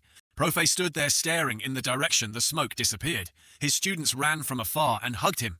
Kingston said to Seo Gang Yu, "Even if you get angry with me, the situation won't change." He calmly gave Gang Yu sincere advice. "If you don't get stronger from now on, you won't be able to kill that brat and that girl either. That's the end of the matter." Kingston paused for a moment and continued, "It's still up to you." Hearing this, Seo Gang Yu did not stop and continued to charge towards him. Kingston saw that he had no intention of listening to him, so he continued. He used the fight between the two of them just now as an example to tell Seo Gang Yu, "Just now, if you were stronger than me, you could have ignored me and killed the girl." Kingston kept lecturing him, "Anger is just a stage of denial." Seo Gang Yu still showed no signs of calming down as he listened to his explanation of morality. "You're just angry because you can't accept that you're lacking angry at yourself, right?" Seo Gang Yu charged straight at Kingston again. He seemed to have lost all patience with his advice. He also calmly watched Seo Gang Yu's actions. "You don't seem to want to admit it, do you? But I understand admitting your shortcomings isn't easy." Kingston had no intention of dodging Seo Gang Yu's attack, but you have to accept it. He gently blocked Seo Gang Yu's powerful attacks. Despite being attacked repeatedly, he stubbornly continued, "Flaws are also a part of yourself. Only when you accept and acknowledge them can you go further, and only then can you achieve your goals." At this point, he suddenly became serious. "Let me ask again." Kingston asked Seo Gang Yu, "What made you so angry?" His question seemed to hit him in the back. Pieces of broken, painful memories gradually flooded back into Seo Gang Yu's mind. The gloomy images of death and separation were dusted off and dragged back to reality, and they forever haunted his mind. He gritted his teeth to keep himself from getting caught up in those painful memories. Seo Gang Yu couldn't stand it anymore and exploded in anger. He shouted straight at Kingston's face, "Shut up!" The haunting and painful images of the past kept appearing before Seo Gang Yu's eyes. Those images followed a dark stream and flowed into Kingston's hands. He spoke again, "And why? And what was the reason for these things?" he asked, clutching the streams of memories flowing into his hands. Then in a blink of an eye, he suddenly punched Seo Gang Yu straight in the chest, sending him flying away in pain. The fragments of his memories were shattered along with that punch. At that moment of falling, Seo Gang Yu felt something strange. Every painful memory of the past kept flooding back into his mind. The times he was seriously injured in battle and the times he witnessed his loved ones facing death. All those memories were like an old film locked in his mind, suddenly being awakened by someone leaving him unable to react. Outside was a bright blue sky, a complete contrast to the gloomy atmosphere inside the building. Seo Gang Yu lay motionless on the ground, staring blankly at the sky outside. Kingston slowly walked in front of him. He asked kindly, "How is it? Have you calmed down for a moment?"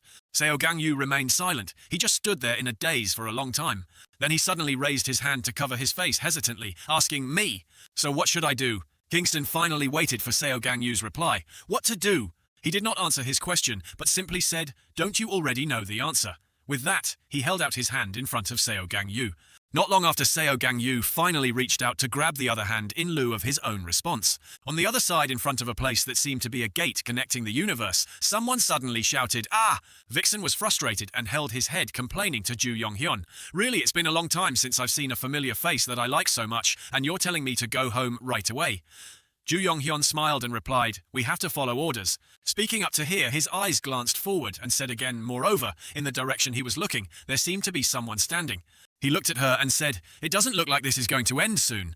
That girl was Mien-ji, a supernatural type. In a corner of the ruined city, Lepus was trying to fend off the onslaught of attacks from the opponent in front of her. On the other side, Esward was also continuously casting magic to attack Lepus. The continuous betting phases caused loud explosions. At this moment, Shinka, who had just escaped from Seo Gang Yu, suddenly came looking for him. "Esward, you've clearly opened the space. Why don't you quickly come back, and what are you doing?" Esward turned his head and replied, "I still have work to do." But before he could finish, Shinka sternly called out, "Esward." He was called like that, so he turned to look at her and was surprised by the sight. In front of him was a Shinka covered in wounds, his face burning with anger as he shouted, "Come back now, or I will kill you." After that, things gradually settled down. The incident of Shinka's invitation was resolved, but the event left behind a ruined city that looked like a war zone. After that battle, Kingston returned with Seo Gang Yu, and he requested a meeting with the world government. The meeting took place at a government headquarters building. There was a buzz of discussion in the conference room. So that's it?" Kingston stood there leisurely, smiling and saying to the others, "I wonder why we don't meet without any restrictions." He paused, glanced around the room and continued, "It's because there are familiar faces." The familiar faces in his words. Boda and Guerra greeted each other. "Long time no see, Kingston. How are you?" Kingston laughed happily with the other two. "Finally climbed to that position, what a greedy bunch." Guerra calmly replied, "I think it's even less ambitious than your goal." Buddha also laughed in agreement with Guerra. "Ha ha ha, that's right." Seeing that the three of them were no longer chatting, the man sitting in the main seat immediately spoke up to attract the three of their attention. "So, Kingston." That person was none other than Vacant. He hesitantly asked Kingston, "What is the reason you requested the meeting?" Kingston did not answer immediately when asked that, but looked at Vacant and asked, "You are the president. You are quite young, aren't you?" Only then did he get to the main point. "Actually, I didn't come here to talk, but to make a one-way announcement." He stood right in front of Vacant and with a powerful aura declared, "Seo Gang Yu is now my disciple. Don't look at it, that's all." As soon as he finished speaking, the expressions of everyone present in the conference room changed. Everyone was surprised by Kingston's announcement. No one expected him to make such an announcement. Then he did not stay any longer but left immediately. After Kingston left the key, people present in the meeting room immediately broke out into a discussion. Vacant asked for their support or opposition to Kingston's proposal. There were 4 people on the opposing side. First was Crumb, then Buddha and Guerra, finally Einheiter. There is only one person on the support side, and that person is Utopia. There is also El Hayado, who is neutral. He does not favor any side. Utopia was a bit angry when he saw that there were so many people objecting. He stood up and slammed the table, questioning, "Is that all you people in power can do? Why are you objecting? The overwhelming power is on our side. Are you going to let this opportunity go by?" He pointed straight at him and questioned, "Especially Crumb, I don't understand your choice very well." Crumb frowned in annoyance when his name was called and spoke his mind in an irritated voice. "Criminals are just criminals. We can't accept any of their demands. The government agreeing to meet is already annoying enough." Einheit, sitting next to Utopia, also spoke up to refute. "You're funny, Utopia. Wasn't Kingston the criminal you insisted on executing first? And now you believe the words of someone you think is so dangerous." Hearing this, Utopia quickly turned to refute him. "These people are really... The situation is different now, isn't it?" On Vacant's side, he could only sit on one side and listen to the others arguing endlessly. He was having a headache over this matter. He was lost in thought trying to figure out how to solve this difficult case. But the argument from the others made him scratch his head helplessly. Damn, this must be my bad luck in my term. Meanwhile, in a warm romantic bathroom, Shinka had returned and was soaking in the warm bath. Shinka was also troubled. She kept biting her nails with a bewildered expression. She couldn't stop thinking about Kingston's terrifying strength. That old man, I thought he was much weaker, after being imprisoned for so long. She couldn't help but wonder, but has he really weakened? How strong was he at his peak? While Shinka was muttering to herself, "This is my plan," suddenly Shong Huan came in from outside and called her name, "Shinka." Seo Huan, who was shirtless and only had a blanket wrapped around him, stood there and asked curiously, "You asked me to take a bath together, but..." Having said this, he hesitated a bit before continuing. "Is this really necessary to win against Seo Gang Yu?" Shinka saw him walk in and asked that, so she happily opened her arms and replied, "Of course, this is an indispensable step to growing up." Seo Huan's appearance seemed to have sparked something in her, making her more confident. "No, my plan won't fail." She looked at Seo Huan with shining eyes. "I have Seo Huan," she thought, and more secret cards. A series of names immediately appeared in her mind, such as Hero or Terapia. Then Aurora.nd Aurora appeared in her mind. Thinking so, she happily hugged Seo Huan tightly in her arms. She happily thought, time will solve everything. She hugged him so tightly that Seo Huan uncomfortably cried out, "It's hard to breathe."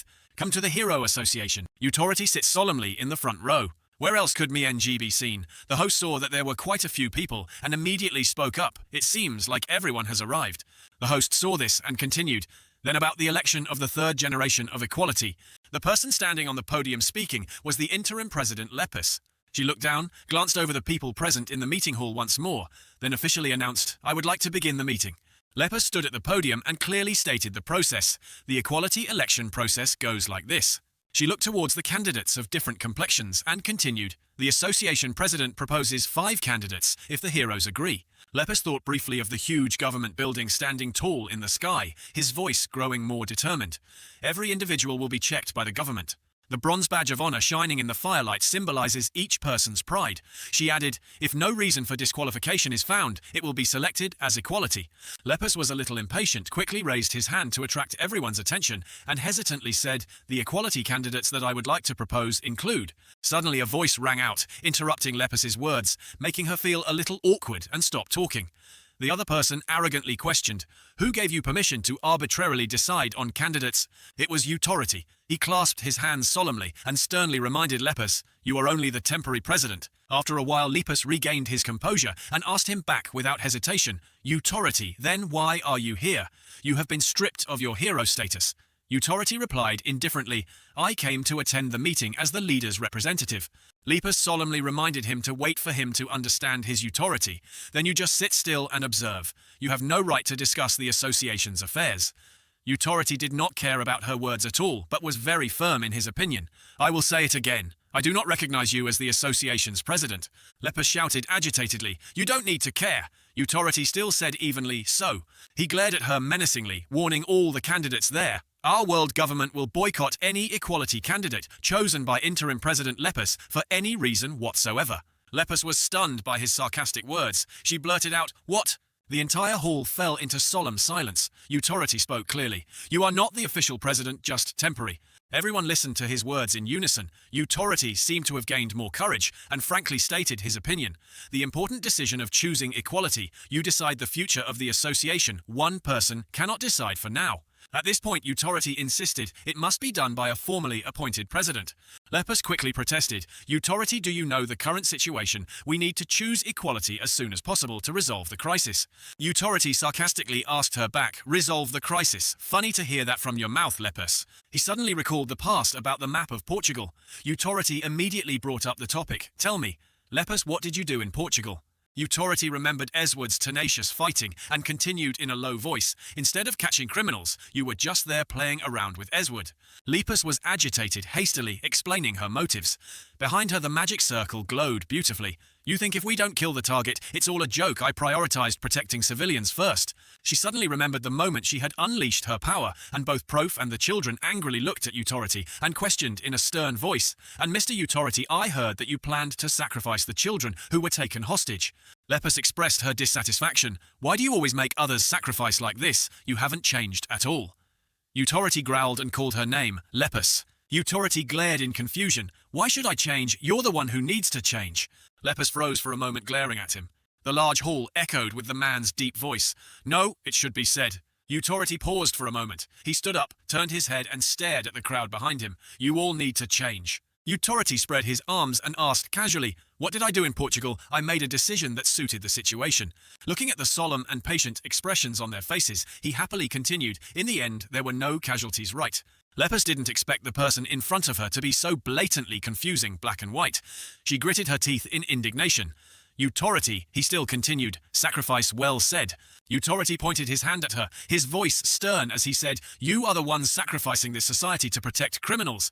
Authority briefly thought of the towering, always lit building, using the people's precious tax money to feed and shelter countless murderers. He saw her silence and immediately took advantage of the situation, then used the excuse of social responsibility to reform all words that sounded nice. He thought of the Court of Justice as a dark nightmare. Reform, how ridiculous. Authority agitatedly asserted they never change. They are all scum. He thought he saw Shinka secretly manipulating the entire planet. Look, those who just escaped are preparing. Authority emphasized, hiding under that madwoman to prepare another massacre in a situation like this. Lepus was silent, not knowing what words to use to refute his argument. Authority sneered. As someone who was once Margo's disciple, you can choose equality and run the Hero Association by yourself. Authority said again, you don't need to look to know what it will be like. It will be just nonsense, like heroes don't kill people, pretend to be righteous, noble to comfort themselves. Authority looked at Lepus for a long time. He firmly affirmed, Lepus, no one wants you to be the president of the Hero Association. You are not the president of the Hero Association. Stop pretending to be the president.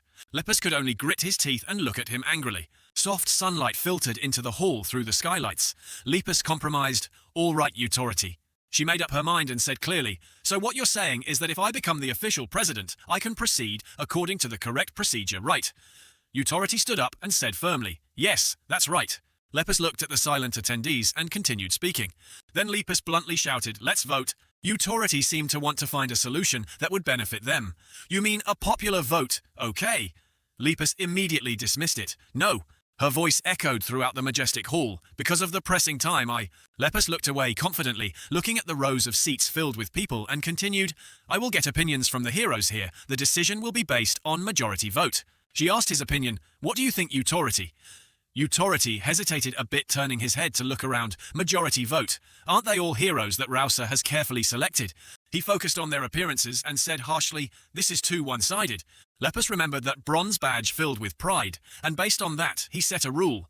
Then it's like the equality selection process. It requires 2/3 of the votes to pass. Authority hesitated for a long time. He looked pensively at the heroes sitting around him.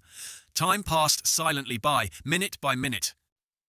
Authority remembered that bronze badge filled with pride, and based on that, he set a rule. Then it's like the equality selection process. It requires 2/3 of the votes to pass. Finally, the results were announced. The voting content appeared on a green background.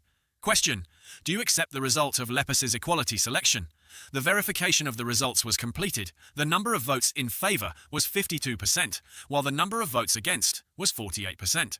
The result was deemed to have not reached the required number of votes, so the result was immediately changed to rejected. Lepus stared at the numbers on the screen. The words 48% against were not enough for the 2/3 majority. The result of not passing was like a lingering nightmare that tormented her. Lepus hesitated at the result. In contrast to her situation was Utority's gloating gesture. Wow! He laughed, wildly pleased and smug. You haven't gotten the majority of votes you wanted yet. Utority smirked. Maybe we should re-elect the association president. As Utority said, the heroes here were all selected and active since the time of President Rousea. Lepus could not have foreseen this outcome. She stared blankly at the crowd. The result did not have enough 2/3 of the votes in favor. The result was not passed now clearly before our eyes. The reason for this result is... Utority was shaken. His image was clearly visible. As soon as the incident at Rucula's prison occurred, it was a devastating disaster that made the prison even more gloomy and barbaric. He quickly approached all the heroes. Utority pretended to be urgent to convince them and carefully presented his point of view. At first, most of them opposed Utority, the second president. The heroes' faces showed their displeasure. But in this situation, when Utority kept preaching, gradually many people were convinced by him. Something barbaric is happening. It is important that even if you do not agree with the Utority's ideology, the powerful chairman's chair appeared before their eyes, and many heroes agreed that the chairman should be re-elected. In his view, the increasingly visible position of the chairman explains the reason why Rousea's appearance is radiant. To guide her policy, Rousea has overwhelming power and a record to prove her ideals. Lepus appears to be the complete opposite, while Lepus lacks both of those compared to Rousea. The bronze badge of Utority once again served as proof of this. The legitimacy to inherit Rousea's ideals seemed to fit Seo Gang Yu, a former member of Equality. But the image of Seo Gang Yu at this time was almost associated with barbarism and bloodshed in the public eye, but because Seo Gang Yu changed his views and killed the prisoners. The scene returns to the hall. At present time, opinions within the ranks of heroes begin to divide. Utority raised his voice to provoke Lepus. It seems that your teammates also doubt your ability to be the president of the association. What will you do now? Lepus was stunned and stammered, "Vote!" Utority immediately interrupted her. "A popular vote." Lepus repeated, trembling, "But time doesn't permit it. We can choose a candidate and let the heroes decide." Utority immediately interrupted. "No, that's not it." He thought briefly of Rousea's majestic appearance and used it as an excuse. "You know very well your esteemed third president Rousea has made it clear that the position of association president must be elected through a popular vote. And in case of emergency or natural disaster, the government can shorten the election period." Lepus was stunned and could not say anything more.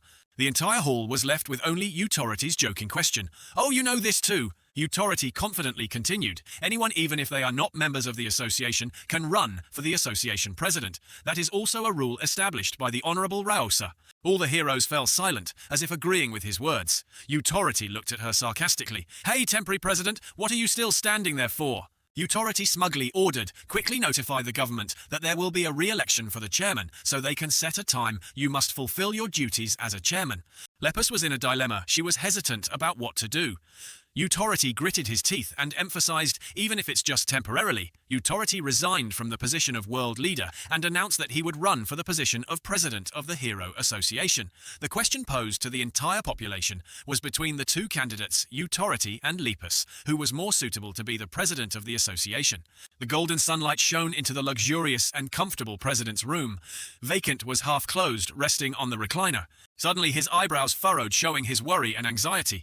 Vacant was lost in thought about a day long ago. It was a beautiful sunny day, with a high blue sky overlooking the green forest. Vacant in his picnic outfit, with a large bag, stopped for a moment, at the unexpected sound of big guts, huh? Before him was Kingston in martial arts attire, sitting leisurely on a high cliff. He asked, "You want a private meeting? Is it okay for the president to do this?" Vacant approached the foot of the cliff. He raised his head and answered honestly, "I've heard a lot about you from Buddha and Guerra. I don't think you would harm me." Kingston muttered softly, "These old men are really shameless." Kingston quickly returned to the story. He sincerely gave compliments. "I heard you don't have any supernatural powers, yet you still climbed to the highest position. How admirable." Vacant didn't pay much attention to his words, just quickly and directly said, "Mr. Kingston, now that it's just the two of us, I'll ask directly." Vacant looked straight into Kingston's eyes, as if to verify. He asked in a serious voice, "What is your purpose?" Kingston did not answer directly, just looked at him with a profound gaze and asked softly, "Hey, President, do you understand clearly about the development of supernatural powers?" Vacant pondered as he answered. An image of a glowing light bulb with a glowing filament inside appeared in his mind. He slowly said, "If we talk about the development of supernatural abilities, the more clearly the summoning system is visualized, the greater the power." Vacant thought of muscular people again. As for the special system and physical system, after passing puberty, they will be at their strongest during their physical peak. Amidst the majestic mountains, a gentle breeze blew, carrying green leaves, and Kingston's indifferent voice, half true, half false. Vacant was surprised. What? Under Vacant's doubtful gaze, Kingston slowly explained, both the physical and ability systems will indeed become stronger as they mature. But he moved his hand slightly and a black mist dispersed from it. Kingston's cold voice rang out, but the physical system can break through its predetermined limits through hard training. Hearing this, Vacant couldn't help but say bluntly. The woods stirred with another gust of wind. Kingston continued, "Aren't you curious?" Kingston thought of the ferocious red figure with great power that could summon thunder and rain. What if a human reached the highest level of the ability system and at the same time upgraded the physical system to the highest level? Vacant thought about it and raised his hand to his mouth. Then the country will be difficult to control. Kingston on the high cliff called out again, "Hey, President." He raised his eyebrows slightly in a mischievous manner. "Shouldn't you ask Seo Gang Yu about this? I'm not the one to answer that question. I simply want to see where the ultimate limit of humanity is." Vacant was quite surprised by this. Kingston lowered his voice again. "That's all?" The flow of memories circulated again. Vacant remembered himself sitting in the chair at his desk. He turned slightly and said to the person opposite, with his authority, "Do you want to add someone to equality?" He sat opposite the carriage and said honestly, "I really didn't expect that. There isn't such an important procedure that needs to be passed through." Rousea firmly asserted, "He's worth it."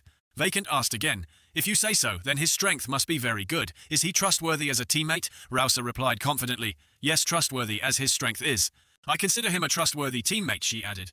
That statement paralleled another moment in the past. That moment when he was talking to Kingston in front of his gaze, Vacant said, Vacant at that time strongly believed in his intuition. He said without hesitation, "I believe in Seo Gang Yu." Kingston suddenly said something that was beyond Vacant's expectations, leaving him puzzled. Kingston said, "Then the answer is obvious, right?" He smiled modestly. "Anyway, protesting won't change anything." The scene changed. The chairman's room echoed with a sigh of relief. Vacant finally stood up, resting his hands on the table in relief. "An important decision has been made, so we can breathe a sigh of relief." Suddenly, a strange sound rang out. The secretary outside the door urgently poked her head into the room, timidly calling, "Mr. President." After being given permission, she entered and solemnly announced, "I heard that the Hero Association is electing a new president." Vacant seemed interested in this. He gestured for the secretary to continue. The secretary continued hesitantly. It is." She hesitated before announcing something urgent. Utopia just announced her candidacy for the Hero Association president. It seemed that Vacant did not want this to happen at all. His face showed disappointment, boredom, and confusion. Kingston's face showed satisfaction. Vacant had accepted Kingston's conditions. This matter was known only to the officials attending the World Government Conference. The conference took place in a solemn room with a small number of people present. This matter was kept top secret. At this time at the majestic skyscraper, the election of the Hero Association's president will also be held within the framework set by the government.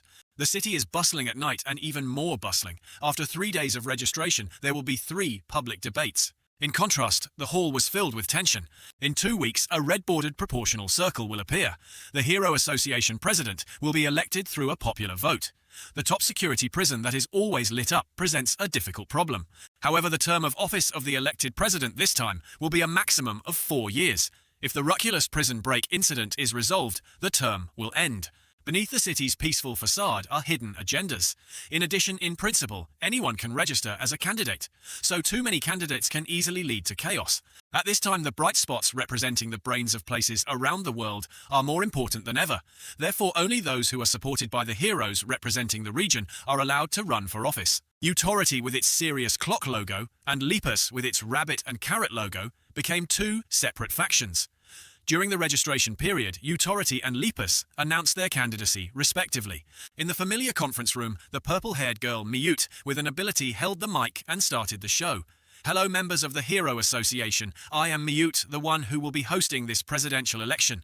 With the serious participation of big shots, Miyut popularized the organization of the election. Candidates will have the opportunity to speak before the entire association. She looked towards Utopia, who was already standing on the podium, and introduced, "First is the speech of candidate Utopia." He said to the heroes in front, "I will be brief." Utopia pressed the remote. An LED screen appeared. Utopia gestured, "Look." It was a sharp image of the prisoners in Ruculus prison. Utopia said harshly, "Because you guys keep pursuing your ideals, these monsters were released." He looked at the hero's body below and questioned, "What are you planning to do? Capture him alive, lock him up, and then release him again?" Utopia frowned clearly, showing his dissatisfaction. "I trust you won't repeat such foolish actions again." Next was Lepus's speech. She stood solemnly on the podium, confidently presenting evidence to defend her point of view. During the time Utopia was president, he condoned the heroes' massacre of civilians. Lepus thought about the images of those heroes, Hilo Clark. His voice grew more determined. Perhaps the number of civilians killed by heroes was not inferior to that of villains. Thinking of Shinka's evil image, she couldn't help but sympathize with the urgent matter at hand. I know the current situation is dire. A madman preaching eugenics is threatening humanity, but Utopia is no different from that crazy Shinka. Lepus looked at the people below and continued earnestly. He places high and low value on human life, using the name of justice to force the minority to sacrifice. She closed her eyes in obvious pain. Everyone is equal. Please don't forget the duty of a hero that Rousea emphasized. Lepus's rabbit logo and Utopia's clock are complete opposites. The initial strategies of both candidates were as follows. In the city with skyscrapers, consolidate the support base. Across the continent, both were busy attracting representative heroes from each region to their side. The clock icon of Utopia appears heroes support authority. It was the experienced North American man Angunea, and the other old Indian man Aletta. The rabbit badge appears the heroes support Lepus, the European representative. Europe representative, it's a girl from Oceania, Phuket. Chinese masked man Mianji, Middle Eastern man Kerpega. There is also someone from South America, Hassan, person from Africa, Aliterigo, in the city centre after consolidating the base of support for both candidates. They appeared in the newspapers with eye-catching headlines right on the front page. Both Lepus and Utopia continued all kinds of public opinion campaigns until the last day of the election. They used negative attack strategies to destroy each other. The moment had come, and on the last day of the registration period, Mute beamed as he held the mic and watched the LED board announce, "So the registration period is over, right?" Mute stared at the screen in front of her. "Now we will go through 3 debates." Suddenly, she was extremely stunned. "Huh." Mute looked at the others and the screen in front of them, exclaiming, "Huh, what's this?" She announced, "Another surprise candidate has just registered." Both Utopia and Lepus were extremely surprised and instinctively looked at the screen to find information. The sound of clearing the throat echoed throughout the hall. Ahem, ahem, a strange voice rang out. "Hello, members of the Hero Association." A young girl standing on the podium gently introduced herself. "I am Medius." Contrary to her voice, this person's eyes revealed a sinister look with a hint of triumph. She continued, "Current occupation re-education student." Lepus's eyes widened, unable to believe what she was seeing. "What is going on?" Utopia didn't say anything, but his face showed disdain and contempt. After a while, he exclaimed in surprise, "What the hell is this?" The sudden appearance of Medius made the atmosphere of the entire auditorium drop. In contrast to the stiff, glued-on look and stiff atmosphere, Medius's face showed confidence. She had clearly anticipated this situation. The appearance of Medius made Utopia visibly upset. He immediately complained, "What kind of situation is this? Do they think the Hero Association president election is like a high school class? President election. It's obvious that only those who are supported by the Hero Representative District can run." The crowd's criticism seemed about to explode. Suddenly, a stern voice rang out. "I will support her." It was the voice of Kerpera, the hero representing the Middle East. Kerpera's words shocked the entire audience. Utopia and Lepus couldn't believe their ears, their eyes widening in surprise. What? Especially when Lepus saw a representative who had once supported her turnaround, she couldn't help but be stunned. "Mr. Kerpera, you used to support me." Kerpera replied calmly, without hesitation. "I've changed my mind." It seemed nothing could change Kerpera's mind. His eyes were serious. "I now support Medius, that girl." Medius smiled lightly, as if she had known this outcome, her deep eyes seeing through the mortal world. In a flash, the situation changed. Medius appeared as a new factor to overthrow the whole game, and so the number 1 candidate, Lepus. Number 2 contender, Utopia. The first 2 contenders are not very different. The biggest difference in this race comes from the emergence of a new candidate. 3rd place candidate, Medius. 3 candidates have officially registered. Newspapers quickly update hot news. New information is discussed and posted on major newspapers. Seeing Medius dominating the media, Utopia couldn't help but feel annoyed. Every article is about that high school student. It's really a sensation. The news about Medius has received mixed opinions. It seems that the press will be very busy at this time, but there are also many opinions criticizing Kerpera, and that girl, they say that elections are not a joke.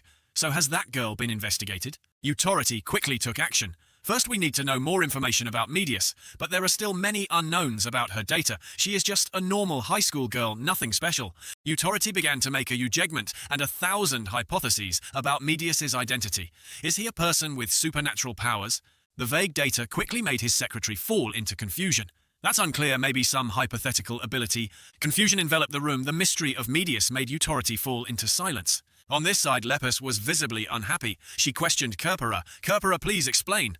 Kerpera remained calm, unfazed by Lepus's question. Just ask anything. Lepus thought Kerpera was being too emotional about this. Perhaps it was just a spur-of-the-moment decision, without thinking it through. Did you know that girl before? Even if you did, you can't let your personal feelings affect something as important as this. No, I've never met her before. What? Kerpera began to recall each incident that led him to make the decision he had just made. A few days before, I walked into the office to work. He had encountered Medius before. In my own office, I saw her sitting in my chair. Kerpera's disdain for Medius was evident at that moment. He scowled. At first, I thought she was an intruder sent by the villains and tried to suppress her. Kerpera's hostility didn't last long. It began to fade at Medius's words. But after talking a few times, Kerpera's memory was in disarray. He could no longer remember every detail that had happened dozens of times, hundreds of times, no, countless times. Medius's words had some kind of magic. Kerpera was drawn in, starting to agree and support her. I feel like I've talked to her so many times. And then, without knowing when I was certain that I had to support her, Kerpera's unclear recollection left Lepus extremely confused. She put on a face of incomprehension. Kerpera could not be allowed to continue to be lost in his memories. Lepus spoke up. With your permission, sir. Is that okay? Yes, go ahead. Lepus quickly reached out and used his ability on Kerpera.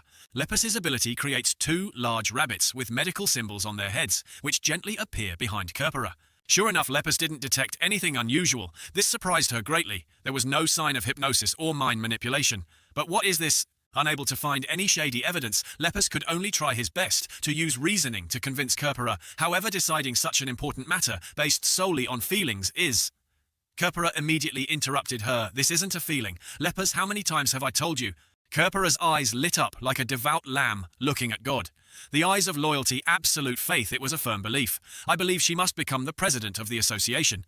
With Kerpera so determined, what else could Lepus say? Any words of comfort would be redundant at this point. The appearance of Medius is still a big question mark in this election. A mysterious character appears. What will her appearance bring to the future of humanity? A difficult question to answer. Not just a mystery, not a threat. The people directly affected by this are Utopia and Lepus, but they have more important things to worry about. Utopia and Lepus are still full of doubts, but they decided that this does not affect the situation and focus on each other. It seems that neither of them consider Medius as a rival, they are just competing with each other. Right at the debate. The debate began with the sweet voice of the moderator. Miyut waved to the audience. Hello everyone, I am Miyut, the moderator of this debate. Before we begin, let me explain the rules of the debate. First, about time. Miyut began to explain. First, each candidate will have 10 minutes to speak. Each person is given a number in turn for this debate. The order of speaking is according to the number of candidates. Candidates don't just speak, they also have to be prepared to ask tough questions. During these 10 minutes, candidates can present their platforms or ask questions of their opponents. Time still plays an important role in this question-asking section. The time allotted for the answer will be deducted from the questioner's time. Therefore, they can interrupt if they feel they don't need to listen to the whole thing. Another interesting mechanism is the rebuttal section. In addition, during the opponent's speech, each candidate gets 2 chances to present a rebuttal. Miyut smiled brightly and explained the rules of the debate from beginning to end, and each time he would take the lead for a minute. Now we will begin the debate. The candidates quickly introduced themselves to the public. Candidate number 1, Lepus. Hello, I am Lepus, Margo's student and a member of Equality. Next up was Utopia, the second candidate, Authority. Nice to meet you. I am Utopia, the former second president of the Hero Association. Finally, a new factor entered the race, candidate number 3, Medius. First time introducing myself to you all, I am Medius.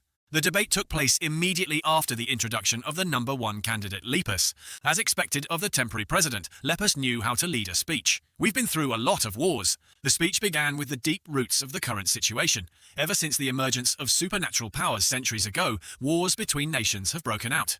Next is the development of the conflicts of each stage. After the world government unified, there were countless civil wars. These conflicts go through many forms without disappearing, and after the Hero Association was born, society was divided between heroes and villains. War is an inevitable part of every period. Lepus seems to emphasize the process of being immersed in that terrible inevitability. We have spent most of our time in such a collapse of society. From the bitterness that the conflict brought, Lepus once again highlighted the role of many heroes of the past. But thanks to the efforts of Rousea and many other characters, the foundation of society was rebuilt. As expected of Rousea's student, Lepus said firmly, and now society is starting to function properly. Lepus refers to Utopia as tearing down all the heroes of the past. Think back to the days of Authority. Heroes were like outlaws with inconsistent beliefs and methods. They slaughtered villains and civilians indiscriminately. It seemed that this speech was aimed entirely at Utopia, with the intention of bringing him down. If Utopia becomes the president of the association, those things will happen again, and the society we worked so hard to build will collapse. Lepus was arguing passionately when Utopia interrupted her. Society was already collapsing. The Utopia did not sit still and take the bullets, and began to give signals. The Utopia requested a minute of debate. Can't you see the current situation? This old man has lived for many years and has a wealth of experience in arguing. I really cannot understand why the sacrifice I endured, even though it was filled with tears, is considered a massacre. But the fact that you sacrifice society for criminals is considered moral. Utopia began to argue. His words were no less convincing. It must be understood that no noble goal in this world can be achieved without sacrifice, if sacrifice is inevitable. Even though it was Lepus's turn, Utopia's rebuttals gave him a fair amount of sympathy. We must ensure that the sacrifice is not in vain. Every source of evil must be completely destroyed. Utopia said to a long guy, as if this playground was his own. Look, it's because they left behind the seeds of evil that they caused this situation. Lepus realized something was wrong. It seemed like this old man was cheating. Wait, Utopia. The minute hasn't even passed yet. It turned out that he had deliberately put his hand on the watch, using his supernatural ability to argue that the time was off. Take your hand off the watch right now. How can a minute be that long? No wonder Utopia has been talking so much, he sneered, looking smug. What are you talking about? That provocative face made Lepus even angrier. She continued, if you don't let go. Before Lepus could finish his sentence, Miut's voice rang out. Enough, enough. Lepus was immediately blocked by Miut, making her unable to continue speaking. Miut used his ability to mute Lepus, and at the same time repeated the rules. Lepus, you are only allowed to speak when your opponent's rebuttal time is over. Miut had the ability to mute. Authority was also quickly reminded, but the old man was too stubborn, shrugging his shoulders as if he didn't care. And Utopia, please restrain yourself from using your abilities. The war seems to be all about Lepus and Utopia. They're fighting for one thing image. The actions of these two are completely understandable. They are fiercely defending their positions in the elections.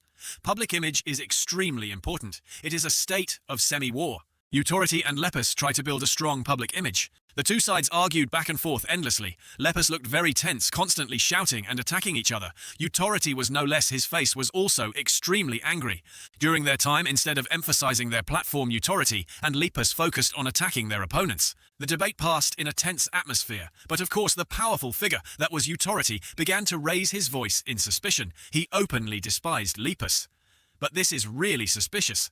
How is a girl who can't even handle a villain supposed to handle this situation? Or are you saying that you're stronger than Rousea? Lepus is far inferior to Utopia in terms of experience and cunning. Lepus is absolutely no match for Utopia. The shadow of her master was too great for Lepus to bear. It was fortunate that she ran for office, because in the public eye she was only remembered as Margo's student, so she was still in a position where she needed to learn more. Lepus's appearance also became a disadvantage that made it difficult for her to win the public's favor. Most importantly, her rabbit appearance made people associate her with a weak image. Utopia's deep gaze quietly assessed the situation. So then the next person he turned to was Medius. If I just crush that variable, this debate will end in my favor. Medius finally took the field in an atmosphere that leaned towards Utopia. She didn't seem nervous at all. It was Medius's turn. Medius began his argument in an unexpected way. She commented on her opponents. Mr. Utopia has transformed the Hero Association from a small organization into a global corporation with his determination and great driving ability. Lepus also received praise from Medius. Lepus, the successor of Rousea's will, has strengthened this group with strong ideals and beliefs. Medius calmly continued to the confusion of the two opponents. Therefore, she then made a shocking statement. So I want to combine the strengths of both to solve the current situation. Medius was about to continue when Authority cut him off. My credo is, brat. He used his usual condescending tone to mock Medius. This isn't a student council election. Go back and study. This debate isn't the place to discuss policy.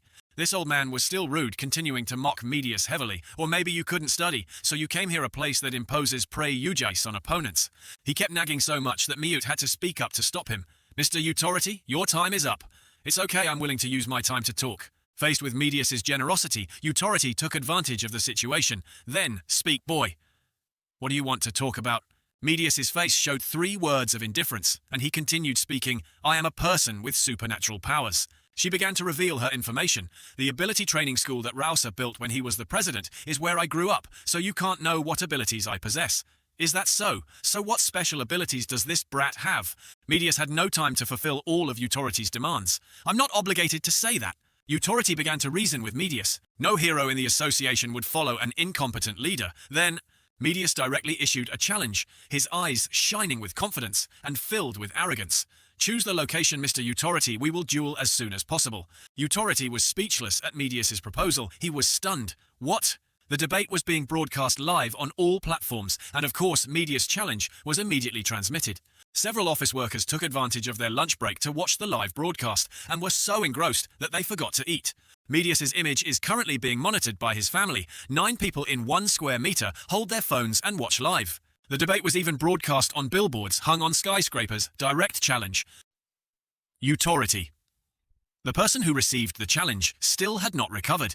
His eyes were wide open, and his mouth was wide open in surprise. Without waiting for Utority to digest the situation, Medius went straight to the main topic, discussing the match with Utority. What will be the rules of the game, a mixed martial arts match using supernatural powers? Utority still did not respond. His life experience told him that he was in a dilemma. Utority fell into deep thought. In response to Medius' challenge, Utority immediately sprayed glue on the spot, an unexpected direct challenge. All the tricks Utority used were almost instantly neutralized.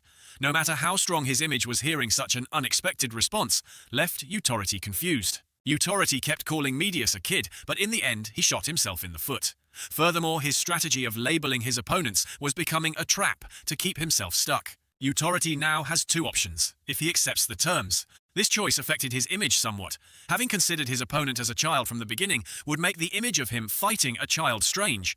Looking back, it still seems that Utority is at a disadvantage. In addition, with its current overwhelming political position, if it were to actually confront them on the field, Utority would be lowered to the same level as its opponent, damaging its reputation. With this choice, there are 2 possible scenarios. Even if you win, it will be a meaningless victory. In any situation, Utority's reputation is affected, but failure can affect the end of a political career. From Medius' confident expression, everyone knew she had just made a dangerous move to push her opponent into a corner. So what if she refused the conditions? This choice carries even more risk. He would be branded as someone who is afraid to fight a kid and considered a coward. This decision certainly made Utority receive a lot of criticism, a weakling. The image he worked so hard to build will certainly be tarnished. This will seriously damage his strong image. In a difficult situation, Utority thought of 100 ways. In a short period of time, Utority accelerated its thinking, coming up with a series of countermeasures. But Mute, who had participated in countless debates, was also surprised by this move. A duel, huh? No matter which choice, the most important thing to determine right now was Ed's. Medius' expression of not being afraid of anyone and her mysterious ability made the game with Utority even more difficult. This girl's ability, Utority fell into deep thought for a long while. The triumphant look on his face when arguing with Lepus completely disappeared. What kind of ability does she possess? At this moment, the scene changed to a green sky and fresh air. Kingston lay on the grass looking up at the sky and the ground, feeling extremely relaxed. Haven't you felt anything strange lately? Seo Gang Yu heard Kingston's ambiguous words and asked, "What do you mean?" Kingston continued to philosophize. "I don't really understand, but whatever it feels like I'm being told over and over again. Well, I'm always like this. How long will this go on?" Kingston responded with a sigh, his eyes looking into the distance. "Highs, is it because I'm old that I feel something is wrong?" On this side, Medius did not give Utority any more time to think. She asked directly, "Why don't you answer, Utority?" Utority knew this situation had to quickly think of a solution. Well then, Utority did not answer directly, but instead went on and on in a roundabout way. "That's right, being a kid you act emotionally. It's not rational to challenge someone in the middle of a debate like this." It seemed like he had to drag this debate into the mud to get through this situation. He again acted mature to overwhelm Medius. "Hey kid, this debate is not the place to joke around." But this old man messed with the wrong person. Medius was determined to fight to the end once he joined. "I'm completely serious, Utority." Medius even used Utority's own arguments to counterattack him and to become the president of the association. "The most important thing is strength, as you said yourself." The argument Utority had used against Lepus earlier was what now forced him into a corner. "Even when you were talking to Lepus, you said that Lepus was weaker than Rousea and therefore could not be trusted. Is that right?" Medius continued to cite evidence at the hero headquarters itself during his time as president. Medius's sharp analysis had no holes. "Did you pit the heroes against each other to determine the rankings?" Every word Medius said made Utority spit out his words. "Then you should try ranking with me once." Medius was determined to push Utopia to the end. If we feel it is inconvenient to hold the event here, we will decide on the location after the debate. Seeing that the diversionary tactic failed and was turned around by Medius, Utopia felt that this time he had scored a point. Damn, I've been stuck with a real poisonous snake. Medius extended a hand towards Utopia with good intentions, but his smile held a hidden meaning. I shouldn't have messed with her in the first place. She's not like me. She has nothing to lose. Utopia continued to drag on, intending to use the stalling tactic again. Okay, what you say makes sense. He continued to speak, but no sound came out of his throat. Then right now. It turned out that was Miyute's ability. Utopia was really speechless. Miyute quickly signaled, indicating that Utopia had gone on too long. Sir Utopia, Medius has decided not to let you stall any longer. Please keep quiet. Utopia was stunned, having lost all initiative. This brat just waited to hear the answer she wanted, and then interrupted my time. Seeing Medius calculating everything meticulously, Utopia couldn't help but feel fearful and cautious. What kind of ability does she have that makes her so confident? Falling into a passive position, every action of Utopia is extremely disadvantageous. Should I? He was hesitating about playing dirty, knowing that the risk would be too high. Try a risky move, speed up to the max if it can be done without anyone knowing. While pondering, Utopia suddenly froze, confusion evident. It turned out that Medius was leaning towards him, observing Utopia's every move. Utopia was shocked. Luckily, he didn't make a move. Medius's deep purple eyes seemed to see through the soul of the person in front of her. Her indifferent expression sent a chill down Utopia's spine. His eyes widened in fear. It seemed that countless doubts had appeared in Utopia's mind. Could it be that she... After a while, Medius's speech finally officially began. The first debate was almost over. Medius's speech began. Medius begins with a concrete metaphor, picturing the current dilemma. Having gone through countless wars, our society is like a tangled knot of unresolved issues. The problem was so great that the knots in Medius' mind were a jumble. Those knots were not meant to be untied. Then the human impact on those issues is cut off in a powerful way. The one who cut everything off mentioned by Medius was a familiar name. I think it was Utopia. However, Utopia's solution did not make the problem go away. But Utopia did not clean up the severed nodes, but continued to slash endlessly. Thus, the normal strings also started to be cut. There is also a figure who has a profound influence on matters. He has taken those strings and reconnected them. I think it's Rousea. Needless to say, Medius's association is so logical that Rousea is the one who heals this world. But the problem did not stop there. That is why the world is in such chaos now. But among the knots that Rousea has tied, there are also rotten ones that have crept in. This is causing the current problem. Medius is perhaps following in the footsteps of the previous generation in looking at the problem. However, we cannot leave it as it is. She recognized the mistakes in the way her predecessors handled things, but we can't cut it all off like before. Medius expressed his sincerity from the bottom of his heart, hoping that it would reach the entire masses. We need to cut it off carefully so as not to damage the normal threads and carefully reconnect them thoughtfully. Medius represents a harmonious blend that recognizes the achievements of both sides. This is a time when we should not lean too far toward one extreme, but find a balance and move forward in harmony. Her solemn declaration was heard by the entire crowd. I, Medius, if I become the president of the association, will propose to the government to grant the right to execute heroes on the spot. Medius's unexpected measure left the entire crowd gasping. The heroes who will be granted this Utopia will be selected through an even more rigorous screening process. Their attention and astonishment somewhat reflected Medius's influence. In determining the list of villains to be executed on the spot, I pledged to carry out decisions with the utmost care. In addition, Medius did not forget to add the way of handling death row prisoners in the Alpha world. Of course, she declared with a firm tone and extremely clear eyes. The death row inmates of Alpha world, all will be executed on the spot. I will give up. The time has come, the final seconds have passed. The first debate is over. No matter how well the candidates perform, they can only turn around and go home. The burning question that has been plaguing the debate is finally here to be answered. Who is the right person to be the next leader of the Hero Association? The debate was slowly coming to an end. Medius kept a confident smile on his face. Utopia seemed quite nervous. Lepus had completely lost his previous confidence. After the first round of debate, Lepus and his symbol received quite low results, with Lepus's support rate of 8%. Utopia appears with the familiar clock icon slightly better, Utopia 35%. And finally, with an overwhelming percentage of Medius 57%, the public opinion poll has ended. The map of the continent appeared with sparse bright spots. In addition, some heroes who had supported Lepus had announced their support for Medius. It was the masked person from China, Mianji. There is also a person from South America, Hassan. The podium was a dazzling position in the press conference day and night. In this situation, Lepus held a press conference. She spoke earnestly in an attempt to regain everyone's support. I listened to what Medius said during the debate. I spent too much time in dialogue with Utopia and could not refute Medius's point of view at that time. The reporters listened to her presentation in silence. They silently gave their evaluations. Lepus added, "A high school student who lacks social experience. What standard does he use to decide the life and death of others?" Lepus was indignant at this. "She is just as dangerous as a warranty." That was the assertion. After criticizing Medius, Lepus continued. The scene transitions to another luxurious room. Lepus walked in solemnly. She pleaded a bit everyone. Inside were those who had once supported her, but had now switched to supporting Medius, Mienji Kerpera, and Hassan. Kerpera asked her in a low voice, "Why did you call me here, Lepus?" Lepus did not hesitate to speak her mind. "Stop pretending not to know. Why did you choose that high school girl?" Hassan suddenly continued her words. "It's simple." He raised his eyebrows meaningfully. "I have a feeling there's no other reason."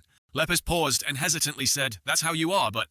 She looked at the woman across from her in disbelief and asked, "Mienji, I didn't expect you to make such a choice." A man's figure appeared between the two. It was Yuji. Lepus said softly, "If your master Mr. Yuji knew about this, he would be very sad." Mienji then spoke, "Our master." She thought back to that moonlit night when butterflies fluttered in the air. Mr. Yuji raised his head and said thoughtfully, "This world is so complicated, Mienji."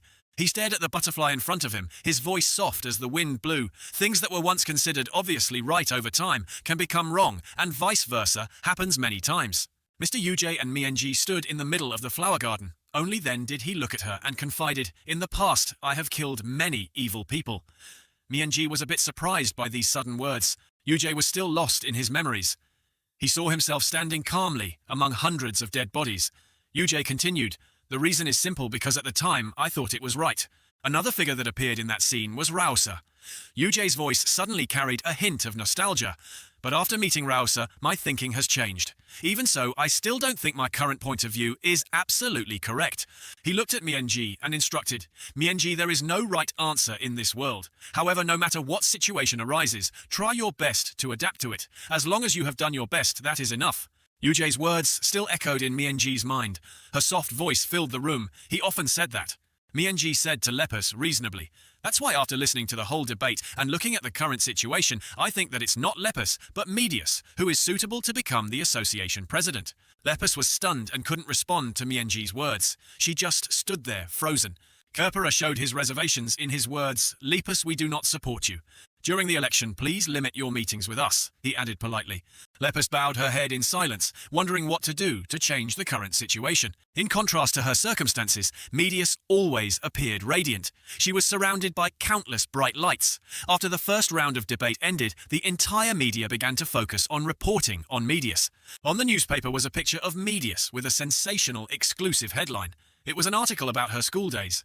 And then the newspapers learned about Medius and her family. Articles about her family appeared. There are also articles about the latest information about the election. The pictures of Medius and Utopia are on the front page, which are articles about the confrontation with Utopia. The press with Medius's image all over. Among the topics that are causing a stir, the most prominent is Medius with her mysterious smile. Along with that is the question that attracts the curiosity of a large audience. What is her power after all? Utopia opened his eyes wide, examining the information intently. On the screen opposite him was a magnified image of Medius on the campaign trail. It was a video recording of Medius's every facial expression and gesture that day. Utopia kept staring at the screen, seemingly trying to extract information about this mysterious girl from the short piece of data. He paid more attention to her features, especially her purple eyes. Suddenly, Utopia's eyes widened, as if discovering a hidden detail. The silent room finally had sound. Yes. Utopia was shocked to realize the truth. He muttered softly, "So that's it." Meanwhile at Shinka's base, Karnis spoke carefully. "Lord Shinka, don't you find life becoming repetitive and boring these days?" Gato agreed. "I agree." Shinka sighed. So humans feel the same way." She raised her hand to stroke her chin. "I'm not the only one who thinks so, right?" On the other side appeared a hat with an intricate crest. "That's the hat on Shong Huan's head." He sat in the corner of the deserted house, bored. He looked up, trying to see the brim of his hat, silently thinking. In the ruins, a shrill scream rang out. "Wah wah!" A little boy with tears in his eyes cried out miserably, "I'm so bored, I can't take it anymore, I'm bored to death." That was Priyatua, a person with a special system. Images of him from childhood, youth, adulthood to old age appear. His life only lasted 1 week, and he relives the beginning and end of his life every week. He was in his teenage years now. Priyatua was rolling around and screaming. Standing around him were Natura, Benjamin, Esward, and Vedi. Priyatua shouted loudly, "Aha! When can I get out?" Natura smiled gently and said, "Please wait a little longer because there is a variable that has occurred. Please be patient." Vedi was writing something while muttering, "What an interesting ability. I feel the inspiration flowing strongly." Priyatua softly called Natura, and he immediately looked to see what he wanted to do. Priyatua said excitedly, "Let's go out for a while." A worried voice echoed through the junkyard. "If Shinka finds out, she'll be furious." Another innocent voice replied reassuringly, "It's fine as long as we don't get caught." Priyatua waved her arms, trying to convince Natura, "We're just going to the nearby village for a bit, it's no big deal." Natura looked at Priyatua's expectant face and pondered for a moment. Finally, he compromised. "Okay, it's been a long time since I felt nature." Priyatua exclaimed happily, "Awesome, so awesome. Natura, you're the best." Natura turned to the others. "What about you guys?" Benjamin hesitantly refused. "Oh no, I'm scared to go out. I'm not going anywhere." Vedi closed his eyes slightly, drew a few circles in the air with his pen and said, "I don't want to either. In comics, the characters who go out on their own are usually the first to die." Priyatua was dissatisfied. "Humph, what bad luck." Natura held out his hand in invitation. "What about Esward?" Edward hesitated a little. Suddenly he remembered Shinka's scary, angry face. Thinking of this, he suddenly fell silent, no longer having the energy to continue discussing this matter. Esward tactfully refused. "You guys go, I'm not feeling well." Natura still smiled. "Is that so?" Priyatua was a little disappointed, muttering softly, "What a weakling." At this time the clouds covered the whole place. The green forest was a bit darker than usual. Green foliage and miles of vegetation stretch in all directions. A series of vibrations came from the ground. Natura and Priyatua were standing on a towering tree branch, comfortably observing the space below. The two jumped from the tree branch to the ground, their faces filled with relief and joy. It's been a long time since I've felt the scent of nature. This ability is really convenient." Priyatua quickly suggested, "Let's go to the nearby village for a bit." The two were chatting happily when suddenly they noticed something approaching. They were representative heroes from many regions. Each one exuded a crazy, murderous aura. Mienji did not wear a mask like usual. She revealed the patterns printed on her face. Hassan and Kerpera were both armed as if they were about to enter a life-and-death battle. Especially behind them was Medius. Her purple eyes highlighted her coldness. Priyatua and Natura were stunned by the murderous aura for a moment. What are those people?" On this side, Utopia was moving hurriedly behind him, the secretary. She asked, "Press conference?" "Yes." Utopia finally made a decision that left the secretary bewildered. "I intend to accept the challenge that Medius has proposed." "What?" The secretary's sweat dropped as she confirmed again. "Are you kidding?" "I'm not kidding. This is the only way I can win." Utopia's words suddenly became breathy. He seemed to have realized something. No wonder she is. In Utopia's tense face, Medius is definitely not an easy target. It seems like this is not the first time she has participated in a debate like this. It turns out that she possesses such a cheating ability. How can we win? What do you mean? Utopia seems to know the power that Medius hides her. On this side, the battle between the two Natura brothers and the representative heroes is getting boring. Priyatua was seriously injured in many places. Blood was splattered all over his body. Natura is a little better, but still very miserable. Medius just stood behind and watched, but her killing intent was the strongest. Here Utopia reveals Medius's shocking ability can reverse time. Looking at Medius's indifferent expression, it was hard to realize that she harbored such terrifying abilities. Somewhere a fierce battle is taking place. Medius's image appeared with sad but eerie and scary eyes. The secretary asked with a surprised look, "Can you reverse time?" Utopia turned around to confirm. He said with certainty, "No wonder the more we argue, the more things go astray." The more he thought about it, the angrier he became. He gritted his teeth and said, "She rewinded the argument countless times and changed the future to one that was beneficial to her." Hearing this, the secretary asked curiously, "Then how can we defeat her?" Utopia slowly replied, "Luckily, she has a weakness." He glanced at his secretary and told her, "Look at what I just sent you." She immediately looked at the iPad screen and observed. Utopia slowly asked, "Do you see anything different?" At this moment, the image of Medius appeared on the screen. The first scene looked normal at first glance, but in the second scene, a small change suddenly appeared. The ends of her hair began to change, a deep purple color appeared, and the length of her hair seemed to have lengthened for a moment. After a moment, the secretary seemed to have realized the problem and replied, "Her hair grew a little longer, I feel like that's right." Utopia's eyes were still calm, but full of meaning, as if he had seen through the whole secret. He emphasized once more, "Yes." He calmly asked, Why do you think I left thou? The secretary hesitantly gave her guess because she has too many dark thoughts. At this answer, he was stunned for a second, and then reacted with dissatisfaction. Are you kidding me? Utopia also discovered a secret. Although this woman can reverse the time of everything around her, but she couldn't do that to herself, he said with certainty. He immediately thought of the image of Medius being injured and used it as an example to help the foolish secretary understand, meaning if she gets injured, she won't be able to reverse the injury. Utopia asserts its understanding that she will return to the past with that wound, speaking of which he thought smugly, so as soon as I accepted her challenge, I knew for sure that I would win. The secretary then asked worriedly, but someone who possesses the ability to control the flow of time would also be physically strong. He hurriedly reminded, have you forgotten? Utopia revealed a ferocious expression and said, I also possess the ability to control time.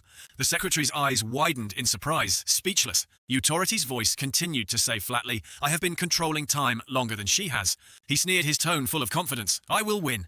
His old face became wrinkled. His sharp eyes looked forward, and he continued, perhaps this is the fate of those who possess the ability to control time. We use our powers at the cost of our lives. The image of Medius flashed through his mind. In another development, the group of mutants fought fiercely with the chain-like monsters. Natura, covered in injuries, gasped for breath, raised her head and sighed. Phew! At this time the plant's tentacles grew longer and longer, attacking everyone. Kerperagar coldly swung out a powerful sword, causing them to be cut into pieces. He glared and reminded uncomfortably, controlling plants, this ability is not suitable for killing people. The chains of the plant grew back to life. They charged forward straight, followed by a determined voice. But I like it. I can admire the beautiful curves of the plant. Let me tell you.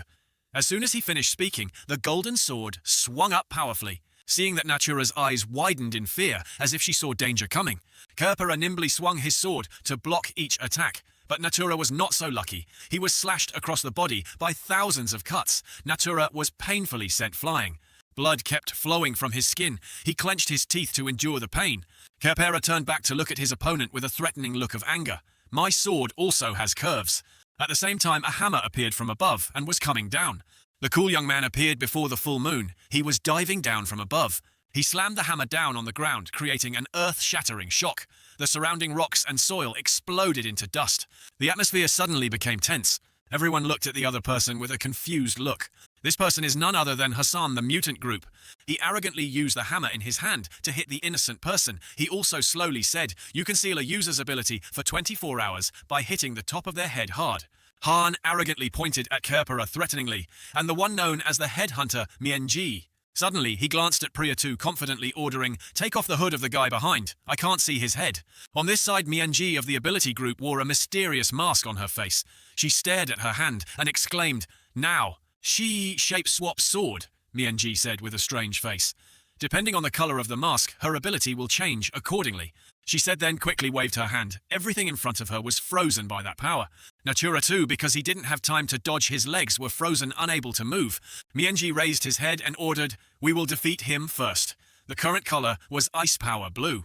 Natura glanced back in horror and asked, Priyatua, how long do we have to wait? Are you still not an adult? Priyatua hugged her chest with one hand and replied in pain, it will be a while. He spat out a mouthful of fresh blood, his eyes determined, as he said, I will return to the golden age soon. Natura gritted his teeth and continued to attack with his plant growth chains. The full moon was about to be hidden by dark clouds. The dim light gradually faded, leaving only weak rays of light through the gaps between the gloomy clouds. Priya 2, with eyes full of anticipation, muttered, just a little longer. The surrounding scenery seemed to be immersed in darkness, giving off a feeling of coldness and silence.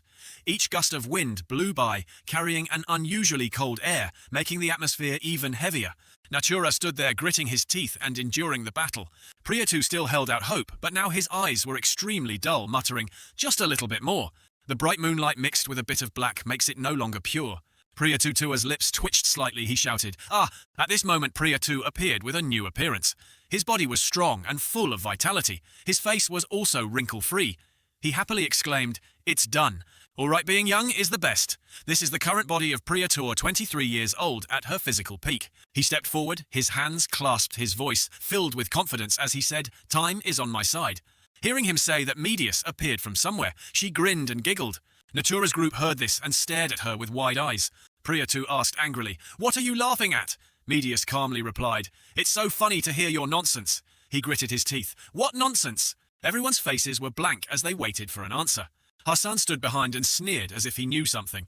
Medius's eyes were strange, and he coldly said, "Time is not on your side." Suddenly a movie appeared in her head, fast-forwarding to the past. Medius' eyes widened in horror, because the two people in front were brutally attacked. Their faces were swollen, and their bodies were full of wounds. Natura was beaten until her mouth was spitting blood.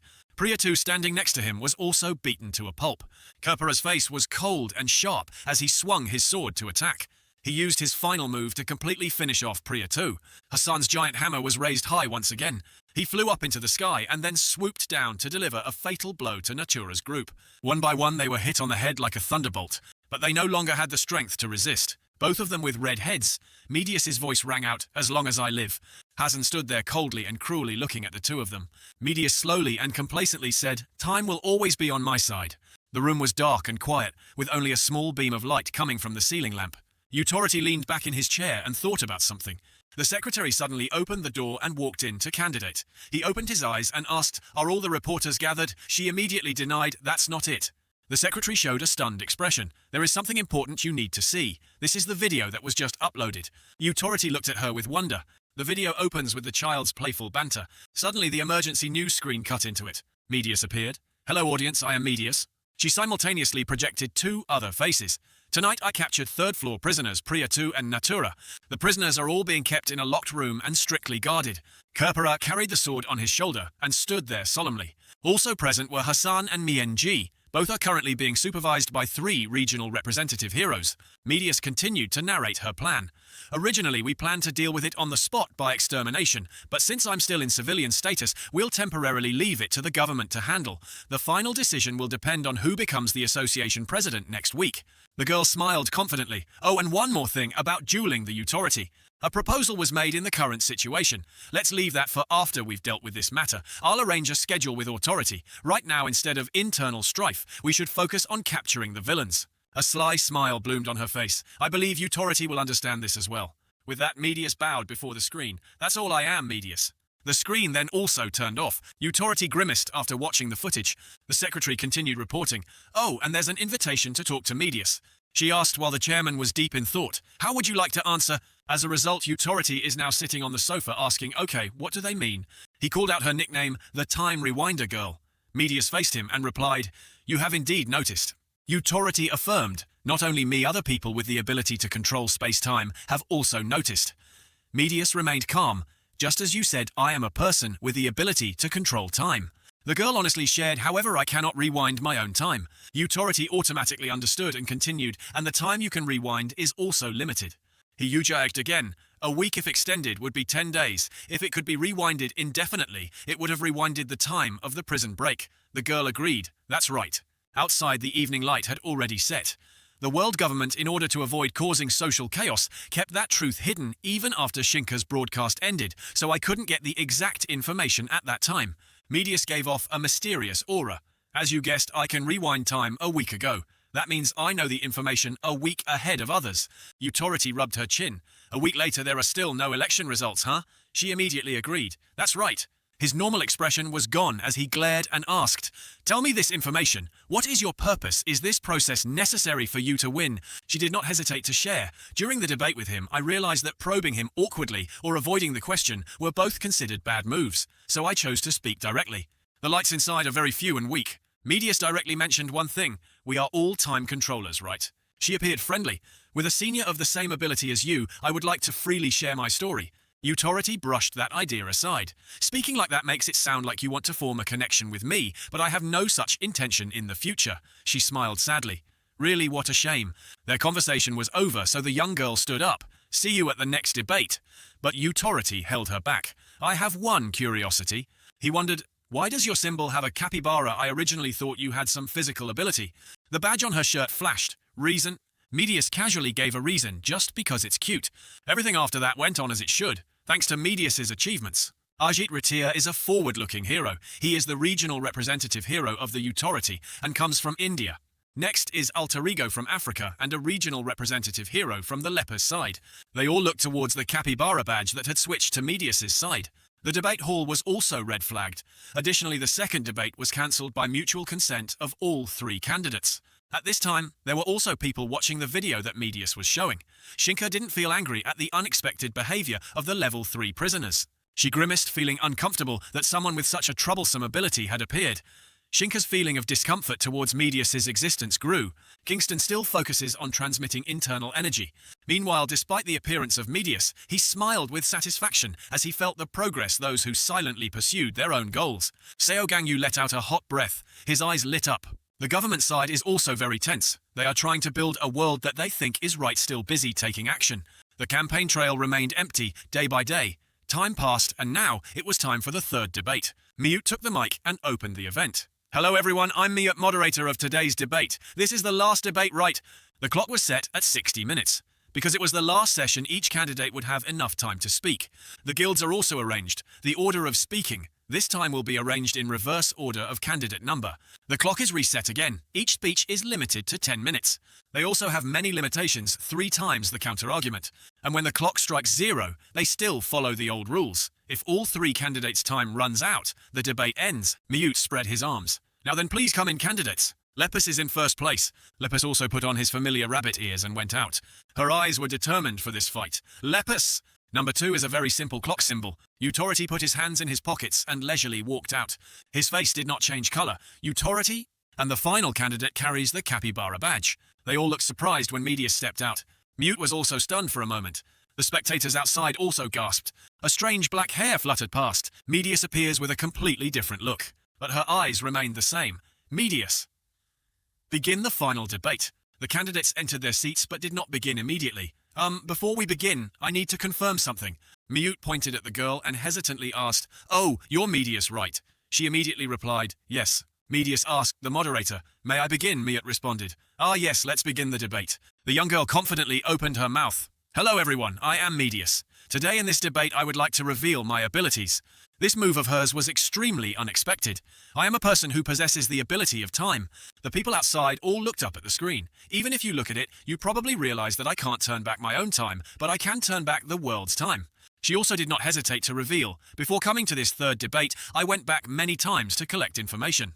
Medius gave her useful information, and now I have the location of Alpha's base and all the information about the enemy." Utority just looked at her silently without saying anything. Medius continued to assert, "If I am chosen as guildmaster, I will use this information to..." Lepus's eyes widened in shock. The vision of the city engulfed in flames was drawn by her, attacking the Alpha world base and launching an all-out war. "I pledge to choose the future with the least loss of life for civilians." She touched her heart and swore, "And even if it costs me all my time, I will try to end this in the safest way possible. I give you my all." All attention turned to the next candidate after Medius's speech. It was Utority's turn. Only a few seconds passed before he declared, "I decide." He was serious when he said that support Medius and withdraw from the election. Lepus gasped, "What?" While Medius was completely indifferent. Back in time, she was having a secret meeting with Utority. "Why are you calling me Utority?" He went straight to the point as if he didn't know what to do. "Didn't you see this future? Didn't you already know what I was going to say?" He was very annoyed. "During this time, you have gone back countless times. Right thanks to that, I feel like I have drunk 10,000 cups of coffee with just 1 cup. So what have you been doing during this time?" Medius smiled and replied, "I will clarify during the debate." He thought for a moment before continuing Medius's words. Utority expressed its opinion. "After careful consideration, I feel you are the most suitable person to handle this matter." He also foreshadowed what he would say, "So I decided to support you in the election and withdraw. If I supported you, you would easily win the election because that rabbit's approval rating is at rock bottom right now." Medius was not happy too soon. "Of course you have the means right," Authori admitted. "That's right." He delved deeper into the matter. "As you know, the term of this guild leader will end when the current matter is resolved. A compromise was reached between them. So my condition is that you cannot run in the next election." Medius agreed. "All right, Utority, I accept that offer." Utority tilted her head suspiciously. "It seems like you're hiding something else. I don't believe you'd accept it so easily." She still acted friendly. "You're trying to help me. Why would I refuse?" But Utority's words were not over yet. "Finally, as a senior in the field of time abilities, I have a piece of advice for you." He uttered a meaningful sentence. "Don't mistake controlling time for having time on your side." He sincerely advised that time is always fair and strangely terrifying. Medius heard that with the smile gone from his lips. "I will keep that in mind." Lepus was so angry that he shouted, "Hey, Utority!" She kept scolding him. "If you were going to do that, why did you join the debate? You should have withdrawn before the debate." He coldly replied, "That's my business. Authority didn't even look at her, and it's still my turn, right? Lepus retorted, you said you'd withdraw, so what does time mean to you? But she was cut off by him, I haven't officially withdrawn yet. Authority suggested, host, could you please turn off that rabbit's mic? It's my turn and it's making so much noise that I can't speak. The girl holding the mic couldn't help but be bewildered. Lepus wondered, making a fuss. She retorted angrily, I have the right to complain 3 times, and I am using my time to have a proper talk with you. He frowned, raised his hand and said, okay, keep talking nonsense. I'll give you all my time. The person who organized the program gave all my time to her and turned off my mic. Please turn off the surrounding noise too. I don't want to waste any more words with her. Lepus held out his hand towards the door. You greedy old man, are you kidding me? If so, then go away. Authority raised his hand to explain, if I were greedy I wouldn't have retreated, and I wouldn't have donated my time to you. Stupid bunny. Suddenly Medius raised his hand. Well, I've finished talking. Can I go now? It's better to spend this time finding more information about the enemy. Lepus frowned. Where are you going again? My time is not up yet.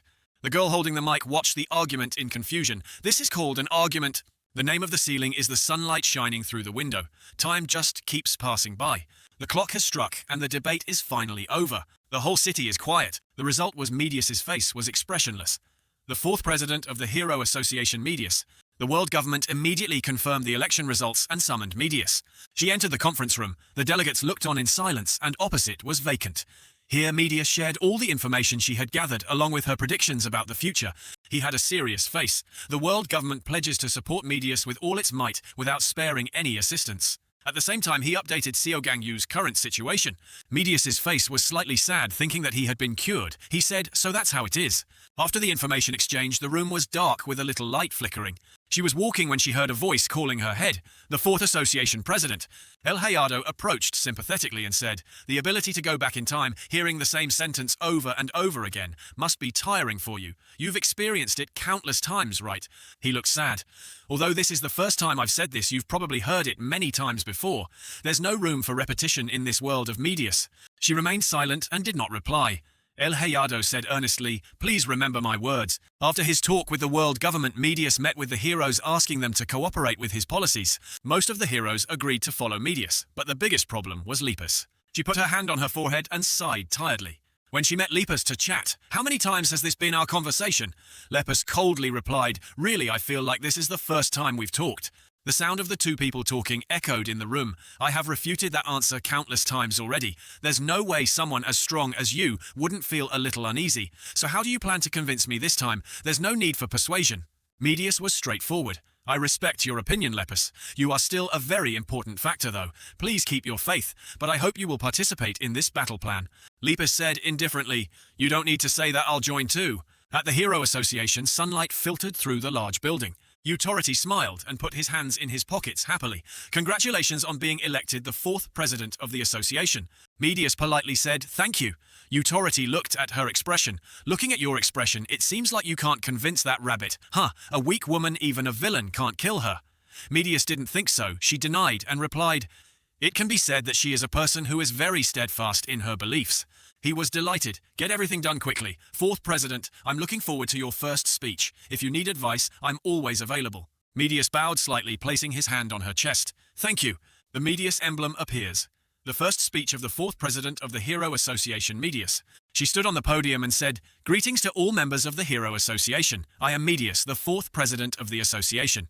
The equality avatar appeared depicting a bird spreading its wings and a scale of justice. She explained, the reason I have summoned you today is to announce the selection of the 3rd generation of equality before the campaign. The people sitting below looked coldly. These are the names I have chosen. Suddenly the symbol burst into a powerful light. The man with the sword on his shoulder, Kerpera. The girl with the mask, Mienji. Tall man with sad face, Alter Ego. With the bunny girl behind is Lepus. The crowd below was surprised, many were angry. And finally Medius looked straight at the person sitting in front and called out, Authority. The corners of her mouth curled up. Oh, and the leader of the group will be Mr. Authority. I'll take care of that. He frowned, gaping in doubt. Medius's selection of the equality team left the heroes in a state of uncertainty. Lepus's eyes widened in surprise. What? Kerpera was silent and said nothing. Meeting Medius smiled and said to Authority, Mr. Authority, after this speech can you spare some time for me? I need some advice. Authority gently texted him but didn't say a word of refusal. Authority spoke first. It seems like you're hiding something and it turns out to be this. Medius replied calmly, I have no intention of hiding anything. If you ask, I will answer. He snorted and said, "I have no intention of joining forces with people who are not compatible with me. It's like asking for trouble. That's why I suggested you be the leader." Authority heard this and asked, "Do you think they will listen to me?" Medius smiled and said softly, "Mr. Authority, if you join equality and shine in this campaign, your chances of winning the next election will be even more certain." He replied without hesitation, "No need, the one who wins the next election will definitely be me. That rabbit is not my opponent." "How can you be so sure of that?" "If Lepus joins this campaign as an equality member and achieves great success, she could become a threat in the next election." Authority frowned and asserted, "There's no way that's happening." She continued to make other assumptions. What if another person with the same variable ability as me runs for election next time?" He suddenly fell silent and did not respond. Medius continued to persuade him, "If you help me in this campaign, I will use my abilities to help you win the next election." Authority felt quite surprised by her offer. "Sir Authority, please give me your power. If you side with me, your power over the guild will be increased, and that will be a great advantage for you when aiming for the position of the next guild master." He heard these words of Medius and was silent in thought. Then softly said, "Anyway, in the timeline you've been through, it seems like I'm also active in the equality team. You Jaeging, by the way, you didn't turn back time. That's exactly the case. I see sitting here talking is a waste of time. Fine, I will support you, but remember to keep your promise to help me in the upcoming election." Medius immediately replied, "I understand." She suddenly fell silent and said with an expressionless face, "The more we talk, the more interesting I find you." What Authority didn't understand why she said that. Medius slowly explained, "Most heroes who talk to me ask if they will survive this campaign, but you have never asked that even once." Authority was a little surprised by this. He immediately said, "Because I don't see a future where I will die. The future I see is only the position of chairman. Hurry up and focus on planning your campaign and get this over with, because the next president is definitely me." Authority urged her softly. Medius once again explained the reason for choosing team equality through his speech, and received consensus from the heroes. Just like that, the third generation of equality team was selected. Medius named this campaign the Campaign of Destruction. To counter the moves from the Hero Association, Shinka sent out invitations to the entire world. However, because Medius had already obtained information about the recipients of Shinka's invitation, he sent heroes to eliminate most of them before the letter arrived. This leads to very few people joined Shinka's ranks. Canis looked at the people standing outside and said, "Less than I thought."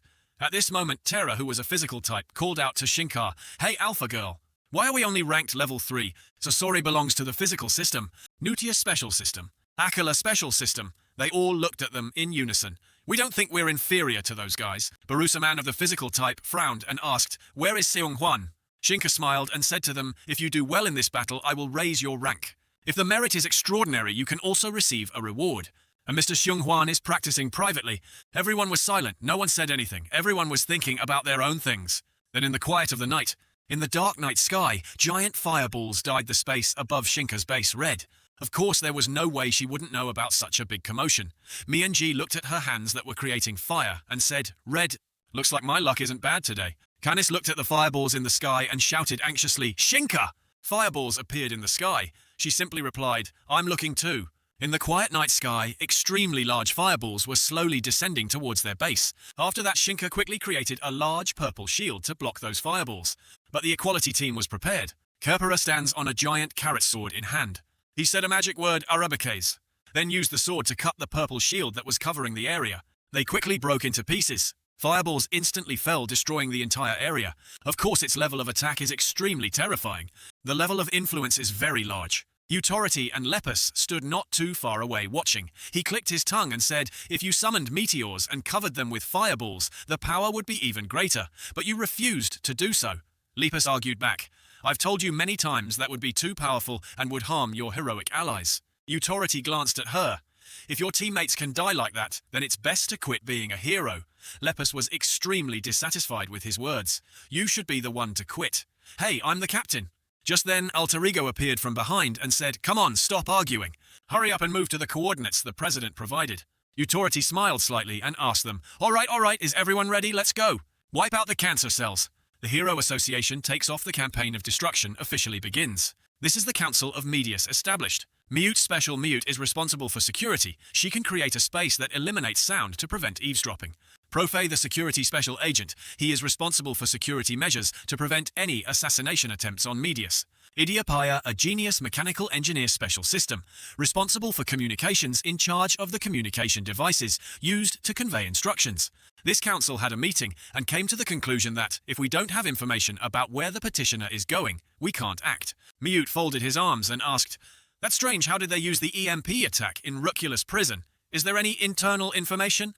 "Well," Medius said with a serious expression, "after killing Shinka, we will use psychometry to find out." She placed her hands on the table and called everyone back to the meeting. "Let's focus on the mission now." "Yes, Association President." Medius spent 2 years of his life preparing for this mission. She used that time alone to think. Medius lay on the chair, hugging the pillow, with both hands sleeping. She slowly chewed cotton candy, ate, and so on. Medius held a stack of papers in her hand. Try to prevent the death of even one hero. That's the motive behind this plan. So she planned to turn back time as soon as a dangerous situation occurred. Her face looked a little tired. She raised her hand to hold her head. "This ability is really inconvenient. It would be great if I could reverse my own time and keep my memories. It is truly an extraordinary ability. Aren't you being too greedy?" Medius kept going back in time and created the future she wanted with her team of advisors. "She has gone back in time too many times. Is she dreaming of the perfect future?" Utopia bowed slightly, putting one hand in his pocket, and said, "But I told her that time is fair." A purple light appeared. Time kept going back. A circle was created just like a mirror. It projected Shinka's image. However, the future she wanted would not appear first. Medius has sent out powerful heroes to fight against the enemy. A sound rang out. The hero, representing the region who is pleased to deal with the second-level villain, has been accepted. With level 3 or higher evil. "What?" Lepus looked forward with a blank expression. She frowned and asked, "Are you the villain I have to take responsibility for?" The girl looked disgruntled. "The Equality members will handle them." Ouch, how rude. Her name is Censora Special Type Censorship. She thinks the world needs a healthy mindset. Anything she thinks is not decent, she will photograph and trap them in pictures. Censura scowled and shouted, "Oh, too rude, too rude, too rude." Lepus bit his lip, his hands clenching into fists. "Didn't Medius put me here to deal with her so I would have an advantage over her? She's clearly a terrible match for me." She raised her hands, a beam of light appeared, and a rabbit cloak covered her body. Lepus tugged on her shirt and asked her, "Hey, is that okay?" No, why not?" she asked with a worried look on her face. "Standards, what are standards?" Censura immediately shouted, "It's what I think, how can you understand?" "It will change depending on how she feels in different situations." She held the camera in her hand as if preparing to take a picture. "You simply have the body of something that needs to be censored. Why do you wear that around? Are you a pervert?" Lepus heard that and gritted his teeth angrily. "You bastard!" She immediately swung her arm and used her strength to make Censura fall to the ground. "This is what I want." Lepus angrily continued, "I like that rabbit, so what?" She raised her hand and said into it, "Medius, are you there?" "Yes, Lepus, what's wrong?" She immediately shouted angrily, "Didn't you say I would have the upper hand here? You're trying to put me in a disadvantageous situation so that I can die. You're a member of Equality, yet you're complaining so much about dealing with a level 3 villain. Shut up." Censura lay unconscious on the ground. "You wouldn't kill a villain, right? That's why I let it be that a villain would have a hard time killing others. She's someone we wouldn't have a problem with even if she lived." Lepus spoke up at this point. "Are you kidding me?" Furthermore, she looked at the camera lying on the ground. The pictures she took included civilians. If we kill her at will, there is a high chance that those civilians will die. Lepus silently watched and listened to Medius. "That's why I chose you to deal with her. Do you understand now?" She lifted Censura up and said to the other side, "This annoying brat. But I'm an adult now, shut up." The big round moon shines in the sky, its soft rays shining down below. Kerpera, with a fierce face and a sword in hand, walked forward. A voice rang out, "What luck?" He looked up at the girl sitting on the building. She bowed her head and said to Kerpera, "I wanted to meet you." He looked at her calmly. "Amir." She jumped down from above. "I never expected to meet 2 individuals called sword gods. Today is definitely a special day, a good day to die. Even though I asked to learn from that sword god, I was refused because she said she had not yet achieved the sword technique she wanted." Kerpera still stared without saying anything. "Amir." She immediately pulled out her sword. Light shone around her. "What is a sword? I have killed countless lives, but I still do not understand. The one who is killed without mercy, because I want to gain enlightenment." Drops of blood splattered on his face. "However, I gained enlightenment from an unexpected place." The red-eyed woman raised her weapon high. The sword in her hand, and her body were covered by a stream of power. Kerpera calmly drew out his sword. She rushed forward, her red eyes flashing with light. He stood still and used his ultimate move. She was immediately seriously injured and vomited blood. Kerpera then spoke, "It's not the tool you wield for yourself, but the one you wield for others." Somewhere in the city, the purple night sky is poetic. A hand was raised to cover his head. Utopia stood still, observing something. He looked up at a man standing on the building. "That must be the person I'm responsible for." The man glanced at Utopia and raised his voice to ask, "You're Utopia? You're a bit old, but despite that, your fighting spirit is quite impressive. It's a shame Amir isn't here, but you're fine. Hey, his voice made him stop. Utority reached out and grabbed his tie in front of his chest. What I hate the most is trash who talks arrogantly like he's a big shot. He violently ripped off the tie. Words are a waste, I will kill you. Trash. The mutant took Utority's punch to the stomach. His hand opened wide, revealing sharp claws. He tried to swing his arm back, but he dodged it. The mutant held his stomach and praised, "That was a heavy punch. What a good punch." And as expected, the speed increases when accelerating time. Fast, very fast. Utority raised her eyebrows in confusion at the words he muttered. The mutant took out his sword. It feels so good to cut something worthwhile, but his opponent interrupted. "What the hell is this piece of trash talking about?" Utority told him one thing, "I haven't used my time ability yet." The mutant was stunned. "What, just now?" Before he could finish speaking, he was kicked in the face again. "I simply dodged it, you piece of trash." Red blood spurted from him as the mutant's body flew back. His head was covered in blood, making him groan in pain. Utority looked down on him. "You transformed and still can't dodge that attack. Enhanced systems have their own levels, you piece of trash." He suddenly whispered, "If I really use time power here." The mutant hurriedly shouted, "Wait a minute." But Utority ignored him and rushed straight to finish him off with a quadruple acceleration. The enhanced mutant's head was crushed. "Wait, what?" Red blood fell down his face like rain. "You think if you had more time you could have counterattacked? Go away, you piece of trash." Thus the Battle of Heroes ended successfully. The three Great Equality easily defeated the third-floor prisoner. The girl with the camera was trapped in the sphere by Lepus. Lepus was standing there alone when suddenly a voice called, "Hey!" Utority suddenly appeared, causing the girl to jump and scream. Only then did she recognize Utority. He scolded her, "I knew it, you crazy rabbit." She wondered, "No what?" The prisoner that Lepus was holding was still unconscious. "Why didn't you kill that woman holding the camera instead of dragging her along?" Utority rolled up her sleeves. "Take off your protection. I'll send her to hell." But Lepus immediately objected. "Nonsense." The old man did not give in to her at all. "Then let me blow away the entire layer of protection." Lepus was not afraid and created a magic circle. "Let's try it." However, someone transmitted to them, "Mr. Utority, please calm down." Medius was the one talking to them. "There are civilians trapped inside her protective layer. Just take her to the detention center, then deal with her later." He was still not satisfied. "What if she escapes?" Medius assured him. "Mr. Utority, in all the futures I have experienced, there has never been a case where the camera girl has become a variable." He asked again. "Will she die within a week?" Medius replied, "I don't see that yet." She elaborated on what she does. "I don't track it day by day, now I just track it hour by hour." Utority shouted, "Hour by hour, Medius. What kind of future are you painting?" She replied to him with an illustration. "If you have sketched a big picture, no matter how wrong it is, you must continue drawing until it is finished as quickly as possible. Then the drawing was erased. If you keep drawing a little bit and erasing it, drawing wrongly and erasing it again, when will it ever be finished?" She was extremely certain of her plan. "Even if it takes longer, I won't let a single hero die." Utority looked at her blood-stained arm and reminded her, "Medius, no future is perfect. Don't try to carry it all alone. It's inevitable that heroes die." She still insisted, "Even so, I will still do everything I can." He didn't argue with her anymore. "You are the president now, so I will listen to you." He still did not let the prisoner go. "Then let's look into the future 1 week from now. Based on that progress, we will decide this girl's fate." Medius said softly and followed, "Understood." Bloody memories of heroes flowed through her mind. It repeats itself more and more. Medius opened her eyes wide in surprise. She reported back, "Mr. Utority, according to the results, after my future experience, she did not become a variable." She once again affirmed that after being escorted, she will be detained in prison without any problems. He also temporarily accepted, "Okay, let's just forget about this." The people in the strategy room silently listened to Utority. "So then," he seriously questioned, "are we winning the war?" Medius hesitated. "Victory seems possible, but if things go as they are, some heroes will die." He wasn't too surprised. It's inevitable. Medius still aimed for his own goal. "Utority, if there's a way to save them, I should try, even if it takes up all my time." He sighed in frustration. Then Utority turned away. "Even so, we have to leave some time for our election." They also ended the conversation. "Understood."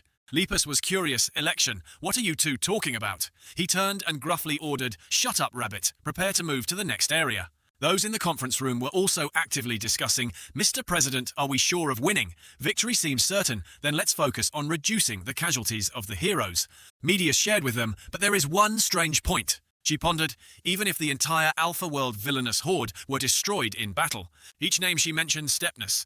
Next to a black man, Terapia. Also in the group of villains is a calm-looking person, Aurora. And the girl with the madness, Shinka. Finally, the person they can't look down on is Shong Huan. She said something that surprised everyone there. They all didn't show up. What were they discussing? If so, then almost half of the main force hasn't even entered the battle yet. Could it be that they've fled? That's really suspicious. Luckily this time we followed authorities' words. They became more urgent. We should push the process forward and then look back further into the future. Things were going well for their side. The heroes followed Medius's instructions one by one, wiping out the villains one by one. In a multi-story building, gloomy and with few people passing by, Shinka appeared through the mirror. Is everyone ready? The mutants are all heading towards her. She was very serious as the characters in her eyes lit up. You must have felt it too, right? There is something unusual about the flow of time. They just silently listened to her say, Medius, she is mistaken, that time is on her side. Her space gate emitted countless mysterious dark auras, ladies and gentlemen. Shinka turned away and instructed them, but time is our true ally. Let's go ahead and teach them a lesson. Aquila nodded to her, yes sir. The middle-aged man said while holding a cigarette in his mouth, Seo Gang Yu, the one who defeated Shong Huan. Malefis flexed his shoulders. When will he get here? Tsujin raised an eyebrow. It's been a while since we had a proper battle. Shinka also gradually disappeared behind the gate. Amir is here. They set out with the common goal of, for the glory of Alpha World. Fourth floor special forces departing. Hassan sighed. Okay. He looked smug, under control. That went so smoothly, Pocket stammered. She wondered, Hassan, do I really not need to do anything? He looked annoyed and replied, yeah, it's best if you don't use your ability. It's hard to go easy on me. Hearing that she felt a little resentful, you're really too much. Hassan was confident, but the second floor is still easy to handle. Paquette probed, I guess the equality guys will take care of the third and fourth B floors. He replied, yes. He seemed a little bored. We'll probably just stop at the second floor. From afar, a man dressed like a cowboy walked towards the two of them. Puffing on a cigar with a disdainful look on his face, Beerus greeted, it's an honor, heroes. The two people saw that and were extremely shocked. Oh shit! He is Beerus of the Physical Enhancement System. Beerus is one of the members of the tragic, villainous web of heroic bounty hunters, the heroic bounty hunters. She couldn't keep calm and was shaking so much that she couldn't control her words. 4444, fourth floor. Hassan reminded, calm down, Paquette. He showed his disdain for the enemy. We still have Medius here. It must have been arranged beforehand. The fourth or fifth floor will be finished with just one swing of my hammer. Beerus just looked and said nothing. Hassan made a plan on the spot. You two work together, somehow pull his hat off. Just hit him with all your might on the top of the head. He was skeptical, top of the head. It seemed like Beerus had realized something. Ah, you're the one who specializes in hitting heads to seal abilities. He replied, that's right. He wondered, how much is the regional hero's bounty? I remember it was quite generous. I've always wanted to ask you something, he suggested. Hassan felt puzzled. Beerus took off his hat and turned the top of his head towards him. What about this case? I have 2 whirls of hair. Hassan was surprised. 2 whirls of hair. 2 whirls of hair. He nodded. Yes. What does that have to do with my ability? He asked skeptically. A person with 2 whirls of hair doesn't have 2 tops of the head. That means you have to hit 2 places. Pocket stood to the side and watched the 2 men confront each other. He retorted, what people only have 1 top of their heads. He argued, is that so? Don't bald people not have tops of their heads? Hassan explained, nonsense. Who doesn't have a top of their head? On the contrary, I like beating bald people the most because the top of their head is so obvious. Beerus exclaimed, so that's some new information. He teased, but before you tease bald people, you should go get a checkup. Hassan looked bored. 2 whirls of hair are a sign of early-stage hair loss. He was speechless when he heard that. Beerus was a little angry. He declared, we will kill you most painfully. He wondered why. He started to aim his gun. You told me something I didn't want to know, and it made me feel humiliated. Realizing Beerus's move, he and Paquette immediately got into position. Paquette, get ready. Yes, sir. She began to concentrate her strength. Hassan and Beerus were somewhat surprised when they saw this. Oh my god, that's horrible. She turned into a giant rabbit. Paquette in transformed state with angry face, ready. Beerus seemed interested. Physical enhancement system, huh? This will be an interesting battle. Kingston explained, the physical enhancement system is different from the special or summoning system, which usually controls the chi outside. Most people with physical enhancement system abilities only control the chi inside their bodies. He sat listening attentively to his master. That's why many people in this system believe that the power of a mutant is predetermined, from birth leading to laziness, or even giving up on training. That power is described by Kingston as a container, but it's really just that their container is too small. Energy is like water. When the container is small, the energy will overflow, and once the energy exceeds the control capacity, it becomes useless. Kingston solemnly instructed, but if you know how I can hone and expand this vase through training, you will hone your vase with me. Seo Gang Yu's eyes did not change at his master's statement. At the same time, learn how to control the QE. Oh, and one more thing when you reach a certain level in controlling the QE. Beerus quickly pulled out his gun. The two were also mentally prepared. The bullet was fired at lightning speed. Hassan and Paquette team up. The two men dodged his attack. Then the powerful bullet continuously penetrated the large buildings behind. He and she were a bit surprised to witness that power. Beres was a bit quiet when he saw that the two were unharmed. Kingston's lesson was that one can infuse chi into objects. Next to the gun now appeared a rope. He grabbed the rope, then aimed it towards him and her. The rope hit two people. Hold them together. Both fell to the ground. He took control and looked pleased. You can't move now because I've infused the shining wire with my energy. It will be harder than steel. And now, Beres's face was sinister. I will scalp you. A sound rang out, shocking. Then a man appeared and punched Beres straight in the stomach. He was attacked suddenly and did not have time to react, so he was hit and vomited blood. Hassan and Paquette were panic-stricken. So that was Gang Yu. He punched him away. Kingston spoke up. Not bad, your growth rate is quite fast. He smiled happily and said, just keep feeling the energy in your body and move that way.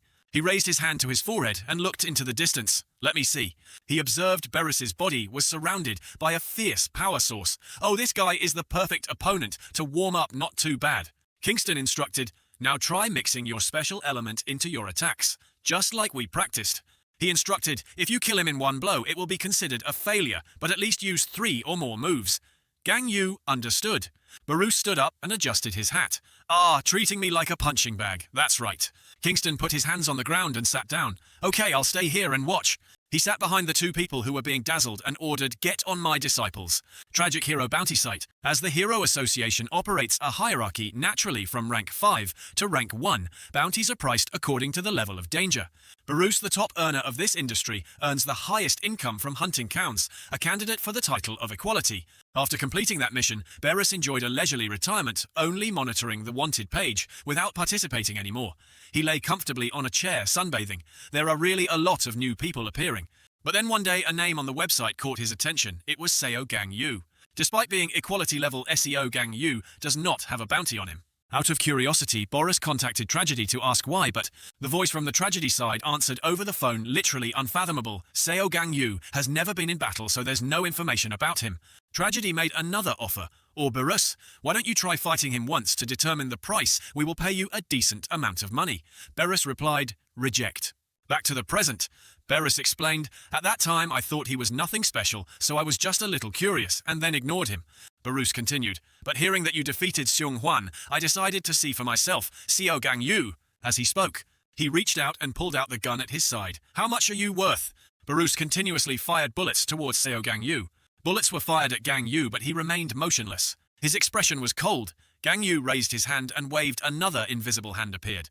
Gang Yu unleashed a black light attack, quickly changing the trajectory of the bullets with his hands. He was lightning fast as he rushed to Barus's place, knocking him down. Barus immediately felt pain, coughing up a large mouthful of blood. Seo Gang Yu's punch to Beres carried a dark red power. It spread to Beres's entire body. Gang Yu continued to punch upwards with Black Soul Shock. Barus was sent flying by his attack. But Gang Yu did not stop there. He continued to clench his fists, lost in thought. Gang Yu treated Beres like a punching bag. He punched him repeatedly without mercy. Beres thought with difficulty, I see why isn't his bounty clearly stated. Gang Yu's eyes showed indifference. A white cross-shaped beam of light appeared in the sky. Gang Yu jumped high, his fist at the center of it. Gang Yu opened his mouth, Black Knight Madness. Barus lay on the ground, his body covered in wounds. Your bounty. He smiled appreciatively. It really is immeasurable. Gang Yu did not say much. A red pillar of light descended from the sky. He used that formidable strength to punch straight at Beres, causing the surrounding rocks and soil to shake. Hassan and Morith saw this scene and widened their eyes in surprise. Hassan thought, a person who can deal with the 4th level like a child playing with toys. I heard that he secretly cultivates. He glanced at Kingston sitting behind him, but I didn't expect to learn from Kingston. Hassan immediately called out loudly, Kingston! He offered to take me as your disciple. Paquette also stuttered, I want to. Kingston was confused. What is this, go away? Hassan sighed. Medius, sorry for doubting you. It turns out you abandoned him because of this. Paquette was surprised. I thought he was dead. Suddenly, a voice rang out. Our president is truly the best. Kingston fell into deep thought. Kingston had Ujaeged Medius's abilities to be no less than authorities. He looked at the image on the screen. It seems... Kingston deduces she has the ability to experience the future and then return to the past. With this, she can guide the future as she wishes. He looked at the sunset sky before him. Kingston frowned dejectedly. That wouldn't be fun anymore. He wondered, should I go and kill her? Kingston's eyes were fixed on the screen before him. He recalled the past. Vacant said, Kingston, I have decided to entrust Seo Gang Yu to you, but if something unexpected happens, I will not be able to continue entrusting him to you. Please understand. Kingston sat on the rock and laughed. How you dare threaten me? Vacant bowed again seriously. This is not a threat, but a request. Kingston raised his voice and asked, as the leader of the world bowing down to beg someone else, don't you feel embarrassed? Vacant replied, if it's for the safety of the people, I'm willing to do anything. Kingston pushed himself up. That's commendable. He smiled. Okay, I'll think positively. Kingston waved his hand and left. Watch her a bit more. If you get bored, I'll come and deal with her. Kingston postponed his decision, remembering his promise to Vacant. But when Medius reversed time by a total of several months, Kingston decided to kill her. At this moment, Kingston was looking up at the sky pensively. The sky was clear and cloudless. Kingston exclaimed, so that's how it is. Seo Gang Yu was meditating in the back and asked, what's wrong? Kingston frowned when he saw his reaction and thought, has he not reached the realm where he can sense this yet? Seo Gang Yu calmly did not detect anything unusual. Kingston said, it's nothing, just focus on training, making Gang Yu confused. Kingston looked up at the sky again, secretly thinking, is this really all it is? Back in the present, Kingston complimented Gang Yu. Well done, your technique has become more refined. He clapped his hands continuously. There is really nothing that helps improve one's strength better than actual combat, he thought to himself, but it was still far away. Kingston looked at Gang Yu thinking, because you still can't feel this thing. He calculated in his mind, perhaps more realistic battles need to be added to heighten the feeling. Kingston sighed to himself. Well, it looks like this will be more interesting than expected. He turned and left. Let's go, find the next opponent. The scene changes to another place. Medius is heard, reporting Hassan contacted and reported that. She said to the other three, Seo Gang Yu has completed the extermination of Beres. Ideological said with a look of concern, the fourth floor is handled this quickly. Mute exclaimed, that's Seo Gang Yu. Medius also agreed. Yeah. Ideological looked at her. If this continues, we might actually be able to save all the heroes. Medius suggested, let's continue to turn back time. She continued, step by step, it's like putting together a puzzle piece by piece. News of Seo Gang Yu's participation in the war spread to the heroes. Utopia frowned at the watch on his wrist. Is that so? He curled his lips in a contemptuous smile. Just need to catch that brat Shong Huan, and it's done. Suddenly someone else's voice interrupted. Oh, I feel a little sad hearing that. Malafise expressed his grievance. It's like you treat us like air. She gave a creepy smile. Long time no see former president. Utopia frowned. It should be the second chairman. The equality group was moving smoothly when Mian-ji appeared. Someone said hello, long time no see Mian-ji. Vixen also excitedly raised his hand to greet Mian-ji. We meet again. Ju Yong-hyun smiled. Let me send you back to your master. Mian-ji replied, that's not bad, but not yet. On Lepus's side, she was making two symbols with mysterious details with her hands. This time I will definitely catch you. Esward also reached out to take out his blue power. Try it, little rabbit. Benjamin in the back trembled and said, I just need you not to kill me. Lepus replied with a determined look, don't worry, I won't kill anyone. Elsewhere, Alter Ego also encounters Vedi's group. Vedi asked, is that you? His face was filled with contempt. The number 4 that Terapia mentioned, the maid beside him added, is exactly the same. The two of them stared at each other with unfriendly eyes. Alter Ego gritted his teeth and angrily said, my name is not number 4, I am Alter Ego. Night falls, the city is in ruins. Tsujin is confronting Kerpera. She greeted him. Kerpera, I've wanted to meet you for a long time. Kerpera replied coldly, with our relationship there's no need for greetings, right? The two of them didn't say much and immediately started fighting each other. The powerful opponents faced each other. Kingston and Seo Gang Yu's group also met their opponents. Kingston exclaimed, oh, that's pretty good. He looked at Canis and the fox-eared girl before him. Did you take off your collars already? Kingston gestured to them. Wait a minute, I need to talk to Seo Gang Yu. The fox-eared girl immediately objected. Who gave permission? Suddenly the two of them opened their eyes wide. Kingston's cold voice said, hey! His face was full of menace. Wait! The other two immediately looked scared. Kingston turned to Gang Yu and said, come on, let those guys fight for a while longer. This is perfect practice. Gang Yu replied, I've listened to you. He asked emotionlessly, but how long do I need to restrain my power? Can't I just kill him quickly? Kingston smirked. Absolutely not. Can you feel it too? You're much stronger than before. But it is not enough, he continued. This made the fox-eared girl and Canis nervous. Kingston continued to explain to Seo Gang Yu, listen carefully. In this place, except for me, no one here can be your opponent. His tone was suggestive. Just this place. Gang Yu was puzzled. What are you saying? Kingston suggested to him, look, you still don't feel it. You need to get used to using your chi better. Gang Yu observed the surrounding air. Feel what? Kingston also raised his head. He looked at this ruined city. You will understand soon. Kingston turned to the other two and said, "Okay, you can move now." He rushed towards them with incredible speed, causing both of them to grit their teeth in fear. But Kingston pressed down on Canis, causing him to fall to the ground without having time to react. He grabbed Canis by the neck. "Let's fight one-on-one." The panicked fox girl, Canis. Canis tried to move. Cough can't move. Kingston disdained, "Don't worry, I don't intend to harm you, but if you come here just to save this guy without fighting Seo Gang Yu, I will kill him immediately." He made a condition to the fox-eared girl. "If you defeat Seo Gang Yu, I will let him go." The fox-eared girl was puzzled. "What do you want?" At this moment, the dark light power was summoned to one place again. Kingston replied to her, "I just want to see it before I die." He looked towards Seo Gang Yu, who was already in a ready stance. A battle between humans who have reached the pinnacle. Consider it an old man's last pleasure in life. Finally, Kingston stood up and said, "Okay." He ordered fight. He turned his head and instructed Gang Yu. "Gang Yu, use as many skills as possible. Don't kill immediately." Gang Yu replied, "Understood."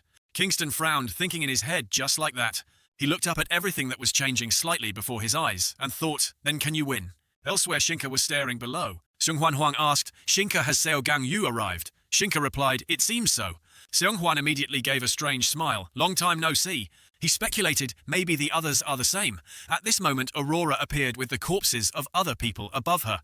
Aurora looked at Shong Huan. Shong Huan also confidently smiled and faced it head-on. Below, Seo Gang Yu was also ready. Shinka and Medius spoke at the same time. This war, the fox-eared girl and Seo Gang Yu charged at each other at the same time, preparing for a life-or-death battle.